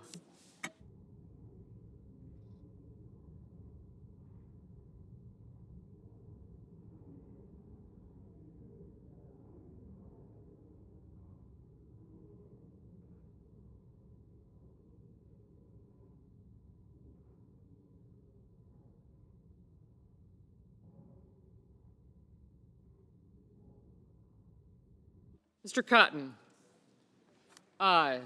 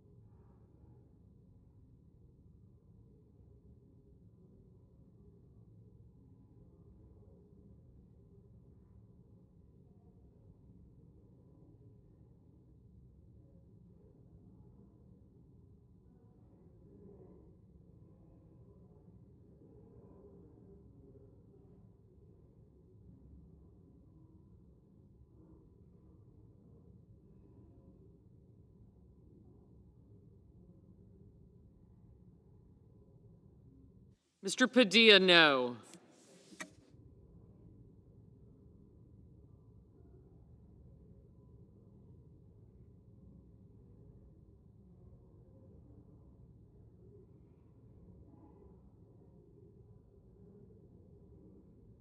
Mrs. Blackburn, aye.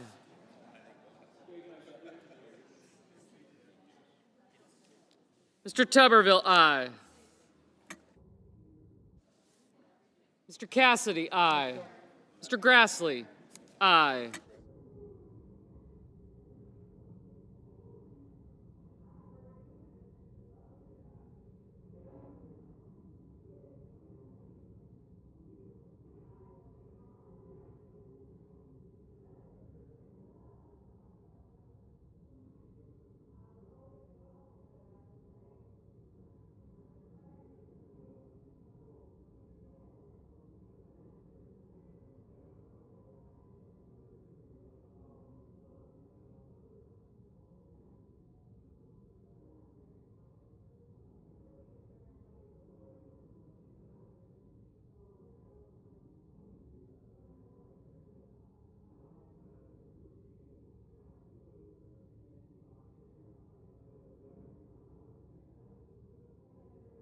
Mr. Gallego, no.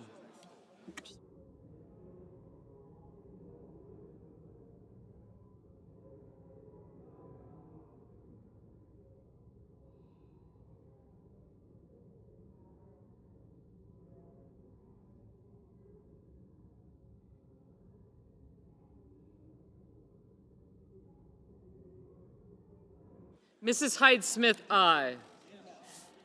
Ms. Alsobrooks, no. Mr. Rounds, aye.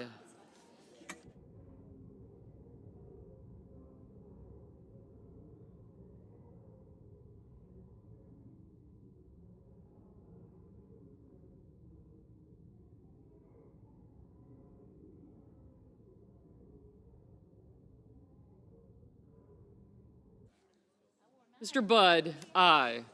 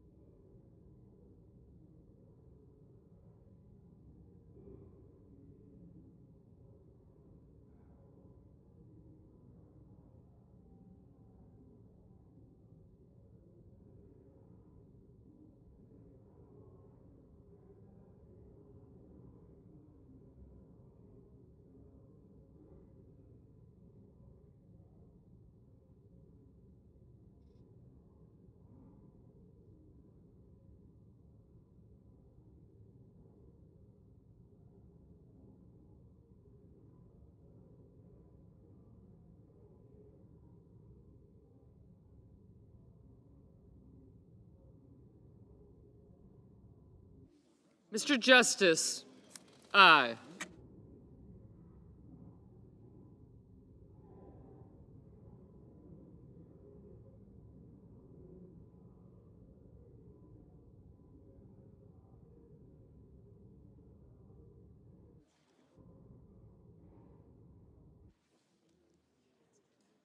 Mr. Scott of Florida, aye.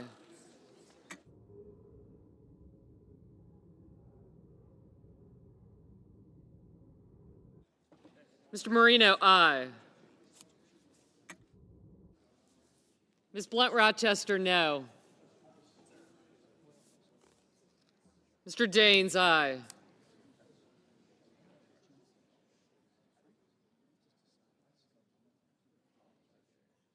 Mr. Hawley, aye. Mr. Sanders, no. Mr. Murphy, no.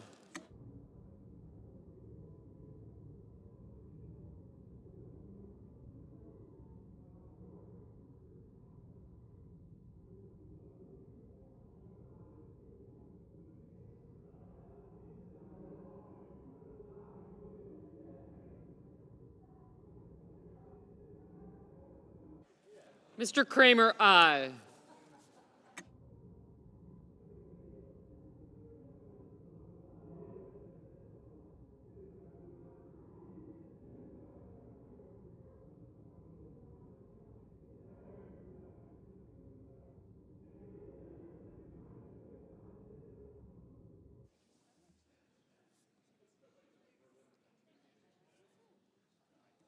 Mr. Lee, aye. Mr. Curtis, aye.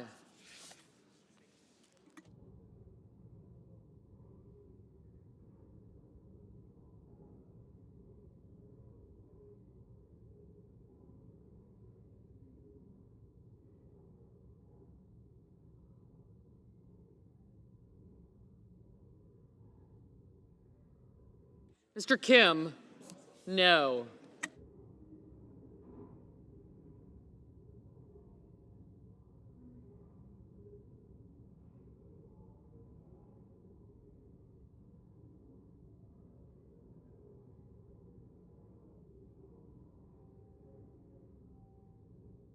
Mr. Young, aye. Mr. Wyden, no. Mr. Hoven, aye.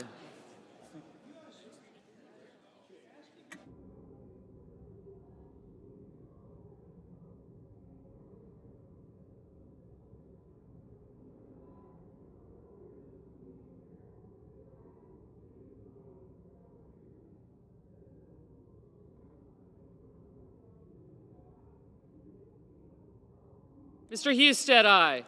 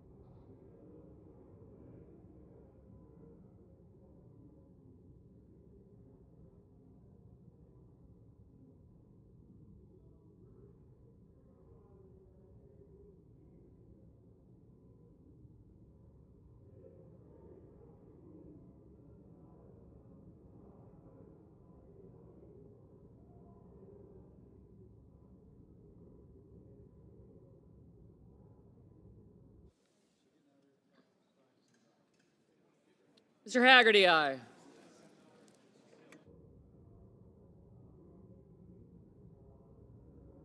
Mr. Risch, aye. Thank you.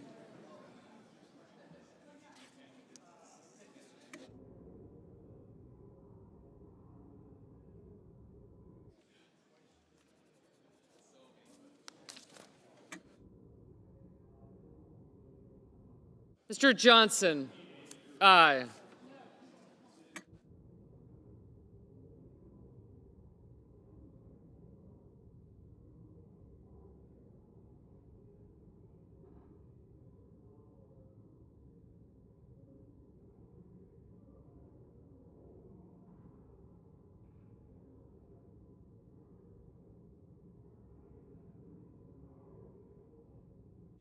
Mrs. Capito, aye. Mr. Whitehouse, no.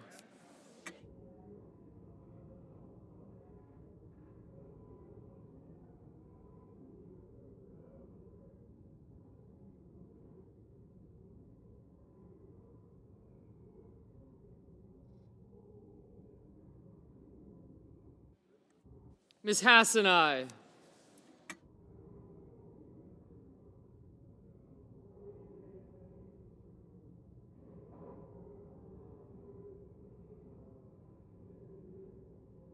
Mr. Fetterman, aye.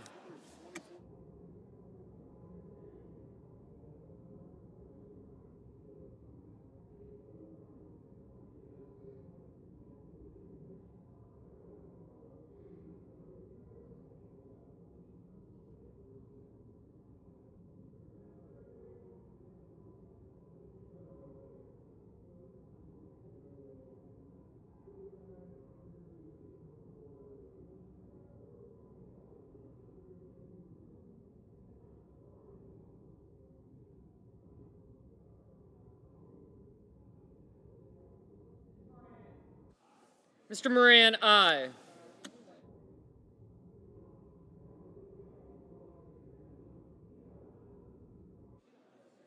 Ms. Baldwin, no. Mr. Reed, no.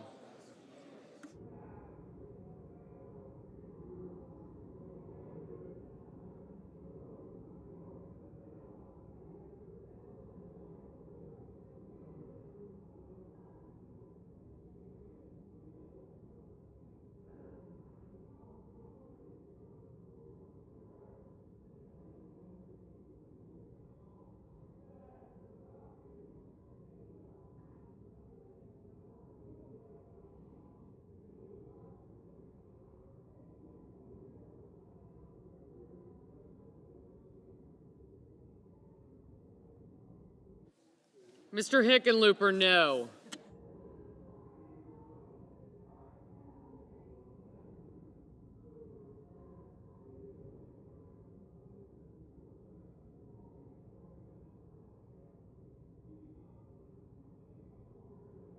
Ms. Murkowski, aye.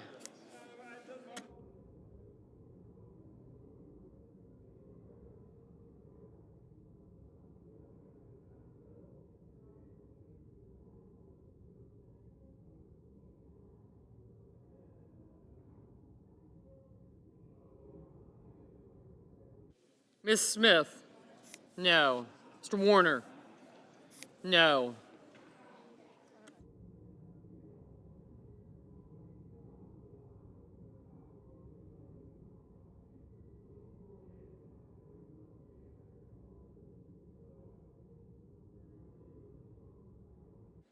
Mr. Peters, aye.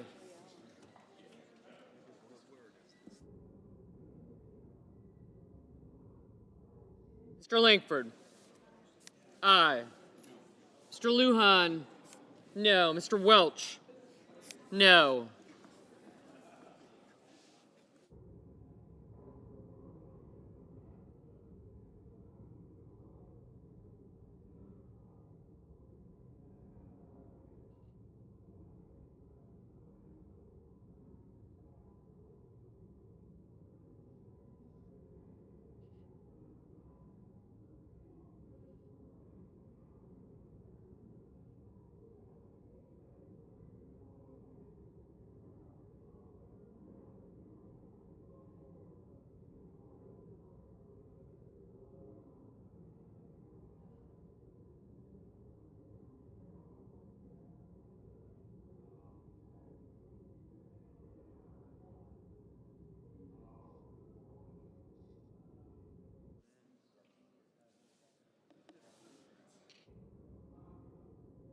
Mrs. Moody, aye.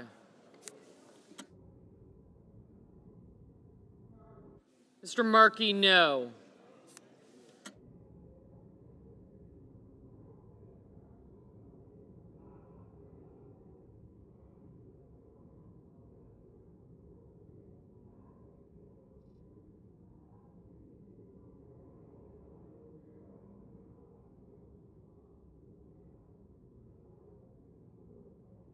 Ms. Klobuchar? No.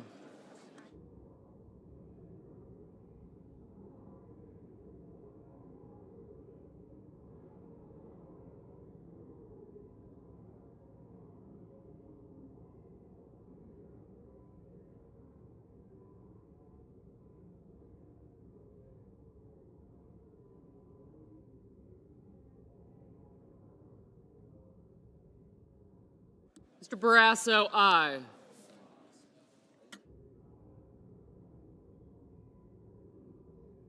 Mrs. Gillibrand, aye.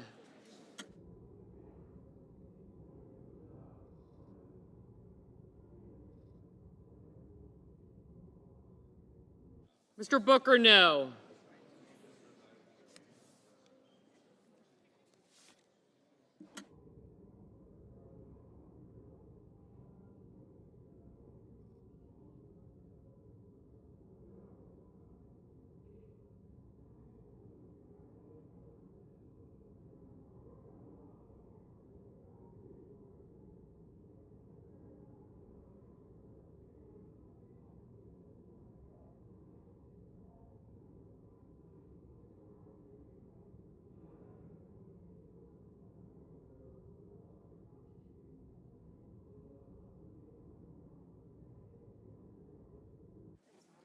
Mr. McConnell, aye.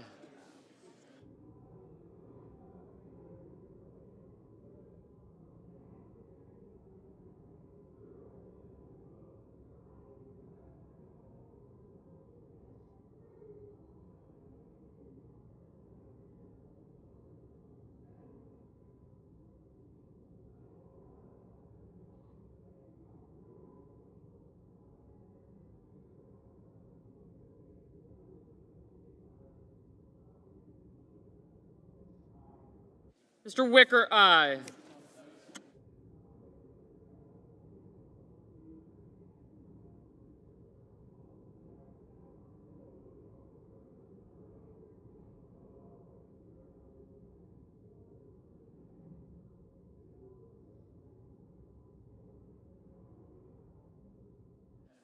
Ms. Rosen, no.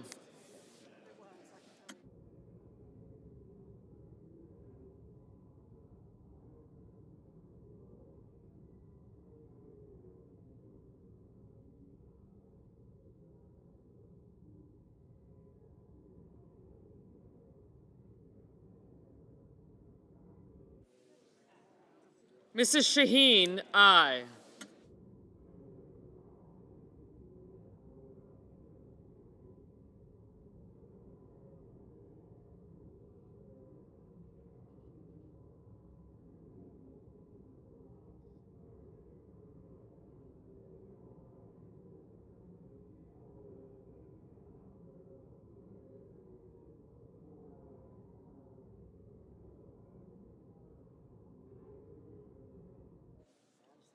Mr. Scott of South Carolina, aye.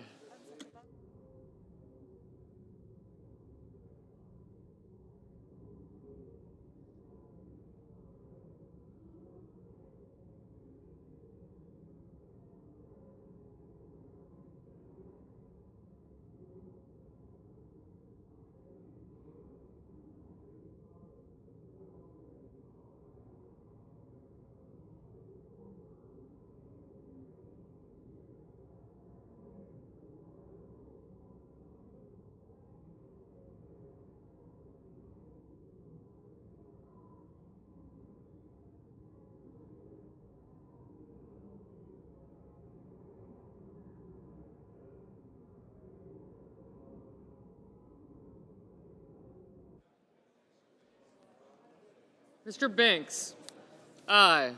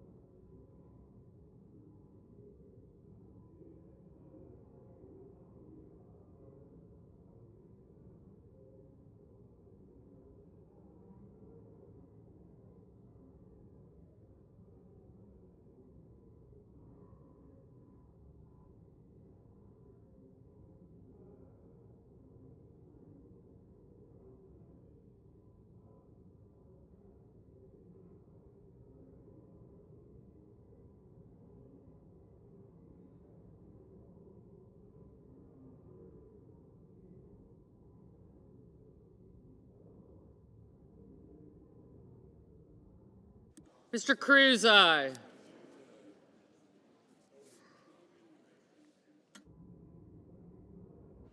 Mr. Young.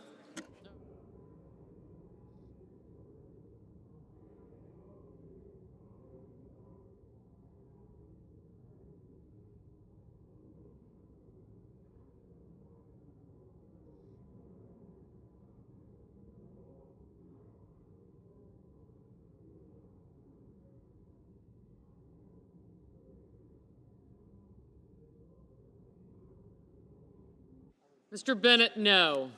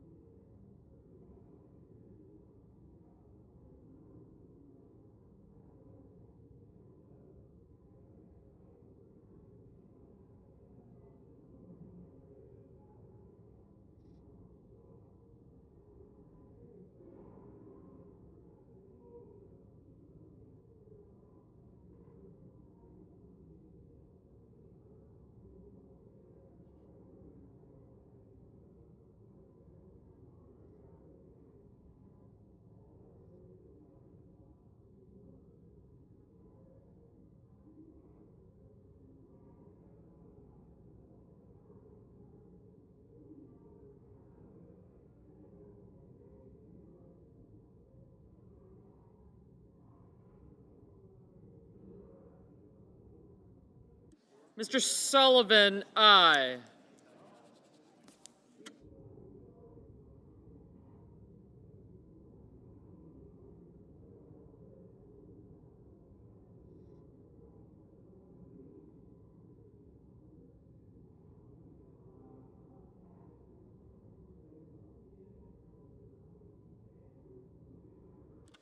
Ms. Slotkin, no.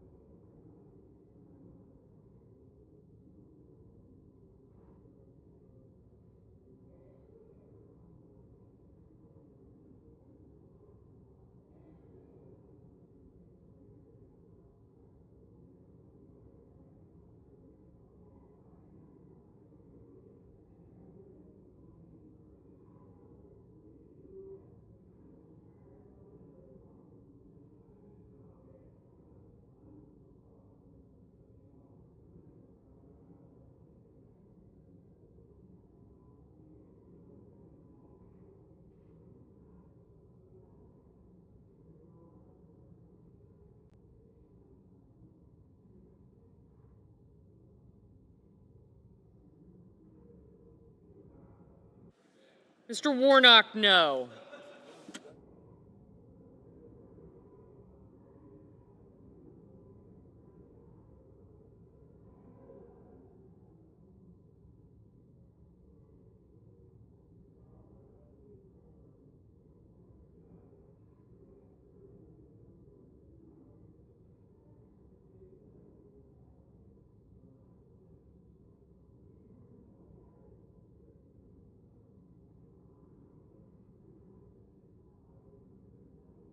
Mr. Schmidt, aye.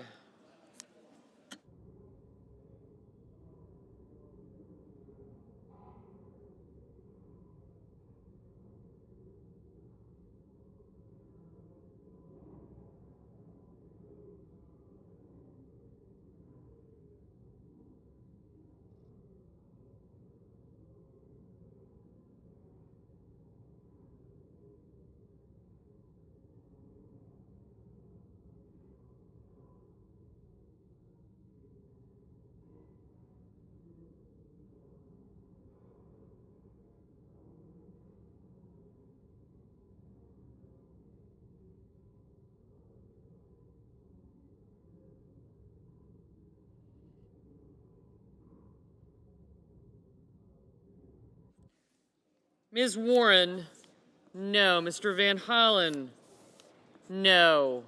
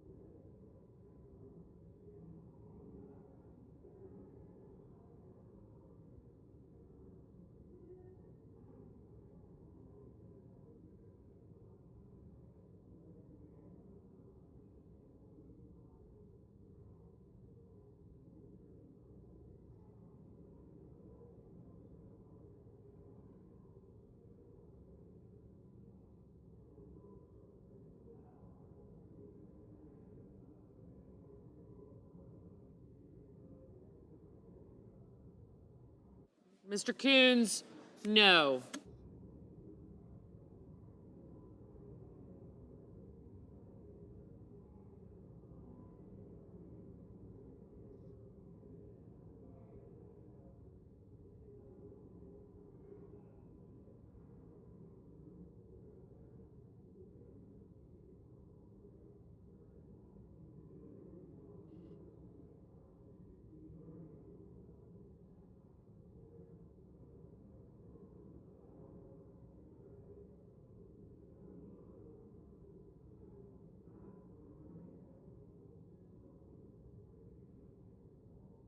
Mr. Merkley, no.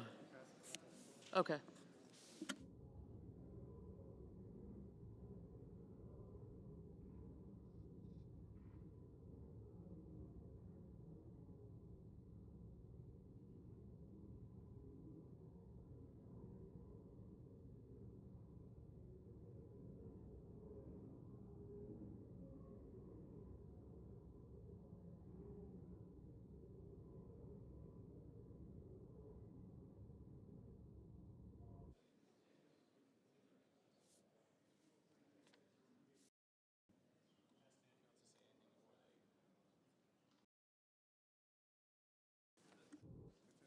Mr. Blumenthal, no.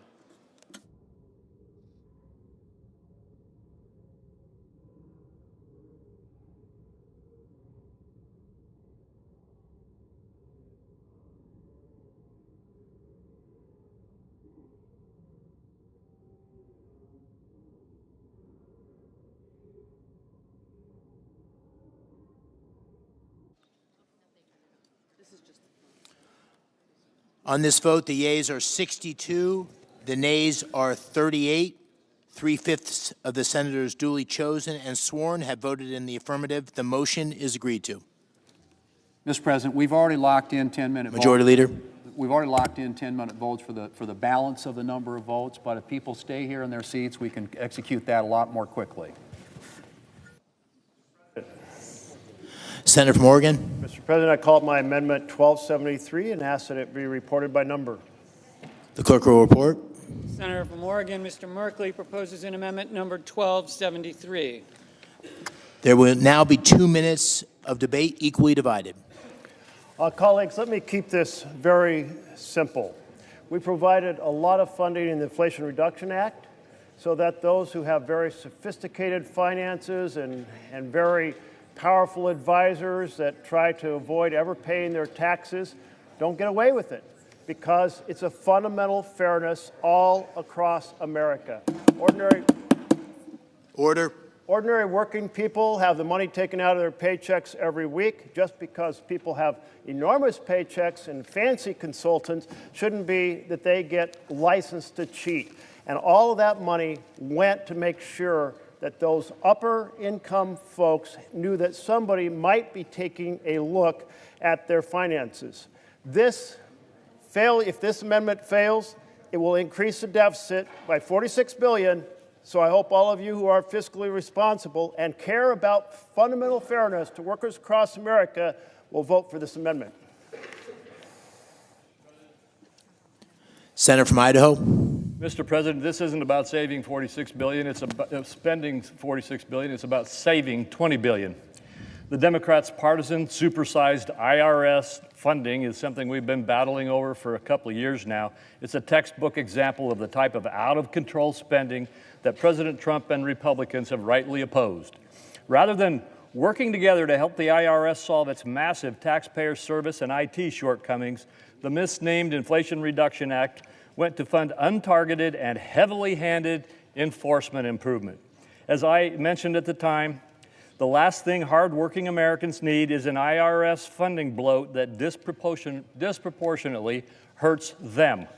I urge my colleagues to vote against this amendment to provide the IRS nearly 2 times its entire annual budget in unaccountable enforcement dollars.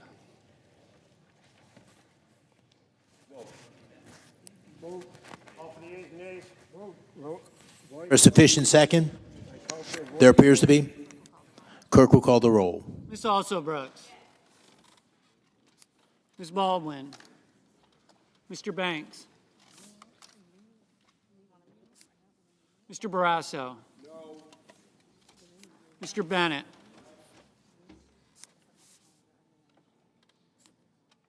Mrs. Blackburn. Mr. Blumenthal. Ms. Blunt Rochester. Mr. Booker. Mr. Bozeman. Mrs. Britt. Mr. Budd. Ms. Cantwell. Mrs. Capito. Mr. Cassidy. Ms. Collins. Mr. Coons. Mr. Cornyn. Ms. Cortez Masto. Mr. Cotton. Mr. Kramer. Mr. Crapo. Mr. Cruz. Mr. Curtis. Mr. Daines. Ms. Duckworth. Mr. Durbin. Ms. Ernst. Mr. Fetterman. Mrs. Fisher. Mr. Gallego. Mrs. Gillibrand. Mr. Graham. Mr. Grassley. Mr. Haggerty. Ms. Hassan. Mr. Hawley. Mr. Heinrich. Mr. Hickenlooper. Ms. Hirono. Mr. Hoven. Mr. Husted. Mrs. Hyde-Smith. Mr. Johnson. Mr. Justice. Mr. Kane. Mr. Kelly.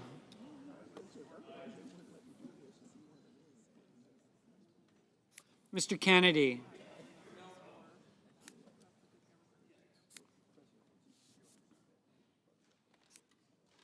Mr. Kim. Mr.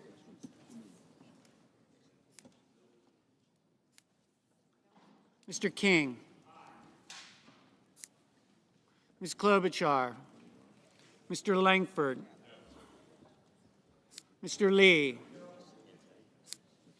Mr. Lujan. Ms. Lummis. Mr. Markey. Mr. Marshall. Mr. McConnell.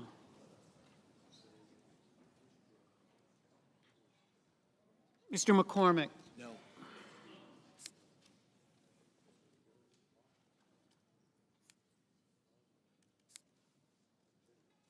Mr. Merkley.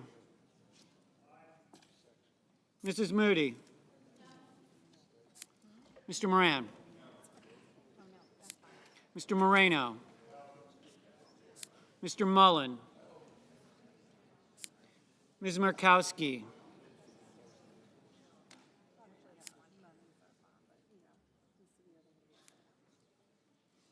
Mr. Murphy.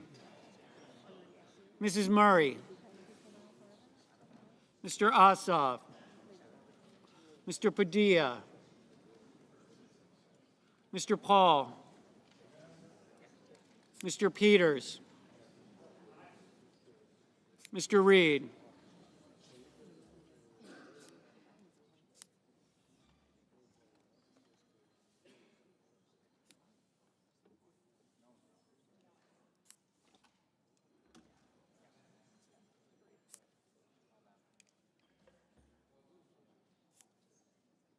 Mr. Ricketts. Mr. Resch. Ms. Rosen. Mr. Rounds.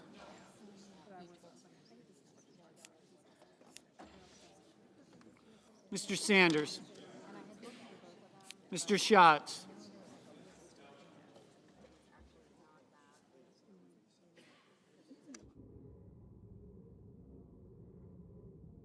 Mr. Schiff. Mr. Schmidt.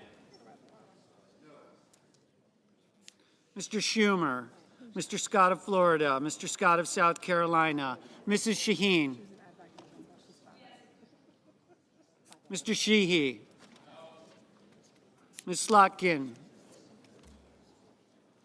Ms. Smith. Mr. Sullivan. Mr. Thune. Mr. Tillis. Mr. Tuberville. Mr. Van Hollen. Mr. Warner.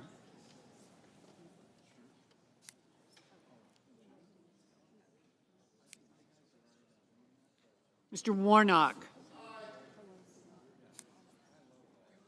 Ms. Warren. Mr. Welch. Mr. Whitehouse. Mr. Wicker. Mr. Wyden. Mr. Young.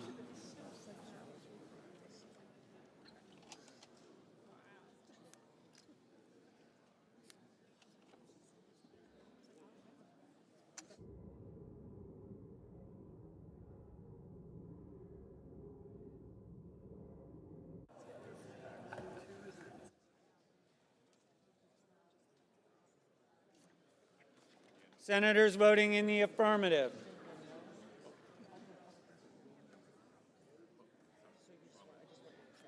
Senators voting in the affirmative. Also Brooks, Bennett, Blumenthal, Blunt-Rochester, Booker, Cantwell, Coons, Duckworth, Durbin, Fetterman, Hassan, Heinrich, Hickenlooper, Hirono, Kelly, Kim, King, Klobuchar, Lujan, Markey, Merkley, Murphy, Murray, Padilla, Peters, Rosen, Sanders, Schatz, Schiff, Shaheen, Smith, Van Hollen, Warnock, Warren, Welch, Whitehouse. Senators voting in the negative. Banks, Barrasso, Blackburn, Bozeman, Britt, Budd, Capito, Cassidy, Collins, Cornyn, Cotton, Kramer, Crapo, Cruz, Curtis, Daines, Ernst, Fisher, Graham, Grassley, Haggerty, Hawley, Husted, Hyde-Smith, Johnson, Justice, Kennedy, Langford, Lee, Marshall, McConnell, McCormick, Moody, Moran, Moreno, Mullen, Murkowski, Hall, Ricketts, Risch, Rounds, Schmidt, Scott of Florida, Scott of South Carolina, Sheehy, Sullivan, Thune, Tillis, Tuberville, Wicker, Young. Ms. Lummis. Ms. Lummis, no. Mr. Reed, aye. Mr. Wyden, aye. Mr. Warner? Aye. Mr. Gallego? Aye. Mr. Kane? Aye. Ms. Cortez Masto? Aye.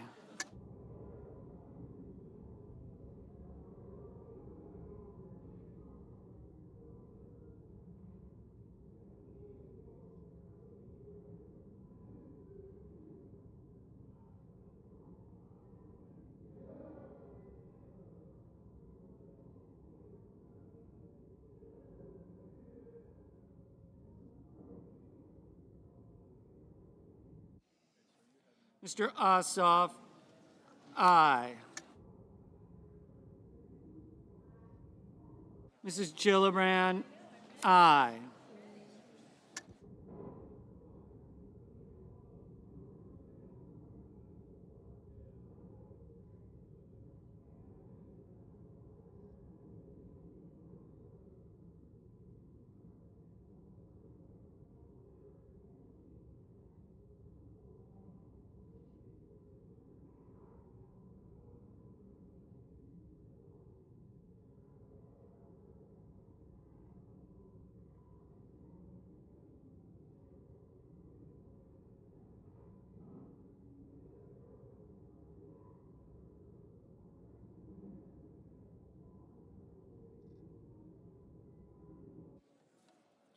Ms. Slotkin?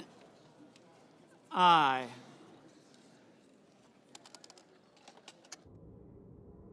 Mr. Schumer? Aye.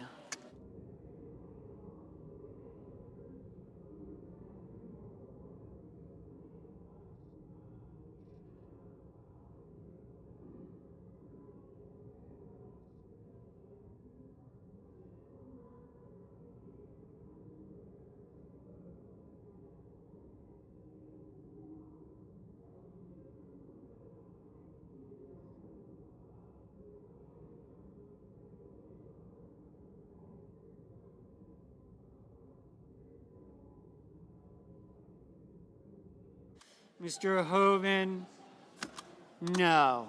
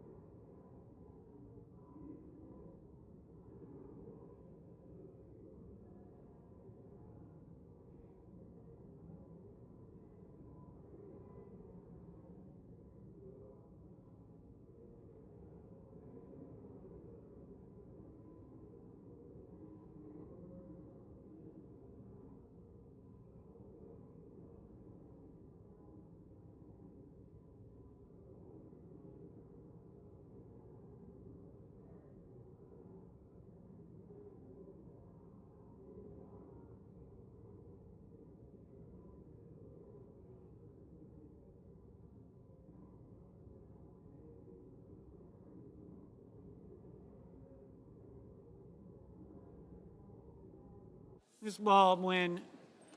Aye.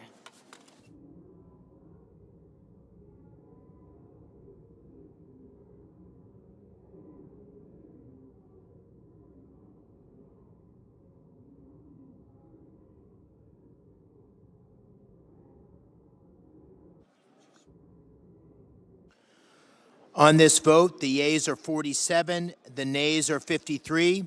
Under the previous order requiring 60 votes for the adoption of this amendment, the amendment is not agreed to. Order.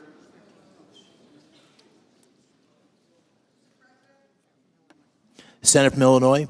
Mr. President, I call up my amendment 1274 and ask that it be reported by number. The clerk will report. The senator from Illinois, Ms. Duckworth, proposes an amendment number 1274. Mr. President. There will now be 2 minutes of debate, equally divided.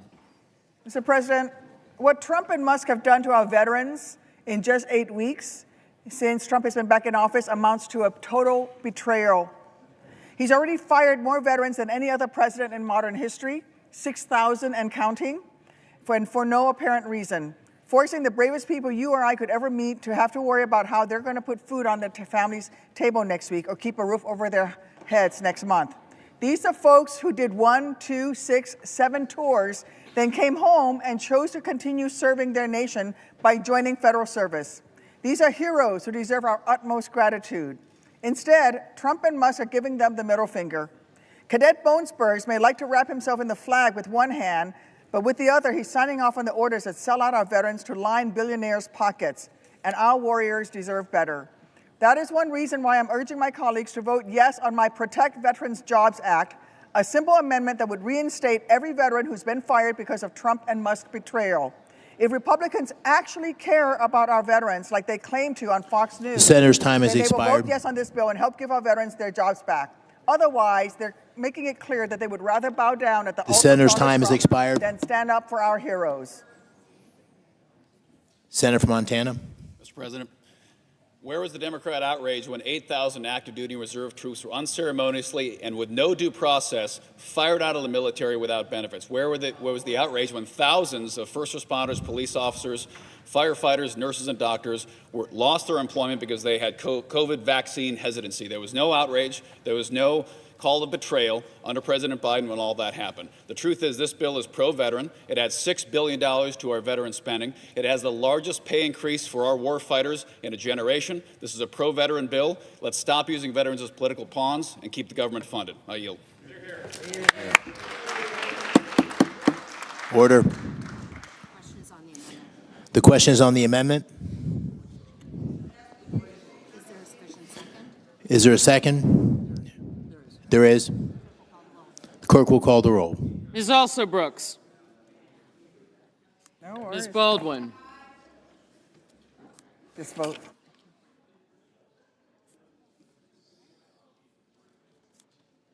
Mr. Banks. Mr. Barrasso. Mr. Bennett. Mrs. Blackburn. Mr. Blumenthal. Thank you.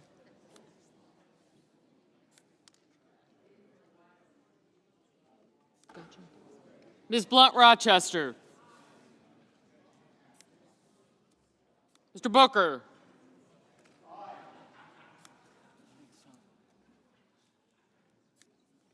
Mr. Bozeman.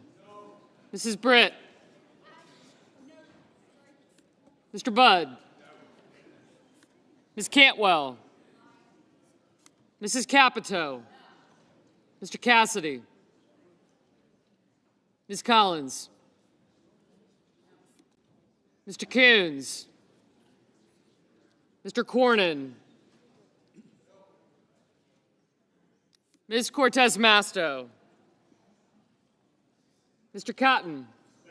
Mr. Kramer. Mr. Crapo. Mr. Cruz. Mr. Curtis. Mr. Daines. Ms. Duckworth. Mr. Durbin. Ms. Ernst. Mr. Fetterman. Mrs. Fisher. Mr. Gallego. Mrs. Gillibrand. Mr. Graham. Mr. Grassley. Mr. Haggerty. Ms. Hassan. Mr. Hawley. Mr. Heinrich. Mr. Hickenlooper. Ms. Hirono. Senator. Mr. Hoven. Mr. Husted. Mrs. Hyde-Smith.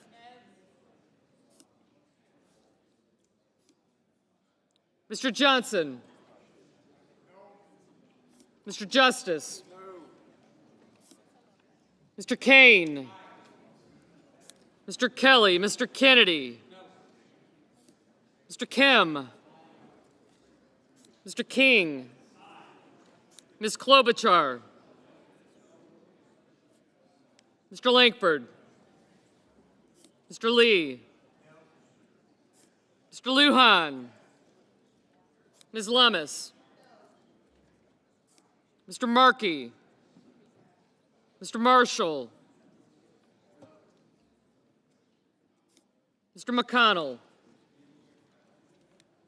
Mr. McCormick.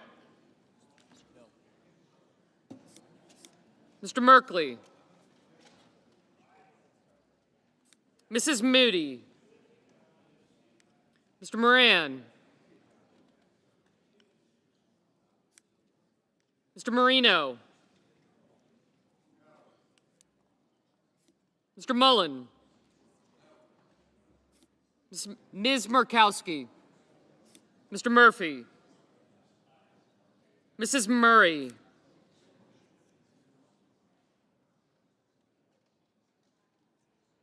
Mr. Ossoff. Mr. Padilla. Mr. Paul.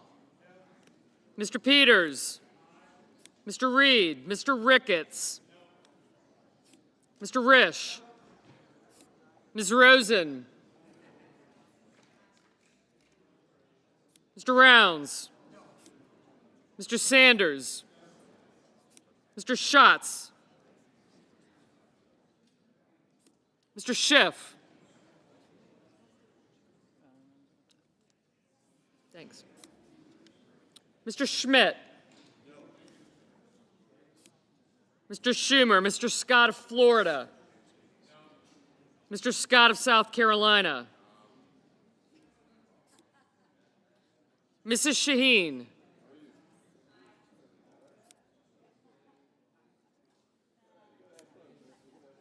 I did, thanks.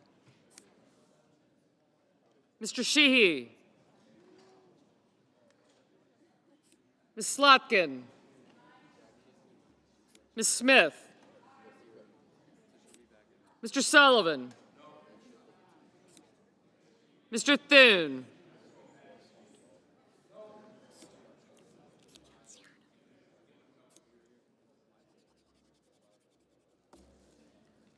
Mr. Tillis.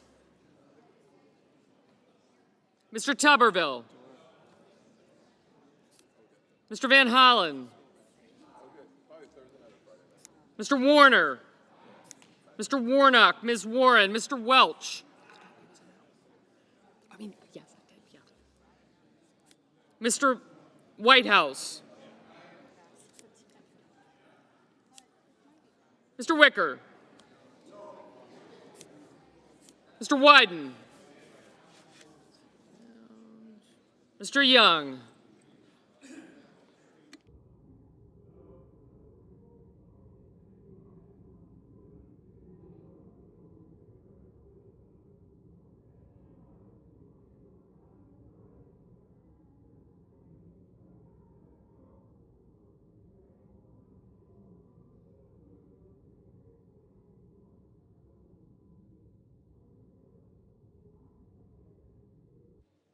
Senators voting in the affirmative: also Brooks, Baldwin, Bennett, Blumenthal, Blunt-Rochester, Booker, Cantwell, Duckworth, Durbin, Fetterman, Gallego, Hassan, Heinrich, Hickenlooper, Hirono, Kane, Kelly, Kim, King, Klobuchar, Lujan, Markey, Merkley, Murphy, Murray, Ossoff, Padilla, Peters, Reed, Rosen, Sanders, Schatz, Schiff, Schumer, Shaheen, Slotkin, Smith, Van Hollen, Warner, Warnock, Warren, Welch, and Whitehouse. Mr. Schatz, aye.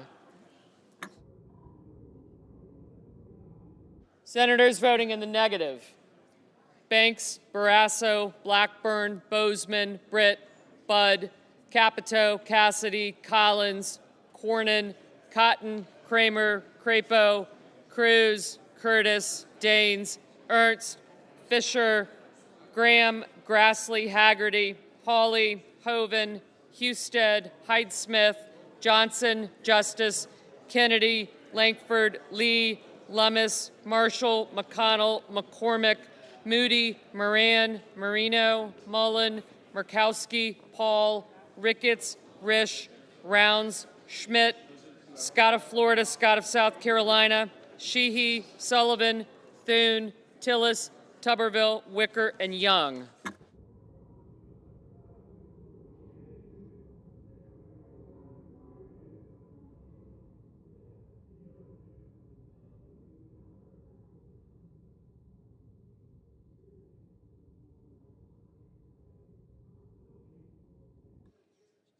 Ms. Cortez Masto, aye.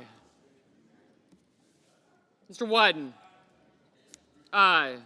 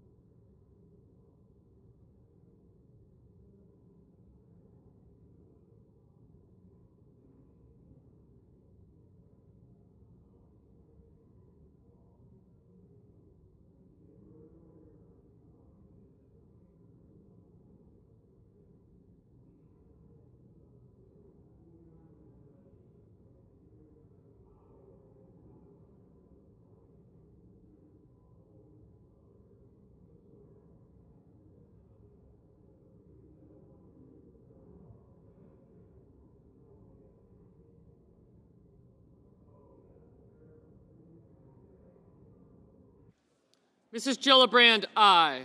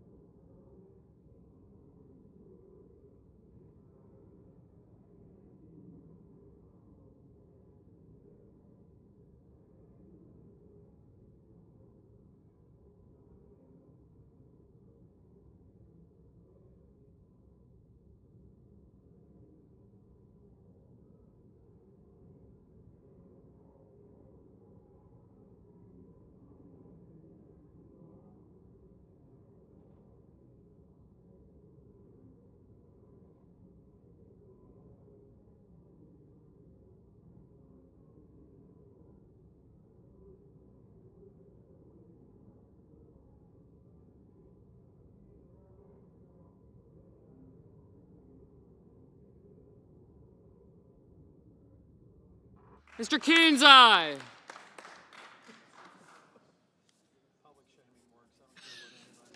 It does.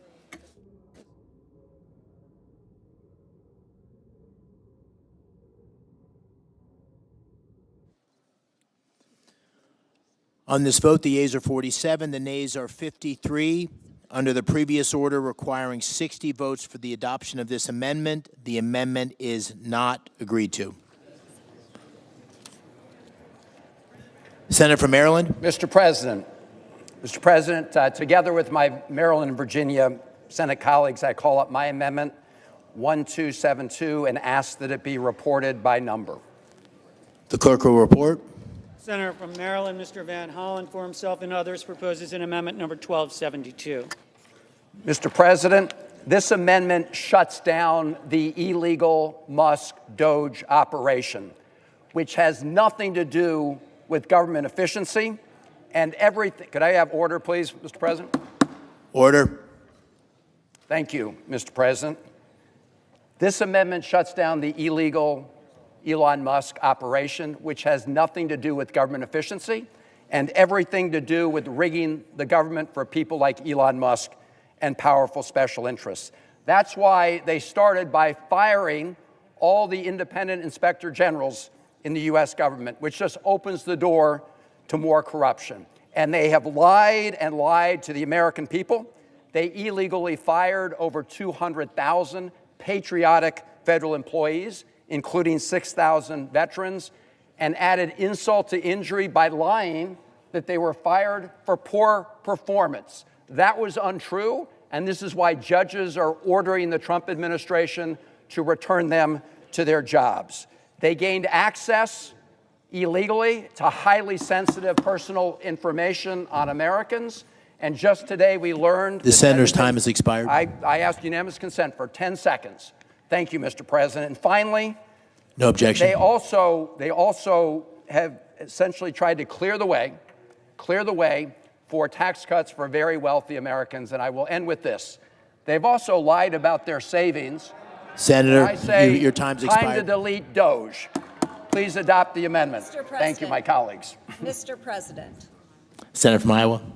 Mr. President, since January, Doge has saved $115 billion. That amounts to— Order. Please. That amounts to $714 per taxpayer. Some of Doge's findings— Order. Some of Doge's findings include the Small Business Administration gave out more than $300 million in loans to thousands of children 11 years and younger.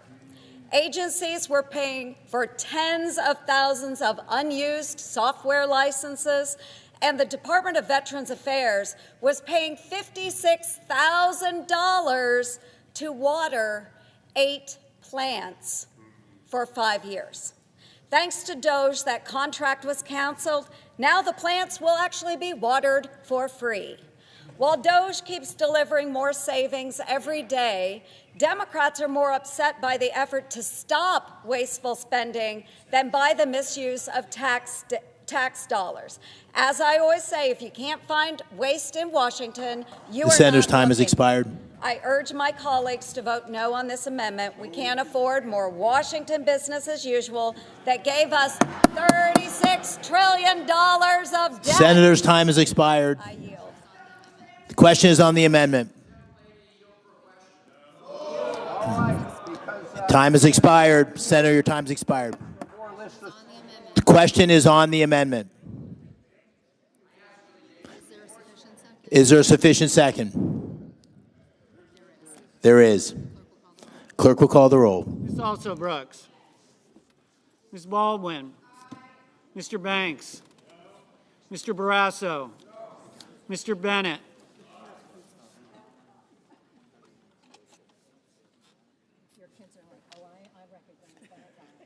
Mrs. Blackburn. Mr. Blumenthal. Ms. Blunt Rochester. Mr. Booker.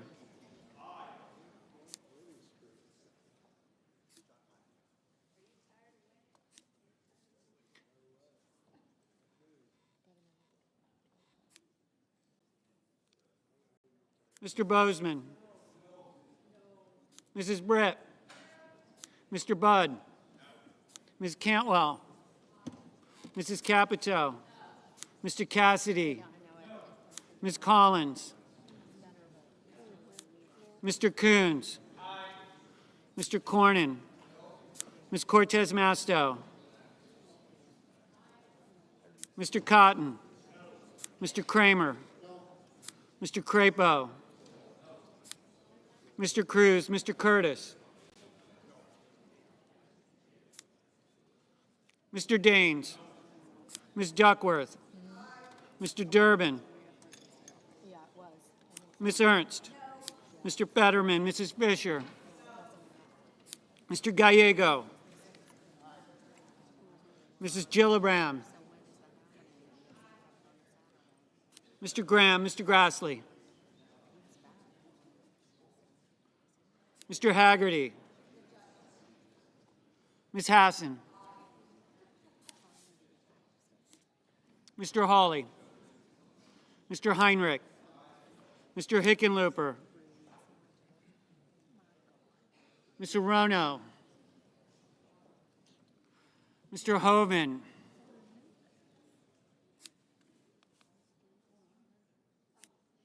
Mr. Husted, Mrs. Hyde-Smith, Mr. Johnson, Mr. Justice, Mr. Kane, Mr. Kelly, Mr. Kennedy, Mr. Kim, Mr. King,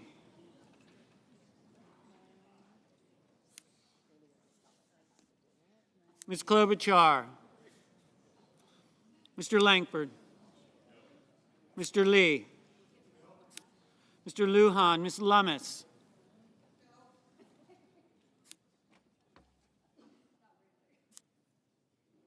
Mr. Markey,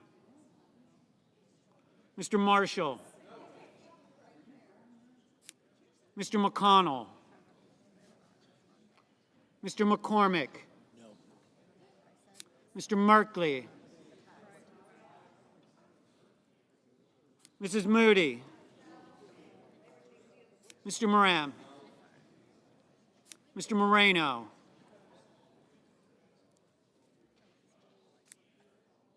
Mr. Mullen, Ms. Murkowski, Mr. Murphy, Mrs. Murray, Mr. Ossoff, Mr. Padilla, Mr. Paul, Mr. Peters, Mr. Reed, Mr. Ricketts, Mr. Risch, Ms. Rosen, Mr. Rounds, Mr. Sanders, Mr. Schatz,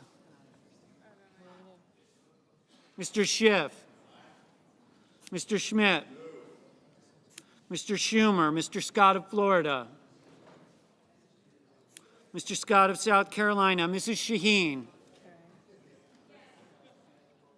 Mr. Sheehy,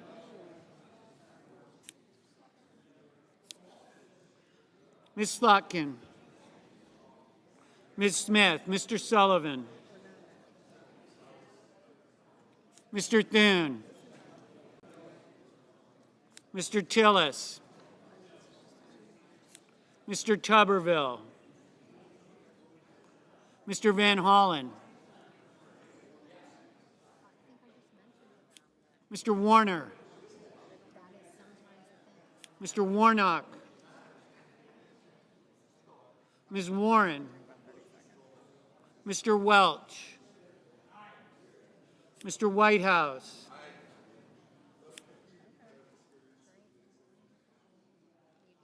Mr. Wicker, Mr. Wyden, Mr. Young,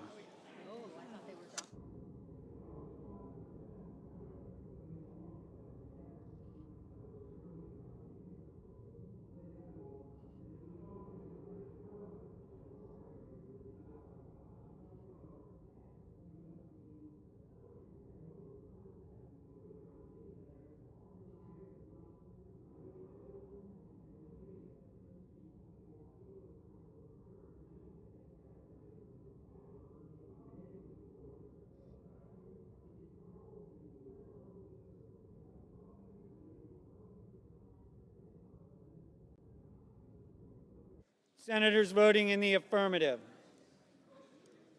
Also Brooks, Baldwin, Bennett, Blumenthal, Blunt Rochester, Booker, Cantwell, Coons, Cortez Masto, Duckworth, Durbin, Fetterman, Gallego, Gillibrand, Hassan, Heinrich, Hickenlooper, Hirono, Kane, Kim, King, Lujan, Markey, Merkley, Murkowski, Murphy, Murray, Ossoff, Padilla, Peters, Reed, Sanders, Schatz, Schiff, Schumer, Shaheen, Smith, Van Hollen, Warner, Welch, Whitehouse.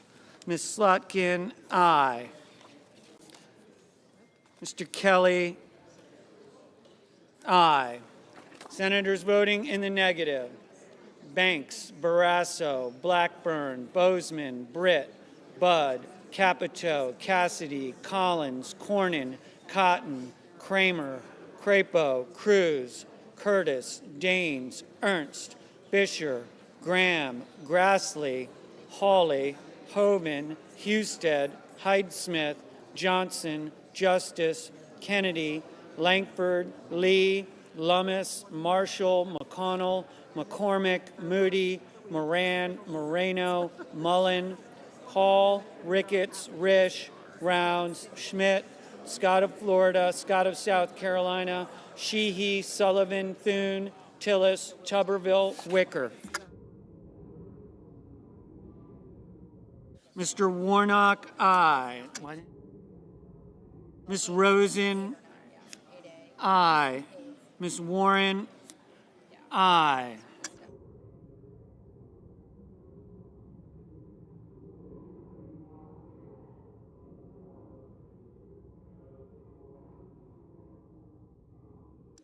Mr. Young, no.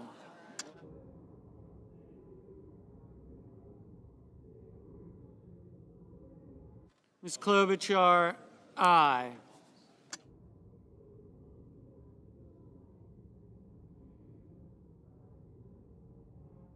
Mr. Wyden, aye.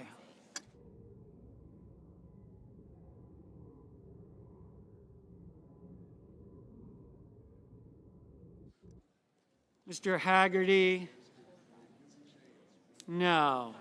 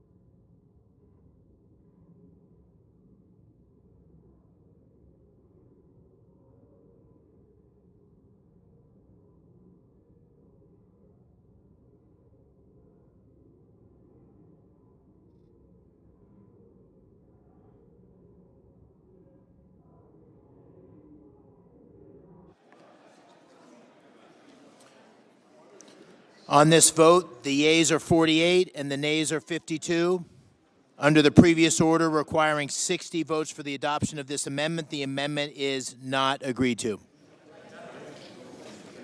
Mr. President, Order. Senator from Kentucky. I call up my amendment 1266 and ask that it be reported by number. The clerk will report. The senator from Kentucky, Mr. Paul, proposes an amendment number 1266. Order in the chamber. Senator from Kentucky. I compliment President Trump and DOJ for exposing waste and abuse in foreign aid spending. It boggles the mind to think that some in Congress defend spending $2 million on sex changes in Guatemala, thousands on an LGBT opera in Colombia, and thousands on a trans comic book in Peru.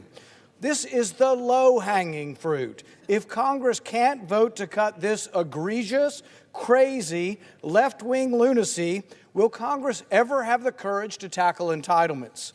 Yet there does remain a significant constitutional question as to whether these cuts need a congressional vote to give them permanence. Today, with my amendment, Congress can make these foreign aid cuts the law. Mr. President.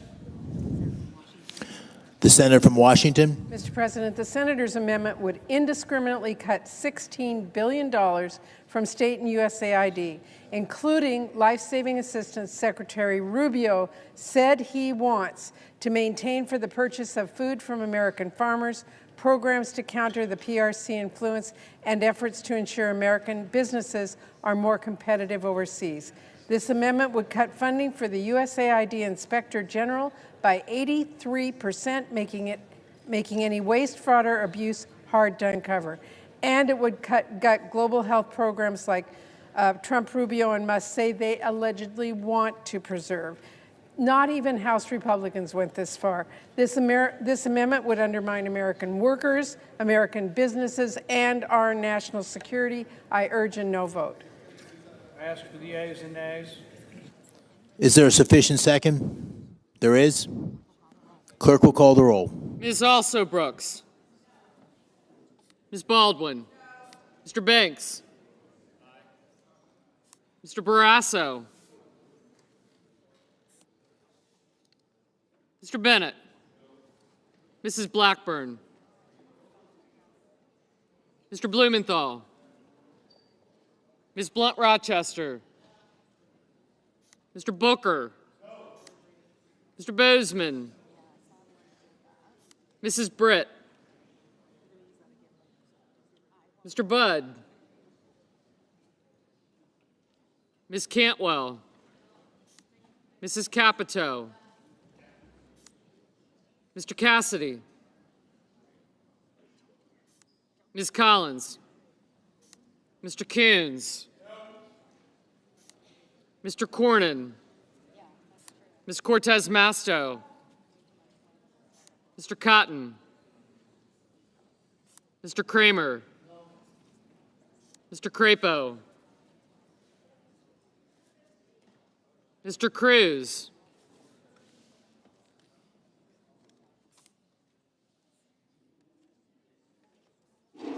Mr. Curtis. Mr. Daines, Ms. Duckworth. Mr. Durbin. Ms. Ernst. Mr. Fetterman.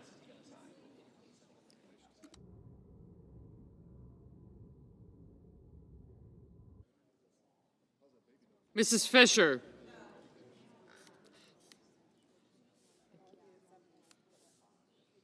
Mr. Gallego.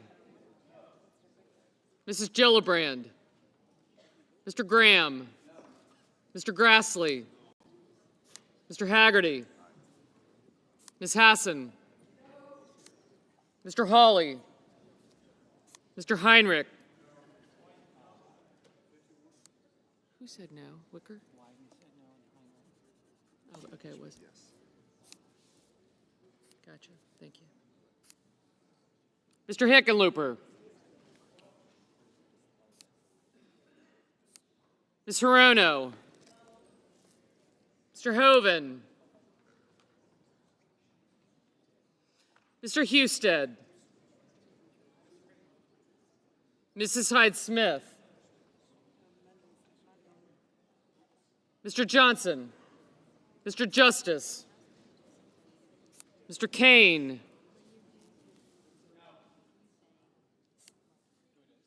Mr. Kelly, Mr. Kennedy.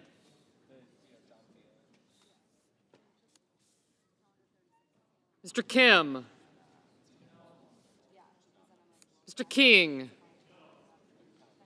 Ms. Klobuchar. Mr. Langford. That was Klobuchar. Okay. I got you. Thank you.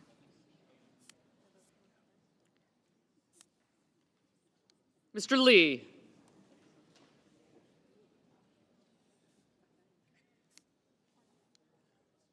Mr. Lujan.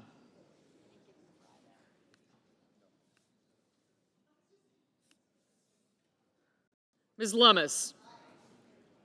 Mr. Markey. Mr. Marshall. Mr. McConnell.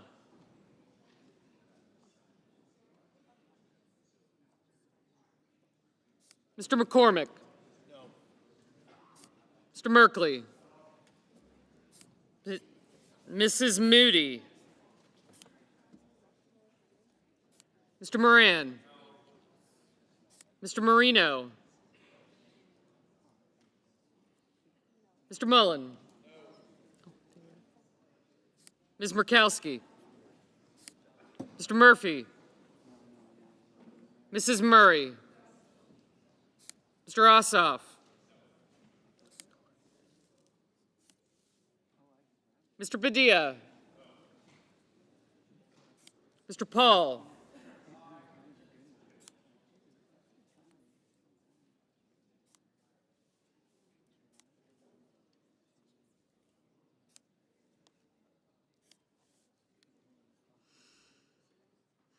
Mr. Peters, Mr. Reed, Mr. Ricketts,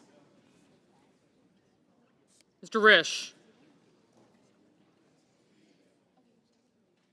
Ms. Rosen,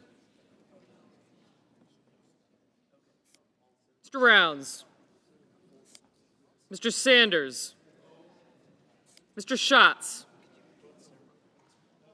Mr. Schiff, Mr. Schmidt, Mr. Schumer, Mr. Scott of Florida, Mr. Scott of South Carolina, Mrs. Shaheen, Mr. Sheehy, Ms. Slotkin, Ms. Smith, Mr. Sullivan, Mr. Thune, Mr. Tillis, Mr. Tuberville, Mr. Van Hollen, Mr. Warner,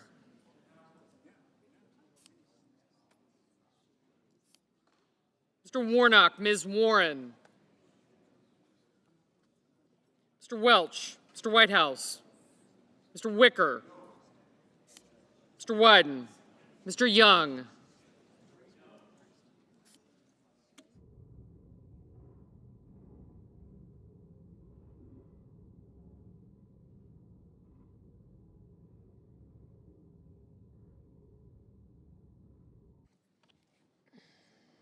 Senators voting in the affirmative: Banks, Blackburn, Cornyn, Cotton, Cruz, Curtis, Daines, Ernst, Haggerty, Hawley, Johnson, Justice, Lee, Lummis, Moody, Paul, Schmidt, Scott of Florida, Sheehy, and Tuberville. Senators voting in the negative: Also Brooks, Baldwin, Bennett, Blumenthal, Blunt Rochester, Booker, Bozeman, Cantwell, Capito, Cassidy, Collins, Coons, Cortez Masto, Kramer, Crapo, Duckworth, Durbin, Fetterman, Fisher, Gallego, Graham, Grassley, Hassan, Heinrich, Hickenlooper, Hirono, Hyde-Smith, Kane, Kelly, Kim, King, Klobuchar, Langford, Lujan, Markey, McConnell, McCormick, Merkley, Moran, Mullen, Murkowski, Murphy, Murray, Ossoff, Padilla, Peters, Reed, Ricketts, Rosen, Rounds, Sanders, Schatz, Schiff, Shaheen, Slotkin, Smith, Thune, Tillis, Van Hollen, Warner, Warnock, Welch, Whitehouse, Wicker, Wyden, and Young. Mr. Hoven, no. Mr. Husted, aye. Mr. Scott of South Carolina, no. Mrs. Britt, aye. Mr. Schumer, no. Mr. Barrasso, no. Mr. Budd, no.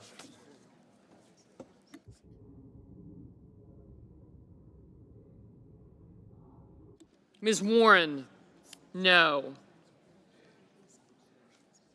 Mr. Marshall, aye.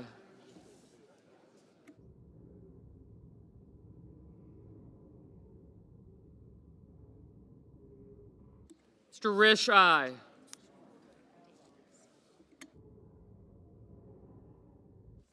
Mr. Kennedy, aye.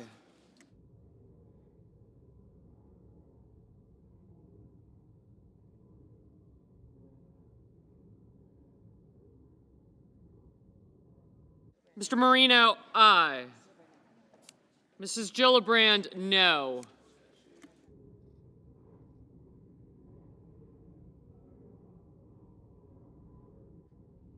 Mr. Sullivan, no.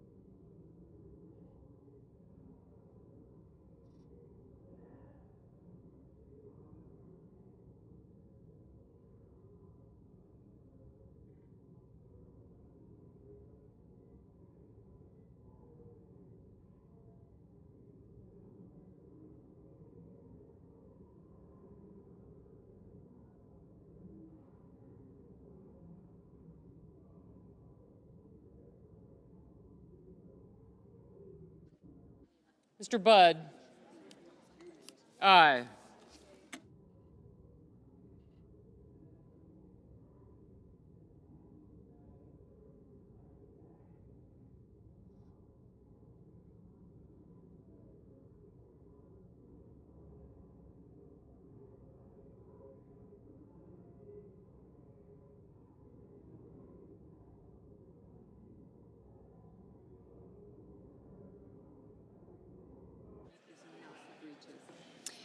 On this vote, the yeas are 27, the nays are 73. The amendment is not agreed to.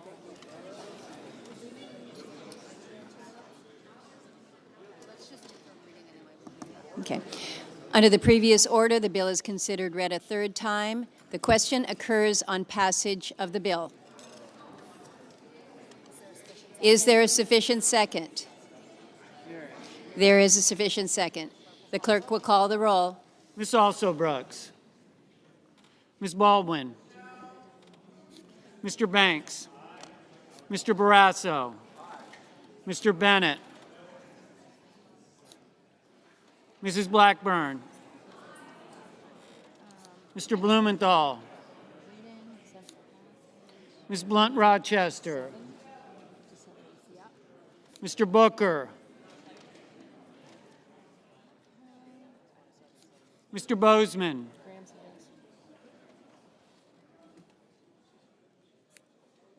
Mrs. Britt. Mr. Budd.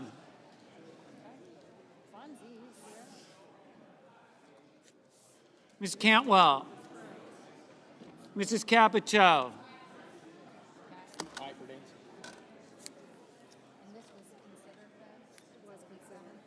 Mr. Cassidy.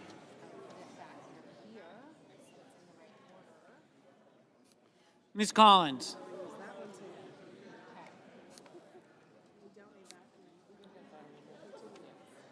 Mr. Coons.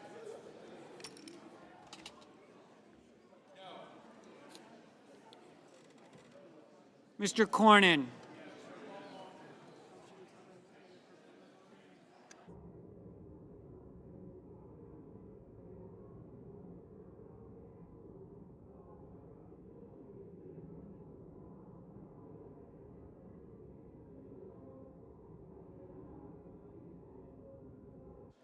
Ms. Cortez Masto.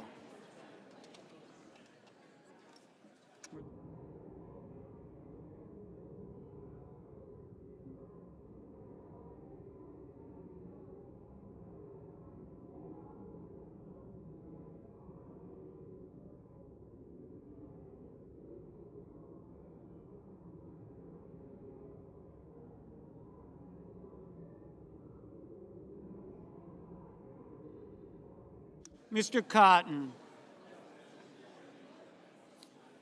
Mr. Kramer.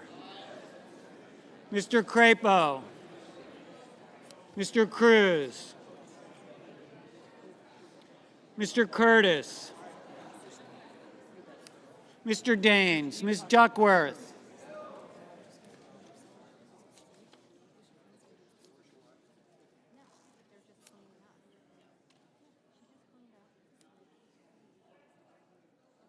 Mr. Durbin, Ms. Ernst, Mr. Fetterman, Mrs. Fisher, Mr. Gallego, Mrs. Gillibrand, Mr. Graham, Mr. Grassley, Mr. Haggerty, Ms. Hassan, Mr. Hawley, Mr. Heinrich, Mr. Hickenlooper, Mr. Rono, Mr. Hoven,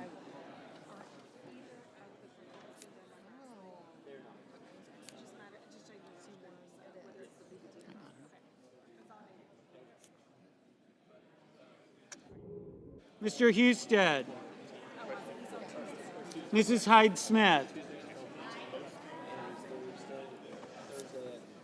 Mr. Johnson, Mr. Justice, Mr. Kane, Mr. Kelly, Mr. Kennedy, Mr. Kim, Mr. King, Ms. Klobuchar, Mr. Langford, Mr. Lee, Mr. Lujan, Ms. Lummis, Mr. Markey, Mr. Marshall, Mr. McConnell, Mr. McCormick, Mr. Merkley,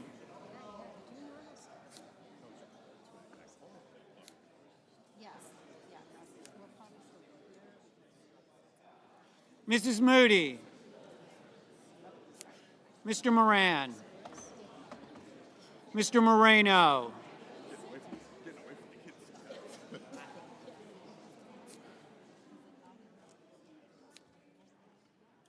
Mr. Mullen, Ms. Murkowski, Mr. Murphy, Mrs. Murray, Mr. Ossoff, Mr. Padilla, Mr. Paul,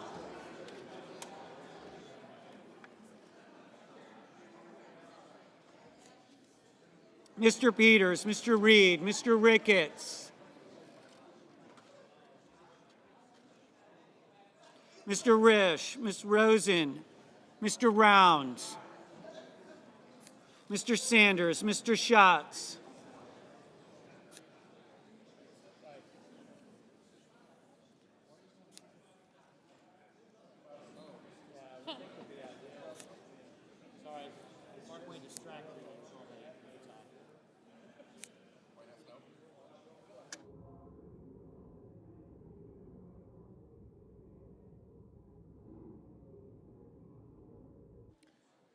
Mr. Sanders, Mr. Schatz, Mr. Schiff,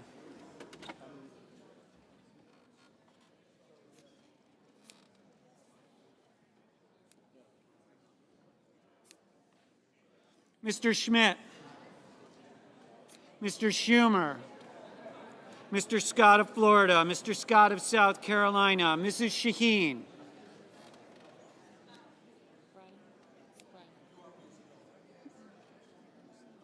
Mr. Sheehy,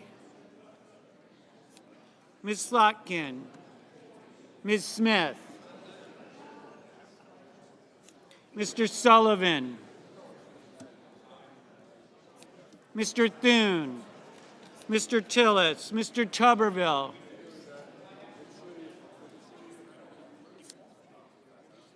Mr. Van Hollen, Mr. Warner, Mr. Warnock, Yeah, those New Yorkers are fast talkers. Ms. Warren, Mr. Welch, Mr. Whitehouse, Mr. Wicker, Mr. Wyden, Mr. Young.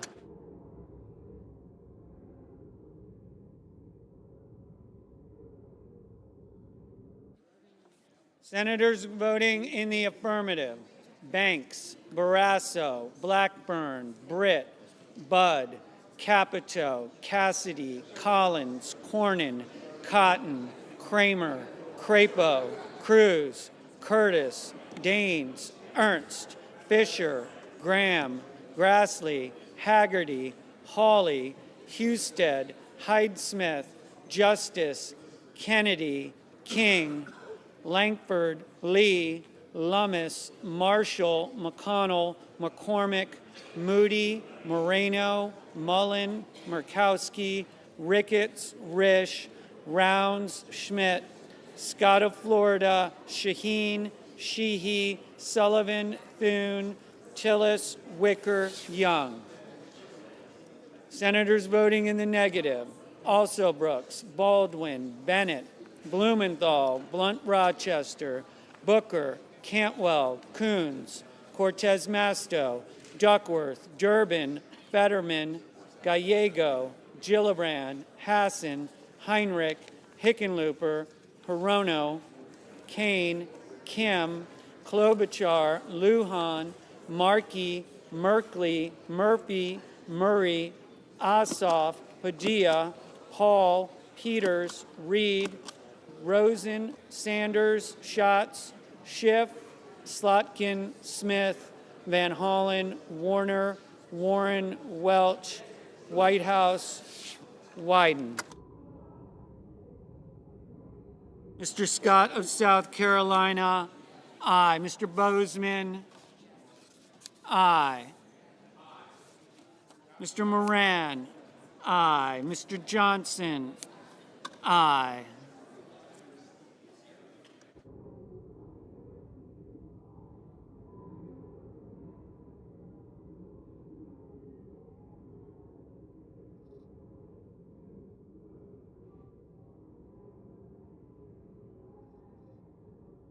Mr. Hoven, aye.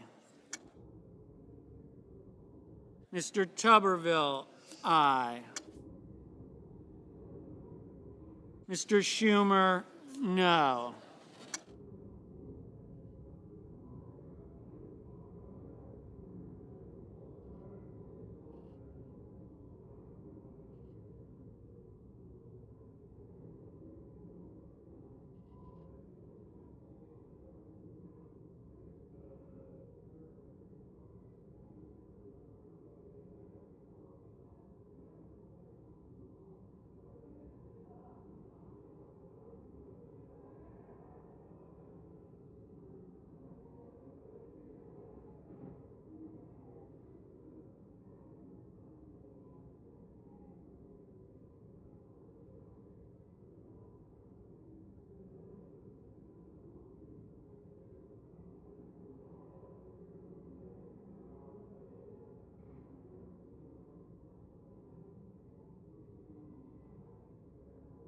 Mr. Kelly, no.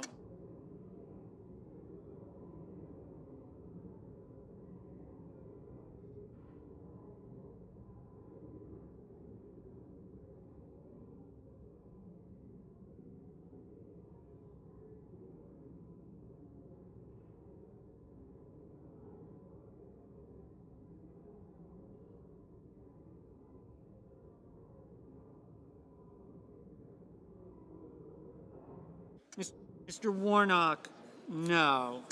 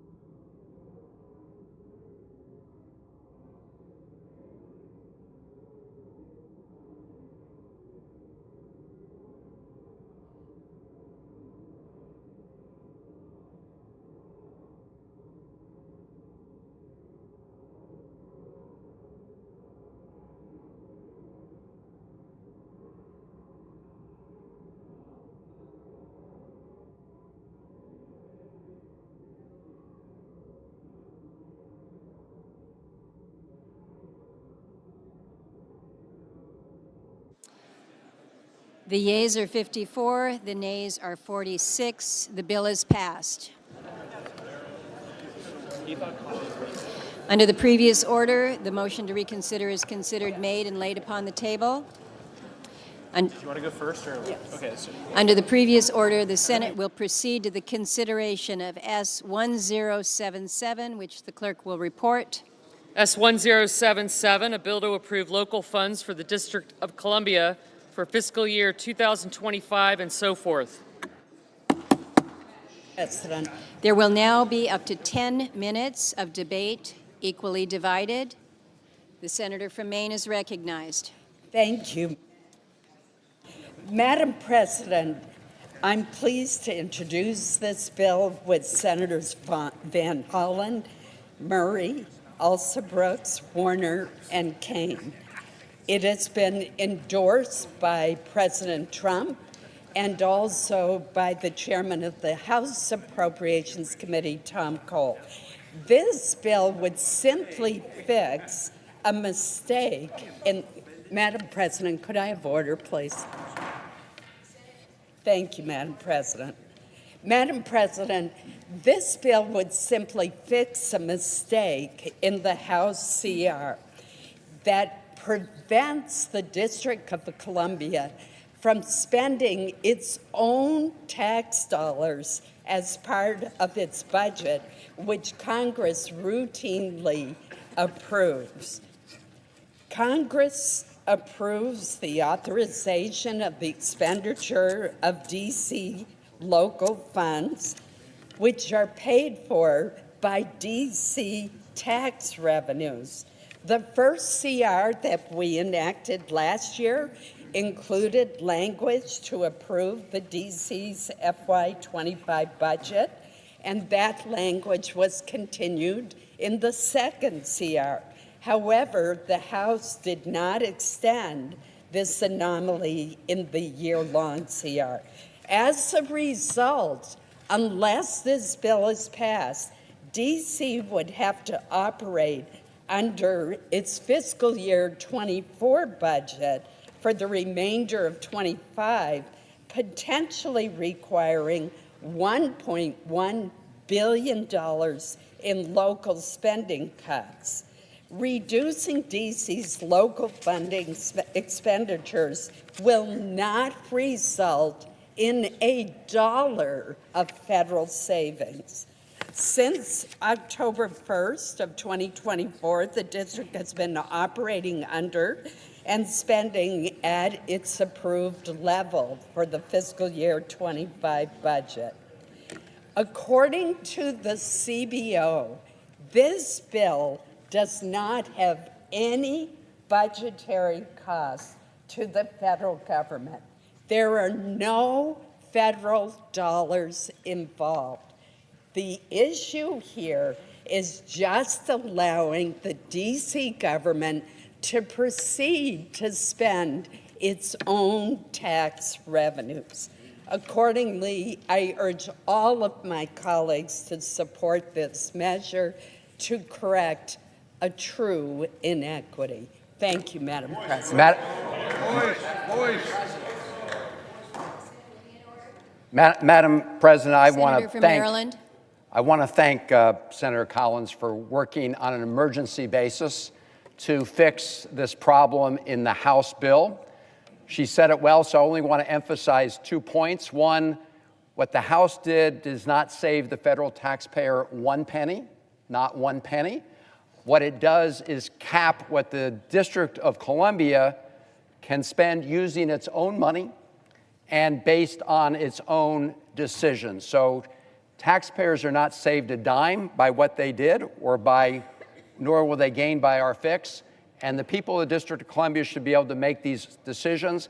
And if they're having to make a budget with $1 billion less, it will mean less police forces, less firefighters, and less money for schools. So I want to thank the senator from Maine for working with us on this, and pleased to be joined by my colleagues from Virginia and Maryland, Senator Warner, Senator Alsobrooks, and Senator Kane. We urge its adoption unanimously. Virginia. Madam President, I also want to thank my dear friend from Maine. She's moving back up much higher on all of our lists, for being willing to step up and help correct this. You know, we all want, as the president wants our nation's capital to be the safest, cleanest, most welcoming city. D.C. gets 26 million tourists every year. In 2026, when we're going to celebrate 250 years, we want to show off D.C. and the whole region.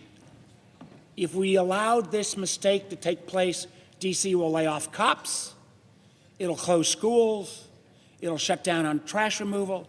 For those of us in the region who use Metro, dramatic cutbacks. Let's correct this mistake. Let's make sure that we show on our 250th anniversary the cleanest, safest city in America, and this will be a giant step for that.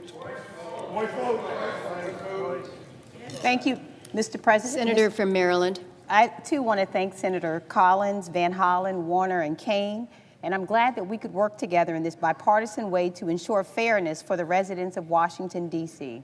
I rise today to speak for the over 700,000 D.C. residents who do not have representation in this body. They are our friends and our neighbors. Beyond those who work in D.C., Maryland partners with D.C. on resources like emergency services, police, water, and more. And this bipartisan standalone bill ensures that D.C. tax dollars stay in D.C.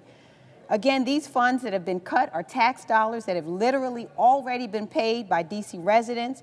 And all this bill does is to continue to ensure that D.C. receives what it is owed. So I urged all of my colleagues today to join me in voting yes. Thank you. Senator from Virginia. Madam President, I can make it fast or slow. I'm joining all these colleagues to advocate for this bill. 1/3 of the Virginia population is residents of the D.C. metro area and enjoy this capital, and 150,000 Virginians come to work in D.C. every day, and they want D.C. police and services to be well funded. Please support this bill. Thank you.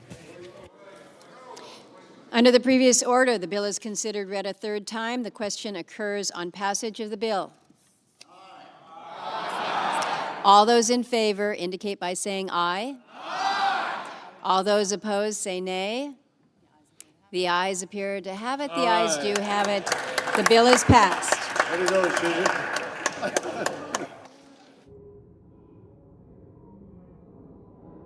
Under the previous order, the motion to reconsider is considered made and laid upon the table.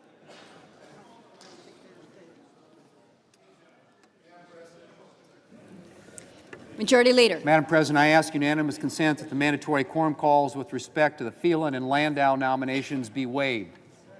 Without objection, so ordered. Under the previous order, the Senate will resume executive session. The clerk will report the motion to invoke cloture. Cloture motion. We, the undersigned senators, in accordance with the provisions of Rule 22 of the Standing Rules of the Senate, do hereby move to bring to a close debate on the nomination of John Phelan of Florida to be Secretary of the Navy, signed by 17 senators. By unanimous consent, the mandatory quorum call has been waived. The question is it the sense of the Senate that debate on the nomination of John Phelan of Florida to be Secretary of the Navy shall be brought to a close? The yeas and nays are mandatory under the rule. The clerk will call the roll. Ms. Alsobrooks. Ms. Baldwin.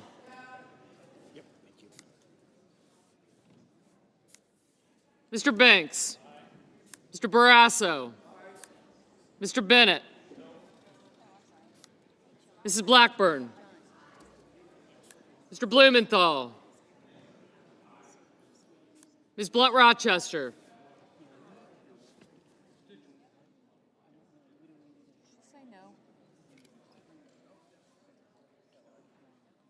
Hold on 1 second.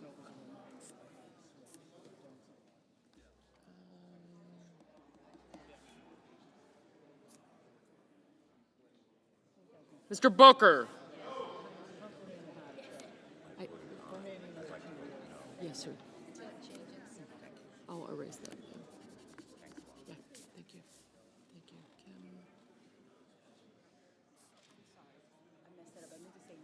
I wondered. Okay, that's all right. No problem. No problem.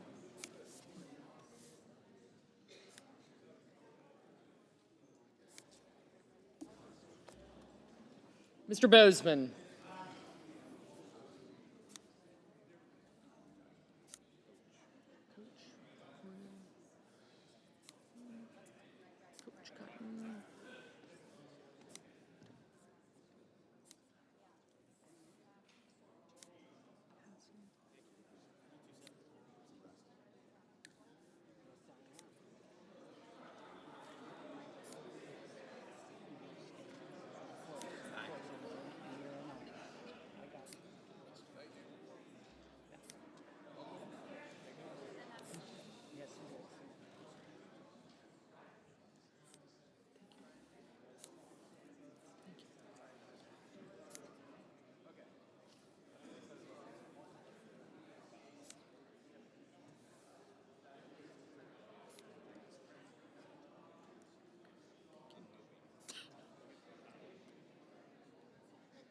Wait, Senator.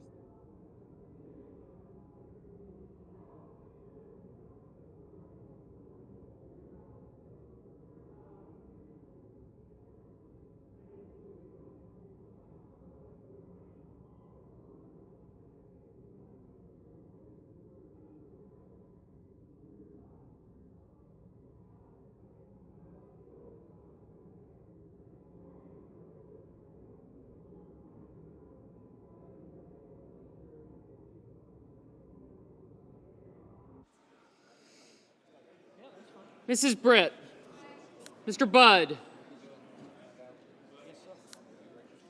Ms. Cantwell.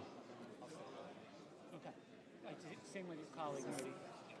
Van Hollen, Padilla. Okay. I got Van Hollen, Padilla. Mrs. Capito. Mr. Cassidy.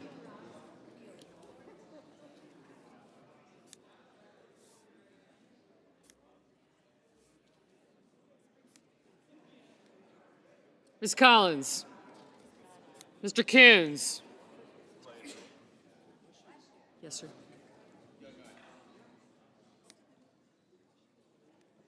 Mr. Cornyn, Ms. Cortez Masto, Mr. Cotton, Mr. Kramer.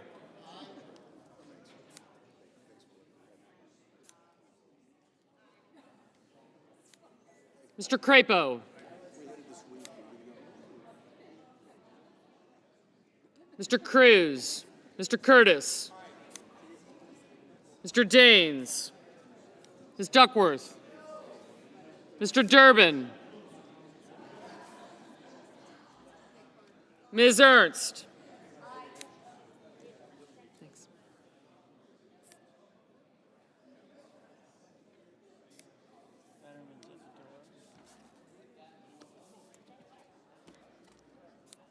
Mr. Fetterman, Mrs. Fisher. Mr. Gallego. Oh, there he is. Mrs. Gillibrand. Mr. Graham, Mr. Grassley.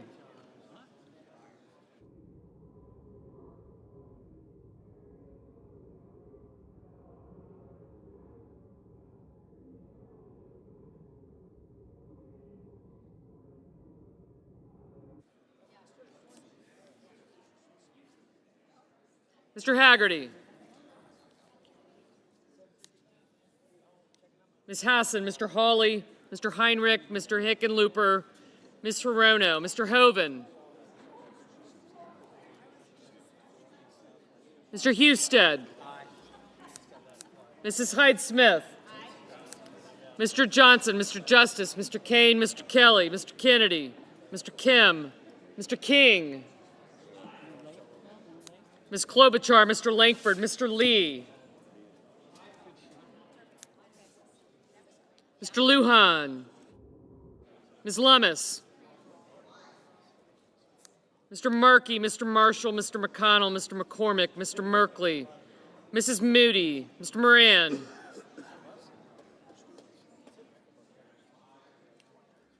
Mr. Marino, Mr. Mullen, Ms. Murkowski,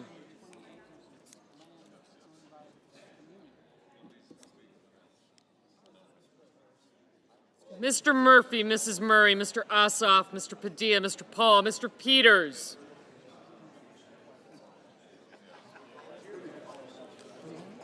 Mr. Reed, Mr. Ricketts. Oh, there you are, right in front of me. Mr. Risch, Ms. Rosen, Mr. Rounds. Mr. Sanders.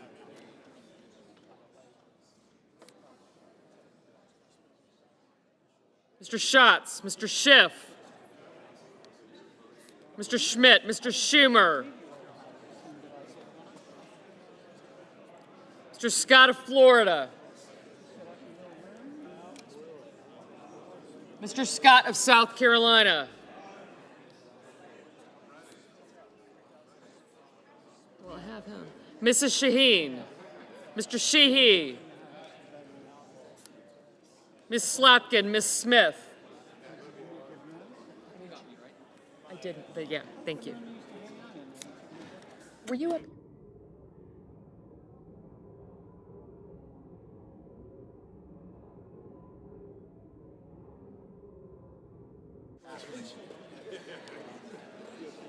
Mr. Sullivan, Mr. Thune, Mr. Tillis, Mr. Tuberville, Mr. Van Hollen, Mr. Warner, Mr. Warnock, Ms. Warren, Mr. Welch, Mr. Whitehouse, Mr. Wicker, Mr. Wyden, Mr. Young.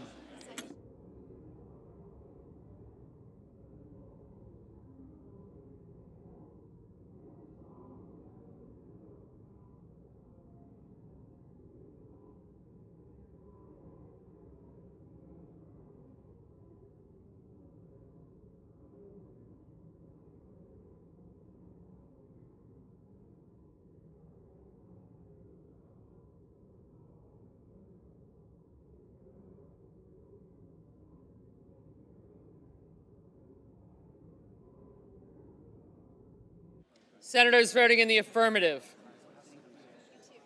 Banks, Barrasso, Blackburn, Bozeman, Britt, Budd, Capito, Collins, Coons, Cornyn, Cortez Masto, Cotton, Kramer, Crapo, Cruz, Curtis, Daines, Ernst, Fetterman, Fisher, Graham, Grassley, Hassan, Hawley, Hoven, Husted, Hyde-Smith, Johnson, Justice, Kane, Kelly, Kennedy, King, Langford, Lee, Lummis, Marshall, McConnell, McCormick, Moody, Moran, Marino, Mullen, Murkowski, Paul, Reed, Ricketts, Risch, Rosen, Rounds, Schmidt, Scott of Florida, Scott of South Carolina, Shaheen, Sheehy, Sullivan, Thune, Tillis, Tuberville, Warner, Wicker, and Young. Senators voting in the negative: also Brooks, Baldwin, Bennett, Blumenthal, Blunt Rochester, Booker, Cantwell, Duckworth, Gillibrand, Heinrich, Hickenlooper, Hirono, Kim, Klobuchar, Lujan, Markey, Merkley, Murphy, Murray, Ossoff, Padilla, Peters, Schatz, Schiff, Schumer, Slotkin, Smith, Van Hollen, Warnock, Warren, Welch, and Whitehouse. Mr. Wyden, no. Mr. Gallego, aye. Mr. Haggerty, aye.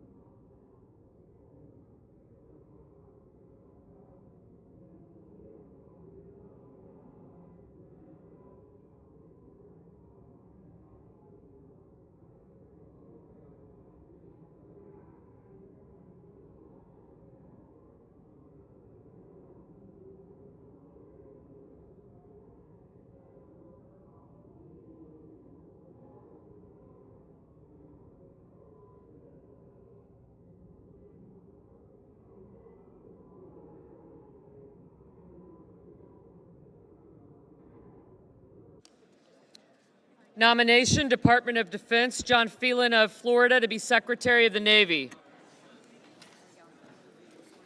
Under the previous order, the clerk will report the motion to invoke cloture.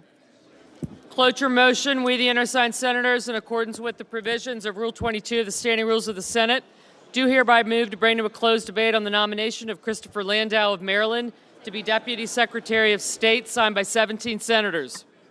By unanimous consent, the mandatory quorum call has been waived. The question is it the sense of the Senate that the debate on the nomination of Christopher Landau of Maryland to be Deputy Secretary of State shall be brought to a close? The yeas and nays are mandatory under the rule. The clerk will call the roll. Ms. Also Brooks.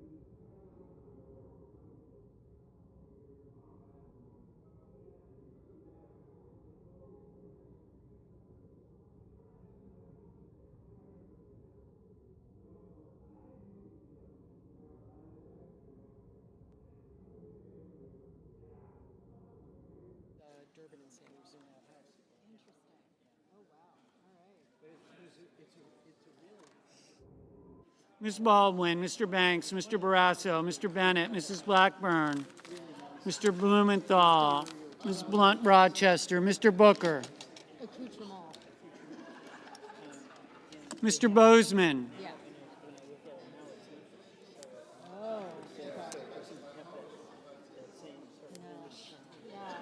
Mrs. Britt, Mr. Budd, Ms. Cantwell, Mrs. Capito, Mr. Cassidy, Ms. Collins, Mr. Coons, Mr. Cornyn, Ms. Cortez Masto, Mr. Cotton, Mr. Kramer, Mr. Crapo, Mr. Cruz, Mr. Curtis, Mr. Daines, Ms. Duckworth, Mr. Durbin, Ms. Ernst, Mr. Fetterman, Mrs. Fisher,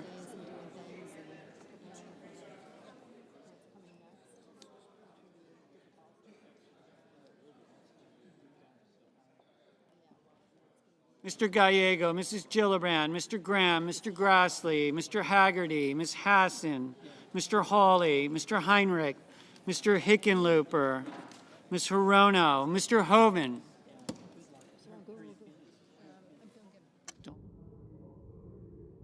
Mr. Husted, Mrs. Hyde-Smith, Mr. Johnson, Mr. Justice, Mr. Kane, Mr. Kelly, Mr. Kennedy, Mr. Kim, Mr. King.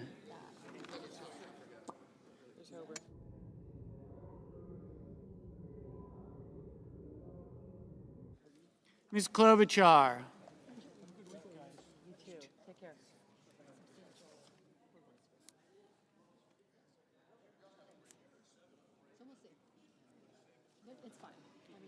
Mr. Langford, Mr. Lee, Mr. Lujan, Ms. Lummis,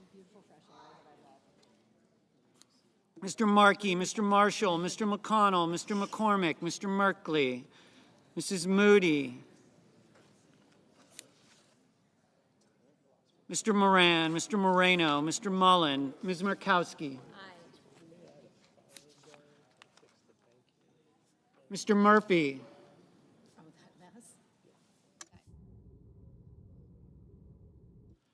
Mrs. Murray, Mr. Ossoff, Mr. Padilla, Mr. Paul, Mr. Peters, Mr. Reed, Mr. Ricketts, Mr. Risch, Ms. Rosen, Mr. Round.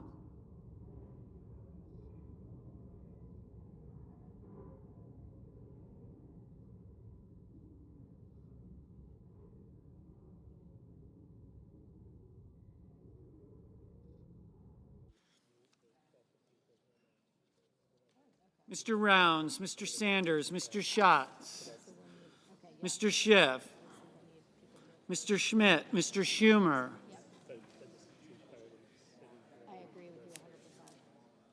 Mr. Scott of Florida, Mr. Scott of South Carolina, Mrs. Shaheen, Mr. Sheehy, Ms. Slotkin, Ms. Smith, Mr. Sullivan, Mr. Thune, Mr. Tillis, Mr. Tuberville, Mr. Van Hollen, Mr. Warner, Mr. Warnock, Ms. Warren, Mr. Welch, Mr. Whitehouse, Mr. Wicker, Mr. Wyden, Mr. Young.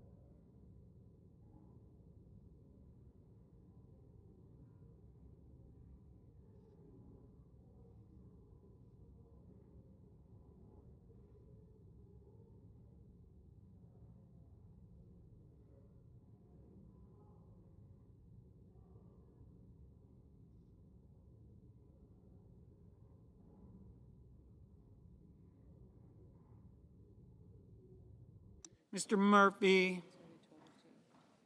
No.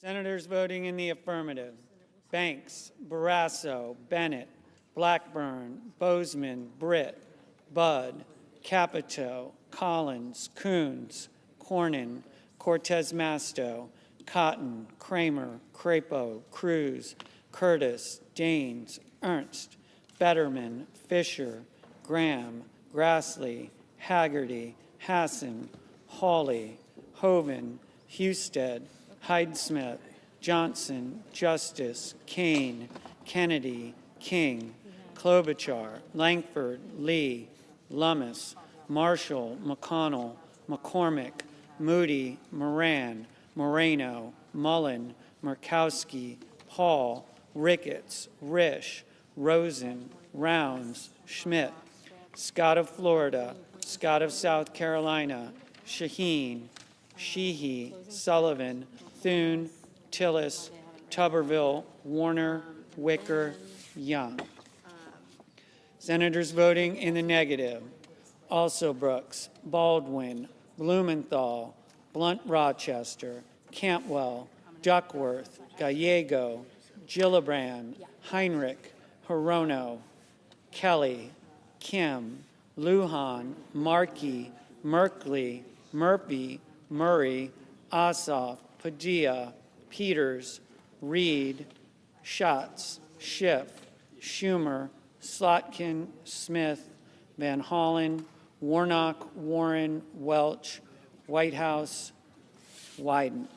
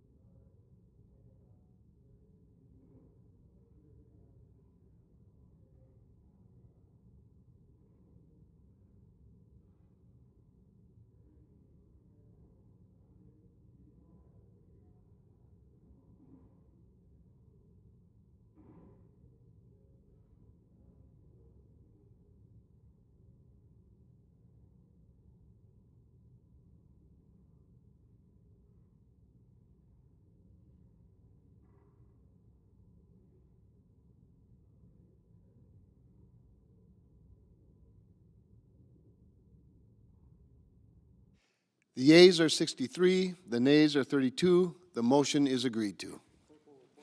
The clerk will report the nomination. Department of State, Christopher Landau of Maryland to be Deputy Secretary. Mr. President, Republican Whip. move to proceed to legislative session. The question is on the motion. All those in favor say aye. Aye. Opposed, no. The ayes appear to have it. The ayes do have it. The motion is agreed to. Mr. President, I move to proceed to executive session to consider calendar number 38. The question is on the motion. All those in favor say aye. Aye. Those opposed, no. The ayes appear to have it. The ayes do have it. The motion is agreed to. The clerk will report the nomination. Nomination, Executive Office of the President, Michael Kratsios of South Carolina to be Director of the Office of Science and Technology Policy. Mr. President, I send a cloture motion to the desk. Clerk will report. Cloture motion, we, the undersigned senators, in accordance with the provisions of Rule 22 of the Standing Rules of the Senate, do hereby move to bring to a closed debate on the nomination of Michael Kratsios of South Carolina to be Director of the Office of Science and Technology Policy, signed by 17 senators as follows. Mr. President, I ask consent that the reading of the names be waived. Without objection. Mr. President, I move to proceed to legislative session. The question is on the motion. All those in favor say aye. Aye. Those opposed, no. The ayes appear to have it. The ayes do have it, and the motion is agreed to. Mr. President, I move to proceed to executive session to consider calendar number 44. The question is on the motion. All those in favor say aye. Aye. Those opposed, no. The ayes appear to have it. The ayes do have it, and the motion is agreed to. The clerk will report the nomination. Nomination, Department of Health and Human Services, Jayanta Bhattacharya of California to be Director of the National Institutes of Health. Mr. President, I ask consent the reading of the names be waived. Without objection. Mr. President, I move to proceed to legislative session. I send a cloture motion to the desk. I send a cloture motion to the desk. The clerk will report. Cloture motion, we, the undersigned senators, in accordance with the provisions of Rule 22 of the Standing Rules of the Senate, do hereby move to bring to a closed debate on the nomination of Jayanta Bhattacharya of California to be Director of the National Institutes of Health, signed by 17 senators as follows. Mr. President, I ask consent the reading of these names be waived. Without objection. Mr. President, I move to proceed to legislative session. The question is on the motion. All those in favor say aye. Aye. Those opposed, no. The ayes appear to have it. The ayes do have it, and the motion is agreed to. Mr. President, I move to proceed to executive session to consider calendar number 45. The question is on the motion.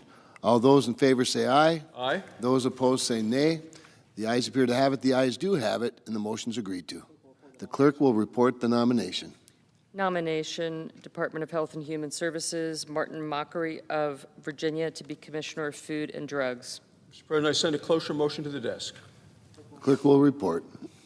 Cloture motion, we, the undersigned senators, in accordance with the provisions of Rule 22 of the Standing Rules of the Senate, do hereby move to bring to a closed debate on the nomination of Martin Mockery of Virginia to be Commissioner of Food and Drugs, Department of Health and Human Services, signed by 17 senators as follows. Mr. President, I ask consent the reading of these names be waived. Without objection. Mr. President, I move to proceed to legislative session.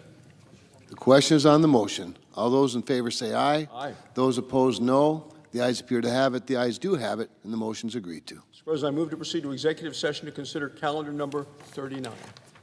Question is on the motion. All those in favor say aye. Aye. Those opposed, no. The ayes appear to have it. The ayes do have it, and the motion is agreed to. The clerk will report the nomination. Nomination, Executive Office of the President, James Bishop of North Carolina to be Deputy Director of the Office of Management and Budget. Mr. President, I send a cloture motion to the desk. The clerk will report. Cloture motion, we, the undersigned senators, in accordance with the provisions of Rule 22 of the Standing Rules of the Senate, do hereby move to bring to a closed debate on the nomination of James Bishop of North Carolina to be Deputy Director of the Office of Management and Budget, signed by 17 senators as follows. Mr. President, I ask consent the reading of these names be waived. Without objection. Mr. President, I move to proceed to legislative session. The question is on the motion. All those in favor say aye. Aye. Opposed, no. The ayes appear to have it. The ayes do have it. The motion is agreed to. Mr. President, I move to proceed to executive session to consider calendar number 48. The question is on the motion. All those in favor say aye. Aye. Those opposed, no. The ayes appear to have it. The ayes do have it, and the motion is agreed to. The clerk will report the nomination. Nomination, Department of Justice, Aaron Wrights of Texas to be an Assistant Attorney General. Mr. President, I send a cloture motion to the desk. Clerk will report. Cloture motion, we, the undersigned senators, in accordance with the provisions of Rule 22 of the Standing Rules of the Senate, do hereby move to bring to a close debate on the nomination of Aaron Wrights of Texas to be an Assistant Attorney General, signed by 17 senators as follows. Mr. President, I ask consent that the reading of these names be waived. Without objection. Mr. President, I ask unanimous consent that the Senate resume legislative session and be in a period of morning business for debate only with senators permitted to speak therein for up to 10 minutes each. Without objection. Mr. President, I ask unanimous consent the Senate now proceed to the en bloc consideration of the following resolutions which are at the desk. S-Res 129, S-Res 130, S-Res 131, and H-Con-Res 17. Is there objection to proceeding to the measures en bloc? Without objection, the Senate will proceed en bloc. Mr. President, I ask unanimous consent that the resolutions be agreed to, the preambles, where applicable, be agreed to, and that the motions to reconsider be considered made and laid upon the table all in bloc. Without objection. Mr. President, I ask unanimous consent that notwithstanding the upcoming adjournment of the Senate, the President of the Senate, the President pro tem, and the majority and minority leaders be authorized to make appointments to commissions, committees, boards, conferences, and interparliamentary conferences authorized by law by concurrent action of the two houses or by order of the United States Senate. Without objection. Mr. President, I ask unanimous consent that the committees be authorized to report out legislation on Tuesday, March 18th from 12 noon until 12:30 p.m. Without objection. Mr. President, I ask unanimous consent that when the Senate completes its business today, it adjourn and then convene for a pro forma session only with no business being conducted on the following dates and times: Tuesday, March 18th at 12:15 p.m. and Thursday, March 20th at 12 noon. Further, that when the Senate adjourns on Thursday, March 20th, it stand adjourned until 3 p.m. on Monday, March 24th.